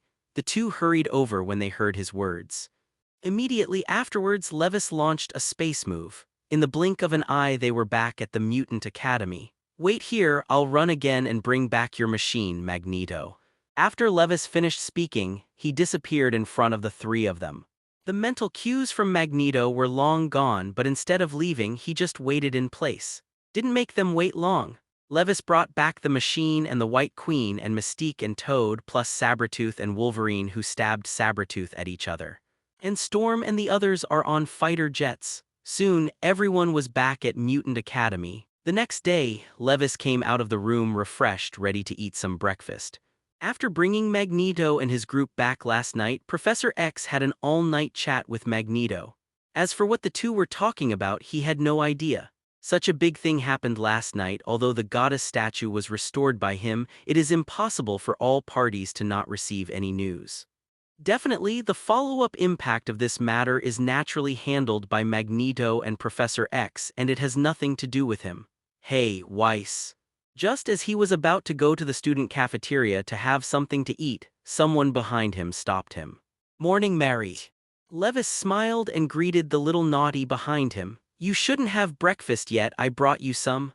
The little naughty gestured by raising the breakfast in his hand.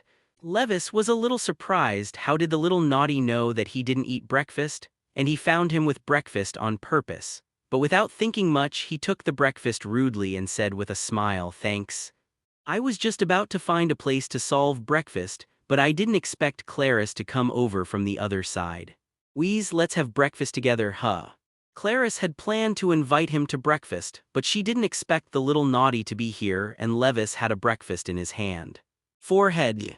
Levis looked at the breakfast in his hand and suddenly had a headache. At this moment, not far away, a middle-aged man in a suit and leather shoes with sunglasses and a box in his hand came over. The middle-aged man is about 1.8 meters tall, about the same as Levis. The most noticeable thing is his hairline. If you move it back a little bit, you can shave your head directly. Sorry. I'm looking for Professor X, the principal of the Xavier Gifted Youth School. Is he there? The middle-aged man came to the three of them very politely and asked. Who are you? Levis folded his arms and narrowed his eyes. Introduce myself. My name is Phil Coulson, and I am a Level 7 agent of the Homeland Strategic Defense Attack and Logistics Support Bureau. Phil Coulson said and took out a document from his jacket pocket. Hearing his introduction, Levis secretly thought that sure enough, he had guessed that the man in front of him was SHIELD Agent Phil Coulson. It can be said that throughout Avengers, Phil Coulson has played a very important role. If it weren't for him, the big three of the Avengers wouldn't be sitting so nicely together. This is a very approachable man. But after hearing such a long list of SHIELD names, he suddenly said with some wicked interest, "What's the situation?" "It's the Homeland Strategic Defense Offensive and Logistics Service," Phil Coulson repeated impatiently with a smile on his face. "Oh," Levis nodded and said, "since you are looking for Professor X, then come with me." With that, he handed Clarice the breakfast in his hand. "Clarice, you didn't eat breakfast. This is for you. I'm going to take this agent from that bureau to see Professor X." Phil Coulson couldn't help twitching when he heard him call, "What game?" Before Clarice could speak, Levis turned to Phil Coulson and said, "Come on, Phil Coulson agent." "Thank you so much," Phil Coulson thanked. Then the two left. Only Clarice and the little naughty were left with some awkward atmosphere. The other side, Phil Coulson took the initiative to chat with Levis. "By the way, I don't know your name yet. You should be a student of this college." "Definitely, my name is Levis." "Thank you very much for your help, Mr. Weiss." Phil Coulson thanked him politely. "Phil Coulson agent, you're so kind." Levis smiled and waved his hand. He still had a good impression of Phil Coulson. Definitely, Phil Coulson is the agent. He's not too relaxed. If not, they may not know when they will be confiscated. The two came all the way to Professor X's office. "Professor, this Phil Coulson agent has something to do with you."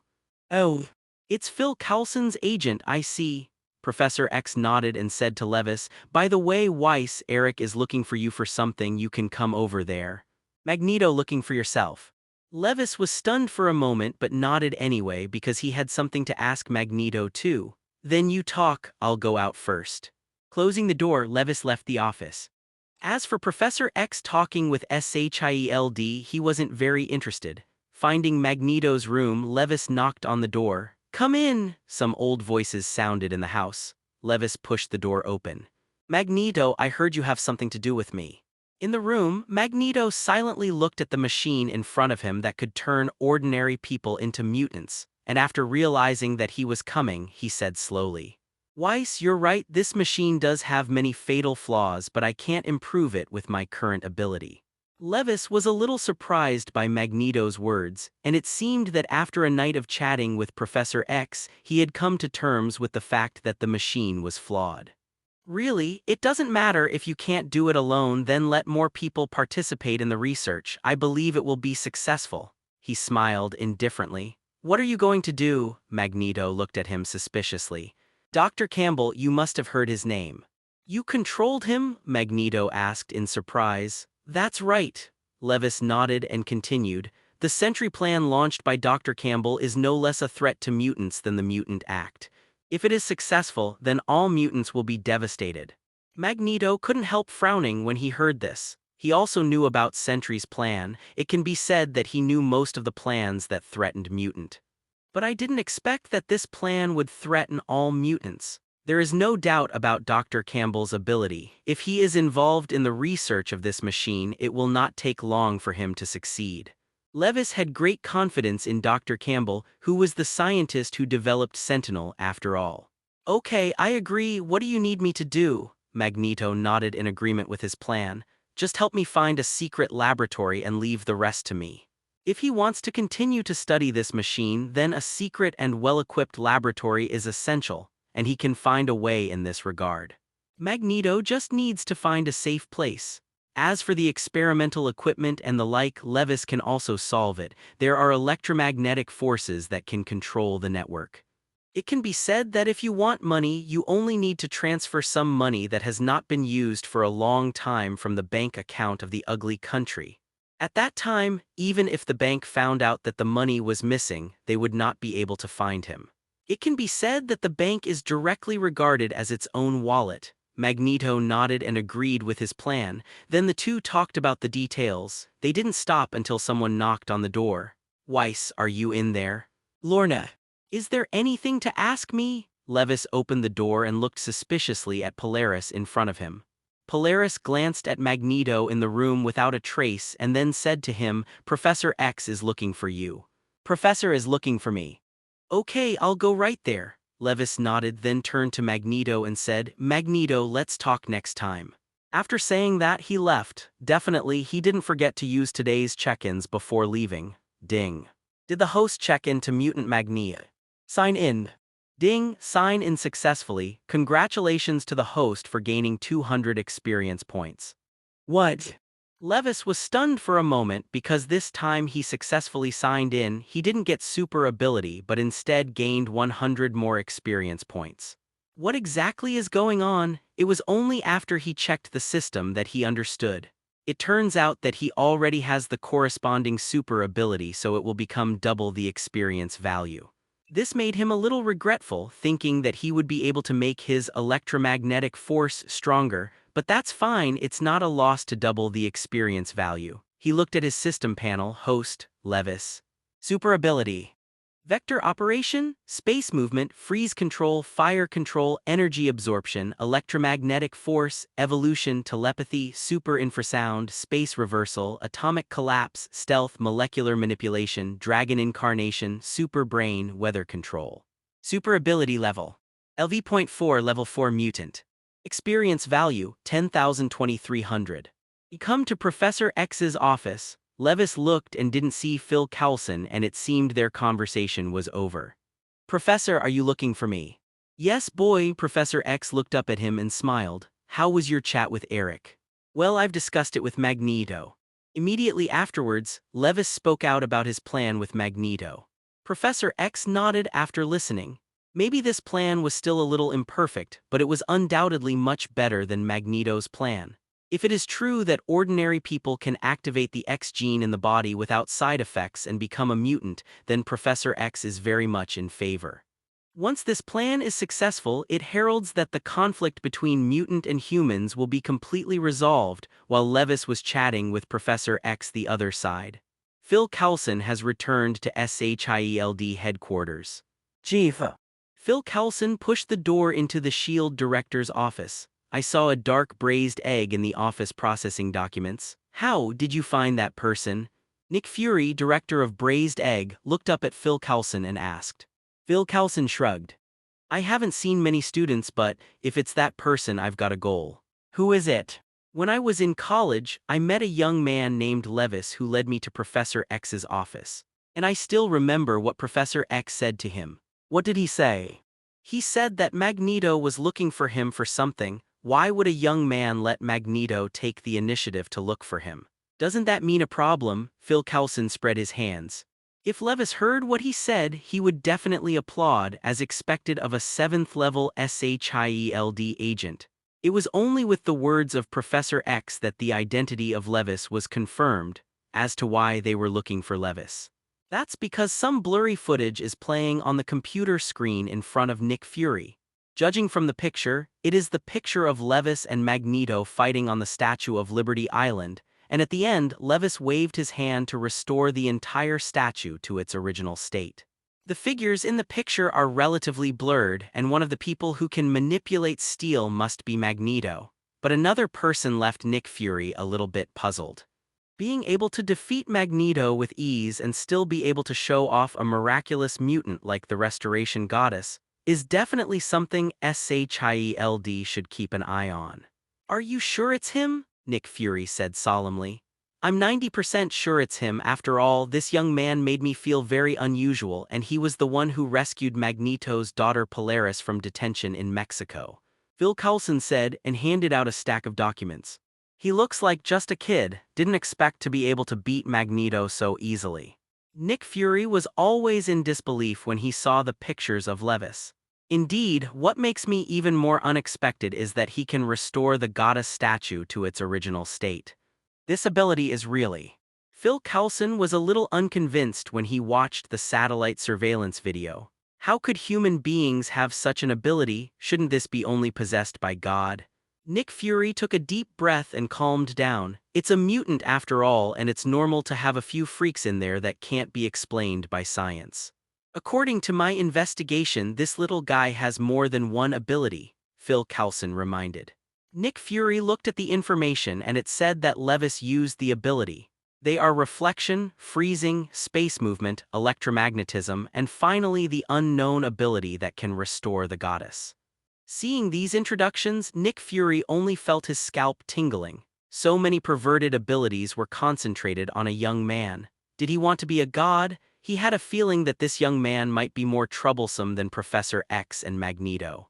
Forget it, this kid shouldn't do anything out of the ordinary in the hands of Professor X for the time being. Nick Fury sighed and had to put the matter aside for now. It's been a week since the last incident.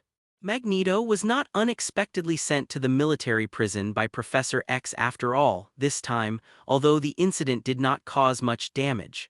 But in order to give an explanation to the military, Magneto had to go to the military prison to live for a while. Definitely, the military wouldn't dare to kill Magneto or even torture him, and they had to eat and drink every day. After all, the Mutant Brotherhood is so numerous that without Magneto's restraint, the entire military would be in chaos. For Magneto, the military prison is just a place for calm thinking, and no one can stop him if he wants to come out.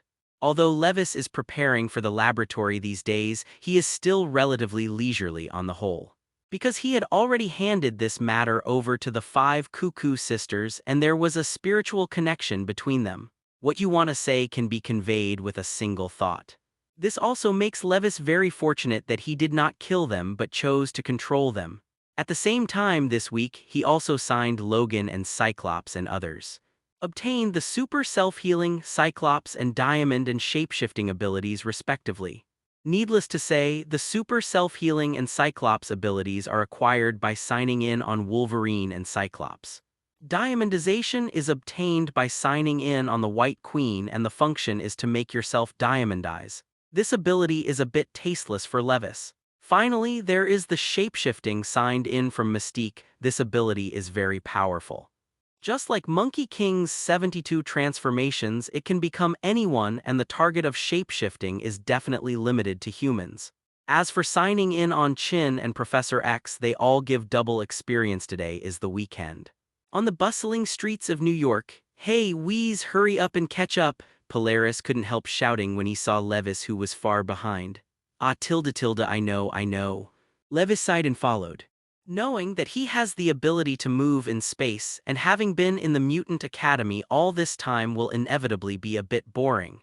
So Polaris proposed to use the space move to play in New York. Anyway, I had remembered the coordinates here when I came last time. Use the space move to come over at any time, so the two will be on the streets of New York. Levis is not interested in shopping, so he might as well study physics seriously when he has time. Definitely, since he has the super ability of super brain, his brain is like a supercomputer. Using electromagnetic force, it is even possible to download data directly from the internet. Almost all physical knowledge is already stored in the brain.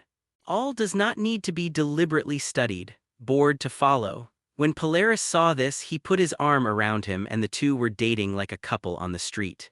After getting along for a while, Levis also became familiar with Polaris and no longer resisted such an intimate gesture. Polaris also seemed to know that he was a slow and serious man, so he didn't push it so hard. Although Western women are enthusiastic and bold, they also have a careful side. The two walked around and came to a large shopping mall, and the huge amounts of LED displays on the mall building attracted the two of them. Urgent notice: there is a sudden terrorist attack on the streets of New York. Please evacuate the local people quickly. Emergency notice. Seeing the news on the big screen, people in the square were a little confused. It was at this time, boom, the ground trembled as if an earthquake had occurred and then trembled again. It was as if something heavy was hitting the ground. It's an earthquake, run away. Most of the crowd on the street thought it was an earthquake and ran away shouting. The whole square was in chaos for a while. What happened over there? Polaris looked curiously in the direction of the vibration. I think this shouldn't be a terrorist attack. With that said, Levis used telepathy to check it out. After seeing clearly what happened over there, the corners of his mouth rose slightly and he said with a smile, "A very interesting thing happened over there, let's go and see." Interesting thing? Polaris was also a little curious to hear him say that. Before she could think about it, Levis took her to use the space to move. The next moment, the two came to a tall building. From here they could clearly see the center of the vibration. Which is what? Polaris stared at the center of the street below with some dismay. I saw a giant monster with a yellow body and a height of 3 meters which was constantly destroying everything around it. Whether it was a car or a house, it was all destroyed by that monster. The so-called earthquake is precisely because of the destruction of this monster. Because of the appearance of this monster, the entire street became chaotic and screams and cries were connected. It's hate. Levis was a little surprised, didn't expect hatred to appear here, that is to say. He looked up at the sky and sure enough there was a helicopter there. You don't have to think about it to know that it is General Ross who created the hatred and Dr. Banner. Abomination? Mutant? But I've never seen one so big. Polaris looked incredulous. Levis couldn't help laughing at her silly appearance. That monster is not a mutant but a human-made monster. Polaris was a little surprised when he heard this. It was created by humans. Why did they do this? Well, definitely for power, Levis shrugged. Human beings are so contradictory, suppressing mutant on the one hand and longing for great power on the other, at the same time. Military soldiers began to appear in the streets and they kept attacking the abomination with firearms. Even individual rocket launchers were used. However, this powerful bazooka was just tickle the hatred. I saw hate grabbing the fired cannonball and crushing it directly. The shrapnel and flames exploding from the cannonball did not harm the hatred at all. However, the hatred that had been smashing aimlessly now had a goal. Ordinary soldiers have nothing to do with such monsters, and the military soldiers suffered heavy losses for a while. General Ross in the helicopter looked a little ugly, and he could only make Dr. Banner on the side turn into a Hulk and jump down. My God, what kind of monster is this? Is it the end of the world? Who can stop this monster? In such a dangerous situation, there are still competent female reporters reporting at close range. Just as her voice fell, a big hole was suddenly smashed beside her. The female reporter was taken aback, turned around and saw a huge amount of green palms sticking out from the pit. She was so frightened that she quickly backed away and continued to broadcast while backing away. God, another green monster appeared at the scene. The Hulk couldn't help but glance at her when he heard this. This look directly scared the female reporter into peeing. Facing such a monster, she as a reporter would have no resistance at all. Luckily, the Hulk turned around and charged towards Abomination after one look at her. God, I'm still alive. The female reporter who came to her senses collapsed on the ground and prayed devoutly. Today was the closest she had come to death, and she swore that she would never do such a dangerous job next time. Upstairs, Polaris frowned at the hatred wreaking havoc on the street. Wheeze, won't we stop it? Levis shook his head and smiled. No, someone will stop it, don't you think that's coming? Hearing this, Polaris looked down and sure enough, another giant appeared on the street below. It's just that this giant's body is full of green and his size is smaller than his hatred. Another monster, Polaris exclaimed. Hee, this Hulk is genuine, that Abomination is just pirated, Levis explained with a smile. But it seems that the hatred is even stronger. Generally speaking, pirated copies can't beat the genuine ones, but under the current situation, it will be very difficult for Hulk to defeat the Abomination. Abomination may be stronger at first, but Hulk can keep growing and getting stronger with anger, and Hulk is definitely stronger. But if he remembered correctly, Hulk was only injected with a serum that inhibited Hulk not long ago, which greatly weakened Hulk's strength. So it's hard to say who wins and who loses. Roar! Abomination roared after discovering the Hulk, instantly abandoned the surrounding military soldiers and rushed towards the Hulk instead. In an instant, the two giants collided and greeted each other with fists and feet in a roar. The whole ground kept shaking. The two giants seemed to have some deep hatred and they wanted to tear each other into pieces. And the Abomination, who was bigger in size, took the advantage, and I saw the Hulk being smashed and flying. The two giants turned into demolition teams and everything was destroyed wherever they went. At the same time, in a corner, Phil Coulson and Melinda looked at each other as the two giants were fighting each other on the street. "What about Phil Coulson now?" Melinda asked with an ugly face. We can only report the matter to the director as soon as possible." Phil Coulson sighed. They were commissioned to collect the research report of General Ross before, but they didn't expect that just after they got some information, the two giants openly appeared on the street. This made a week of hard work for both of them in vain, but now they have no choice but to report the news. With so much happening in New York, SHIELD definitely got the news. At the moment, Nick Fury is sitting in his office checking the satellite surveillance on the scene, watching the two giants making a riot in New York, but he has no intention of helping. After all, this thing was made by General Ross and he has no obligation to wipe other people's butts. Moreover, even if he wanted to help, there was nothing he could do. Ordinary agents were not as good as the army when facing such monsters. Thinking of this, Nick Fury's heart to form a special team is even more urgent. Just when he thought so, he suddenly saw two special figures on the screen. He hastily zoomed in on the screen.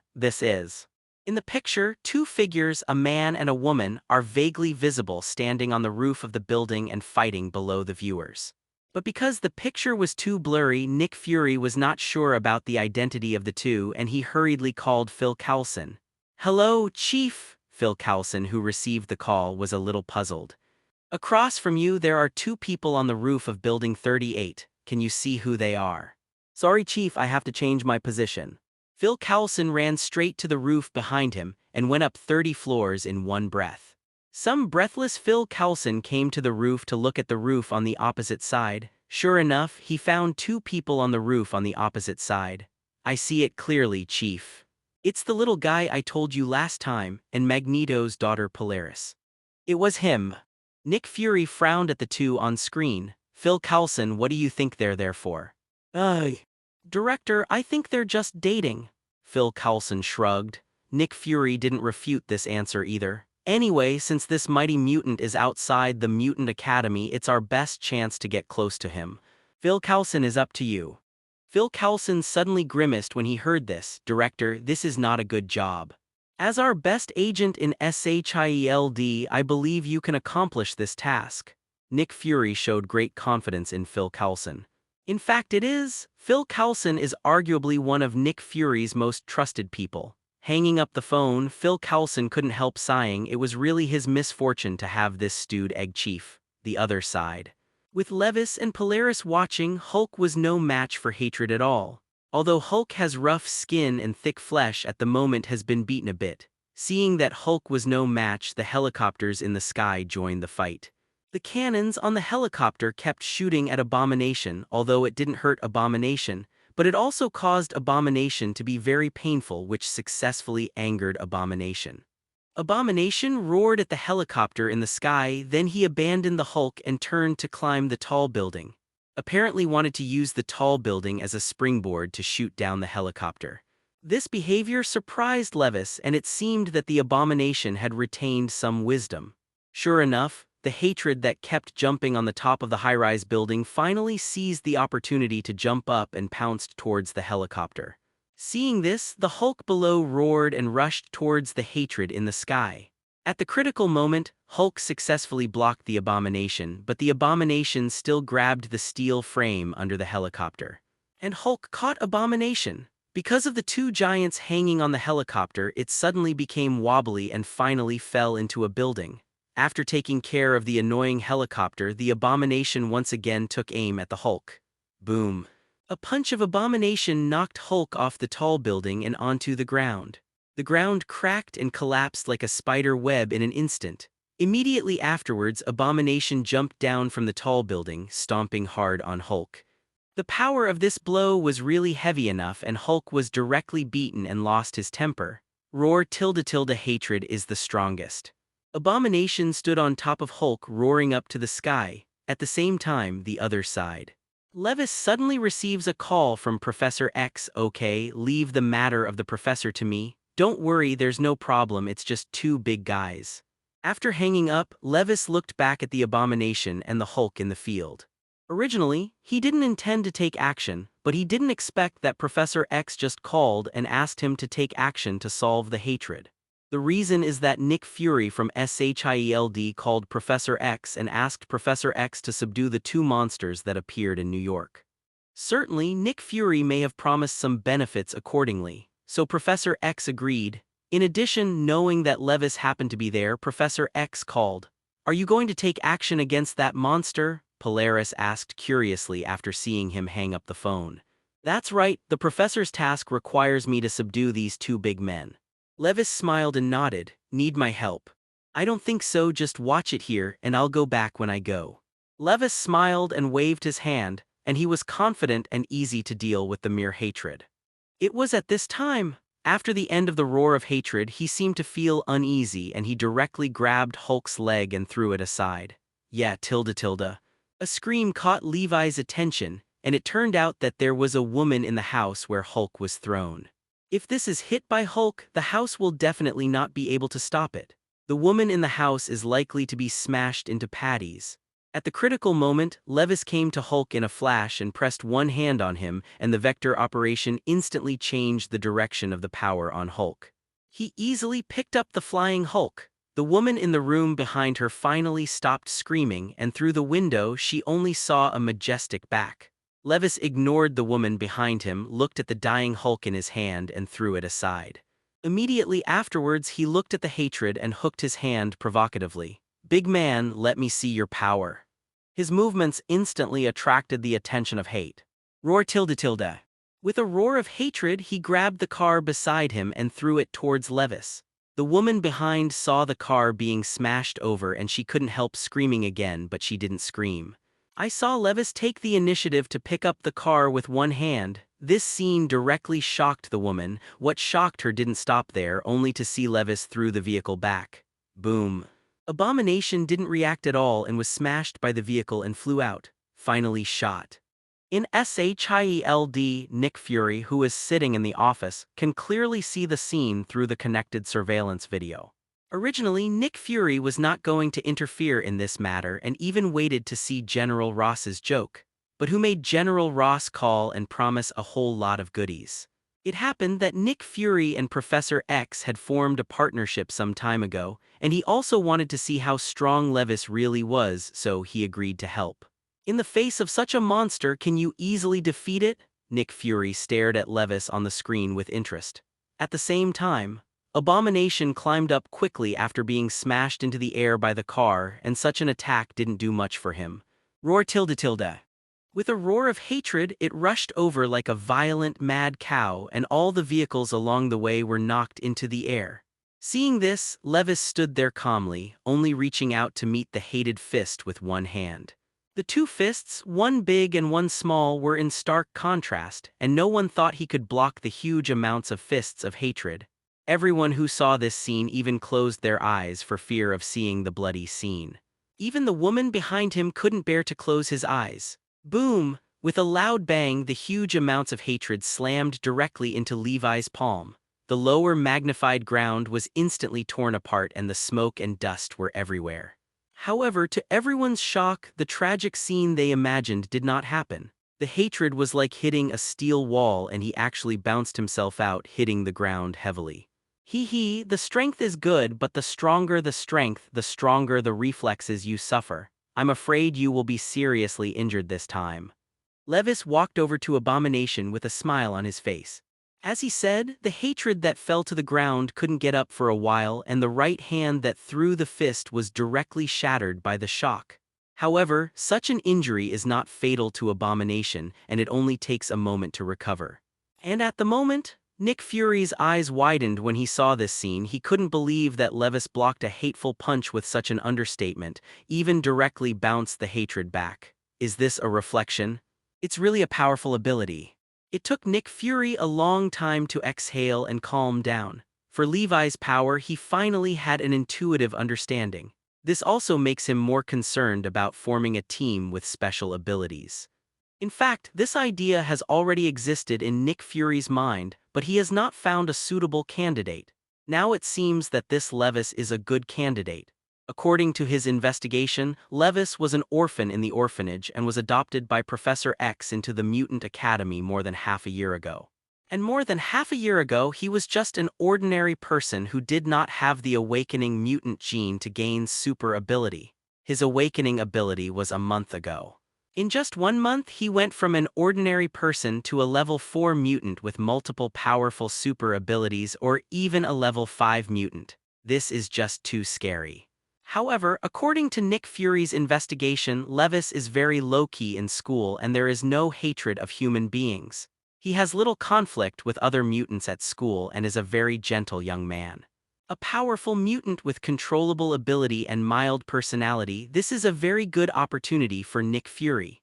However, although I hope that Levis can join his Superman organization, it is hard to say whether Professor X is willing to let people go. Thinking of this, Nick Fury called Professor X. At the same time, Levis slowly came to Abomination and looked at him with disdain.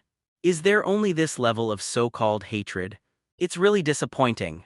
These words seemed to provoke hatred, and with a roar he dragged his severely injured body to climb up from the deep pit. However, before the hatred came out, Levis stomped him down. Lay down for me. He raised his foot high, performed the vector operation with all his strength, and then stomped his foot on the hated head. Boom! This time, like a meteorite hitting the ground, the earth instantly cracked layer by layer. I saw that with Levis as the center, all the tens of meters in radius had collapsed. Even the houses on both sides of the street have a tendency to collapse. This terrifying destructive power is truly shocking. Looking at the hatred in the deep pit, I saw that his entire head was directly smashed to pieces, and it seemed that he could no longer survive. With such a serious injury, no matter how strong the resilience of hatred is, it is useless. Seeing this, Levis shrugged helplessly. This hatred is too weak. He still has a lot of super abilities that he hasn't used. For example, using flame control, can you directly burn your hatred to ashes with a purple flame of 7,000 degrees?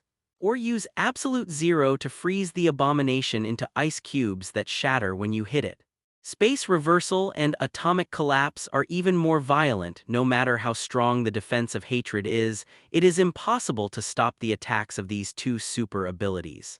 In short, if he wanted to kill the hatred, it wouldn't be too easy. Seeing that the hatred has been resolved, Levis turned around and prepared to leave.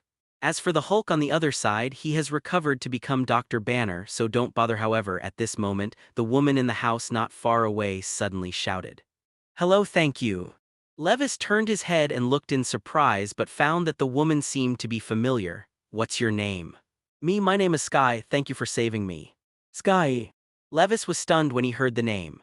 Isn't this the name of a Vibe girl? Could it be that the woman in front of you is Vibe's female Sky? In order to prove whether the woman in front of him was a Vibe woman, he directly signed her in. Ding. Did the host check in with the inhuman Sky? Sure enough, seeing this system prompt, Levis had already confirmed that the woman in front of him was Vibe's female Sky. No wonder he felt a little familiar just now. Sign me in. He was very curious what ability the Vibe woman would bring him.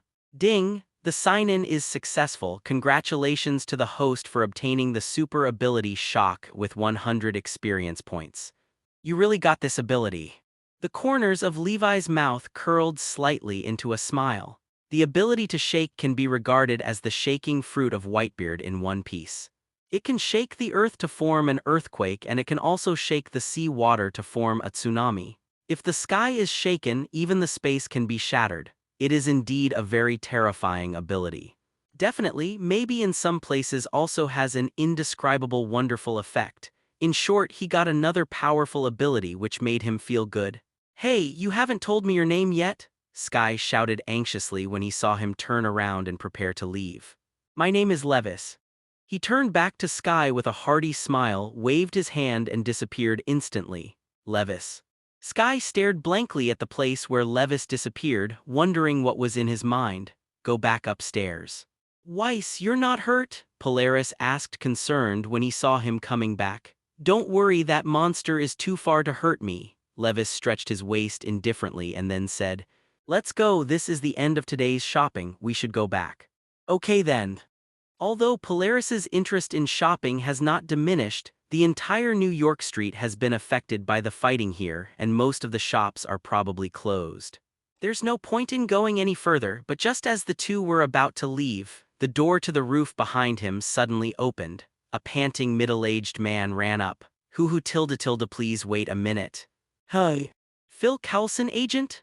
Although Levis looked surprised, he actually knew that Phil Coulson was on the opposite roof. "I just don't know what he wanted to do when he ran over in a hurry." "Mr. Weiss, it's great to see you still here." God knows how devastated Phil Coulson was when he received Nick Fury's job just now.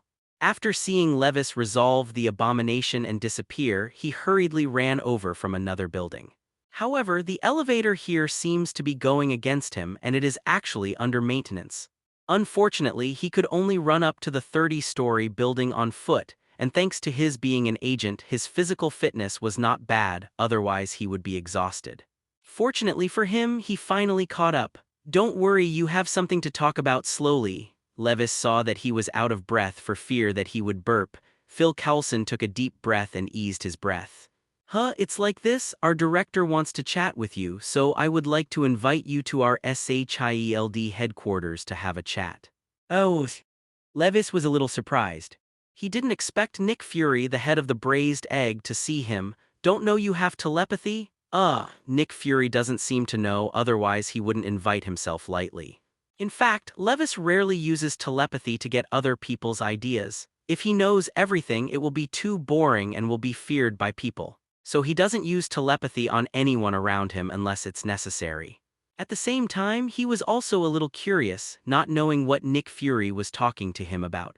"Don't worry, this matter is also approved by Professor X." Phil Coulson saw that he didn't speak and had to pull out Professor X's name. "Really? Well then I'll go with you." Levis nodded, actually wondering what Nick Fury was going to talk to him about. Soon, Phil Coulson called for a helicopter. "Mr. Weiss, please get on the plane. We'll go to SHIELD headquarters."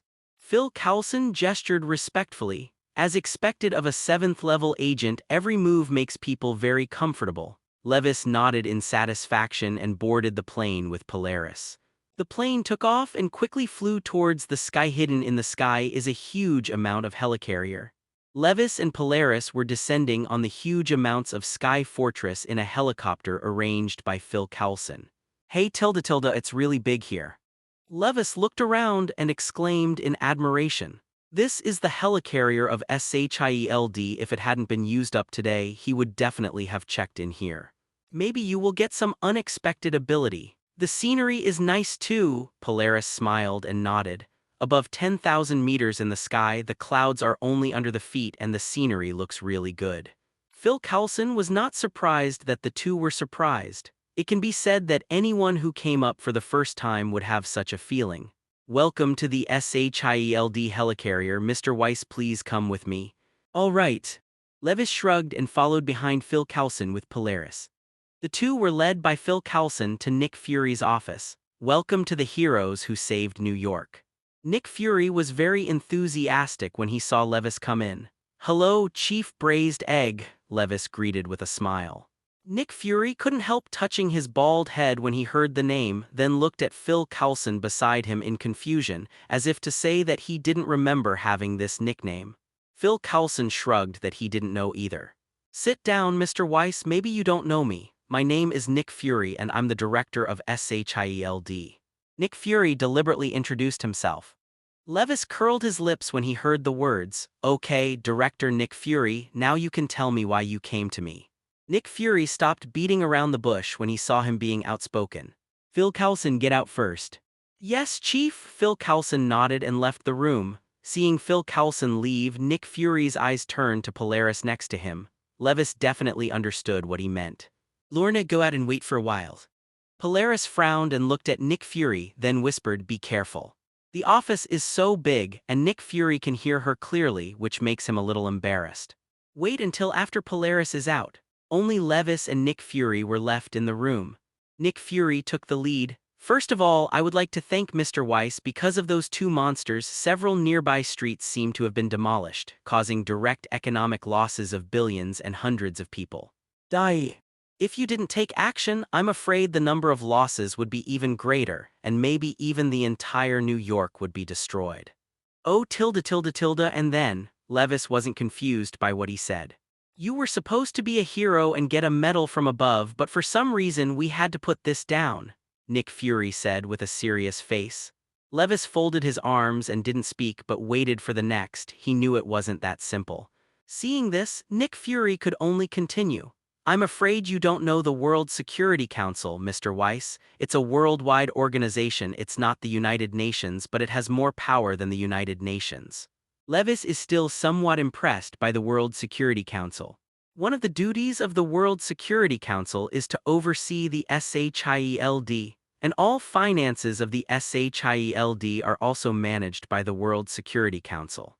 It can be said that the World Security Council is the lifeblood of SHIELD, so what does this have to do with me? Levis spread his hands. Nick Fury didn't answer but opened a virtual interface and a set of data appeared in front of him. This is the relevant information about Hulk and Abomination. It clearly states that General Ross's various testing data on Hulk and Abomination. For these data, they even used a lot of military weapons. But even with the missile bombardment, Hulk was only slightly injured and recovered quickly. It can be said that apart from nuclear bombs, human beings have no weapons that can harm Hulk, and even nuclear weapons may not be able to kill him. Having said that, Nick Fury looked at Levis and found that he didn't have any unexpected expressions on his face. He couldn't help but sigh in admiration. Few people could be so calm when they heard this. Nick Fury continued. Mr. Weiss, your strength is really shocking, and the hatred was born by injecting a lot of Hulk blood. Although I don't know how much power Hulk has in hatred, but from the situation on the scene, it is no weaker than Hulk. And Mr. Weiss, you killed him easily so. So the World Security Council fears my power. Even your SHIELD, Levis took over.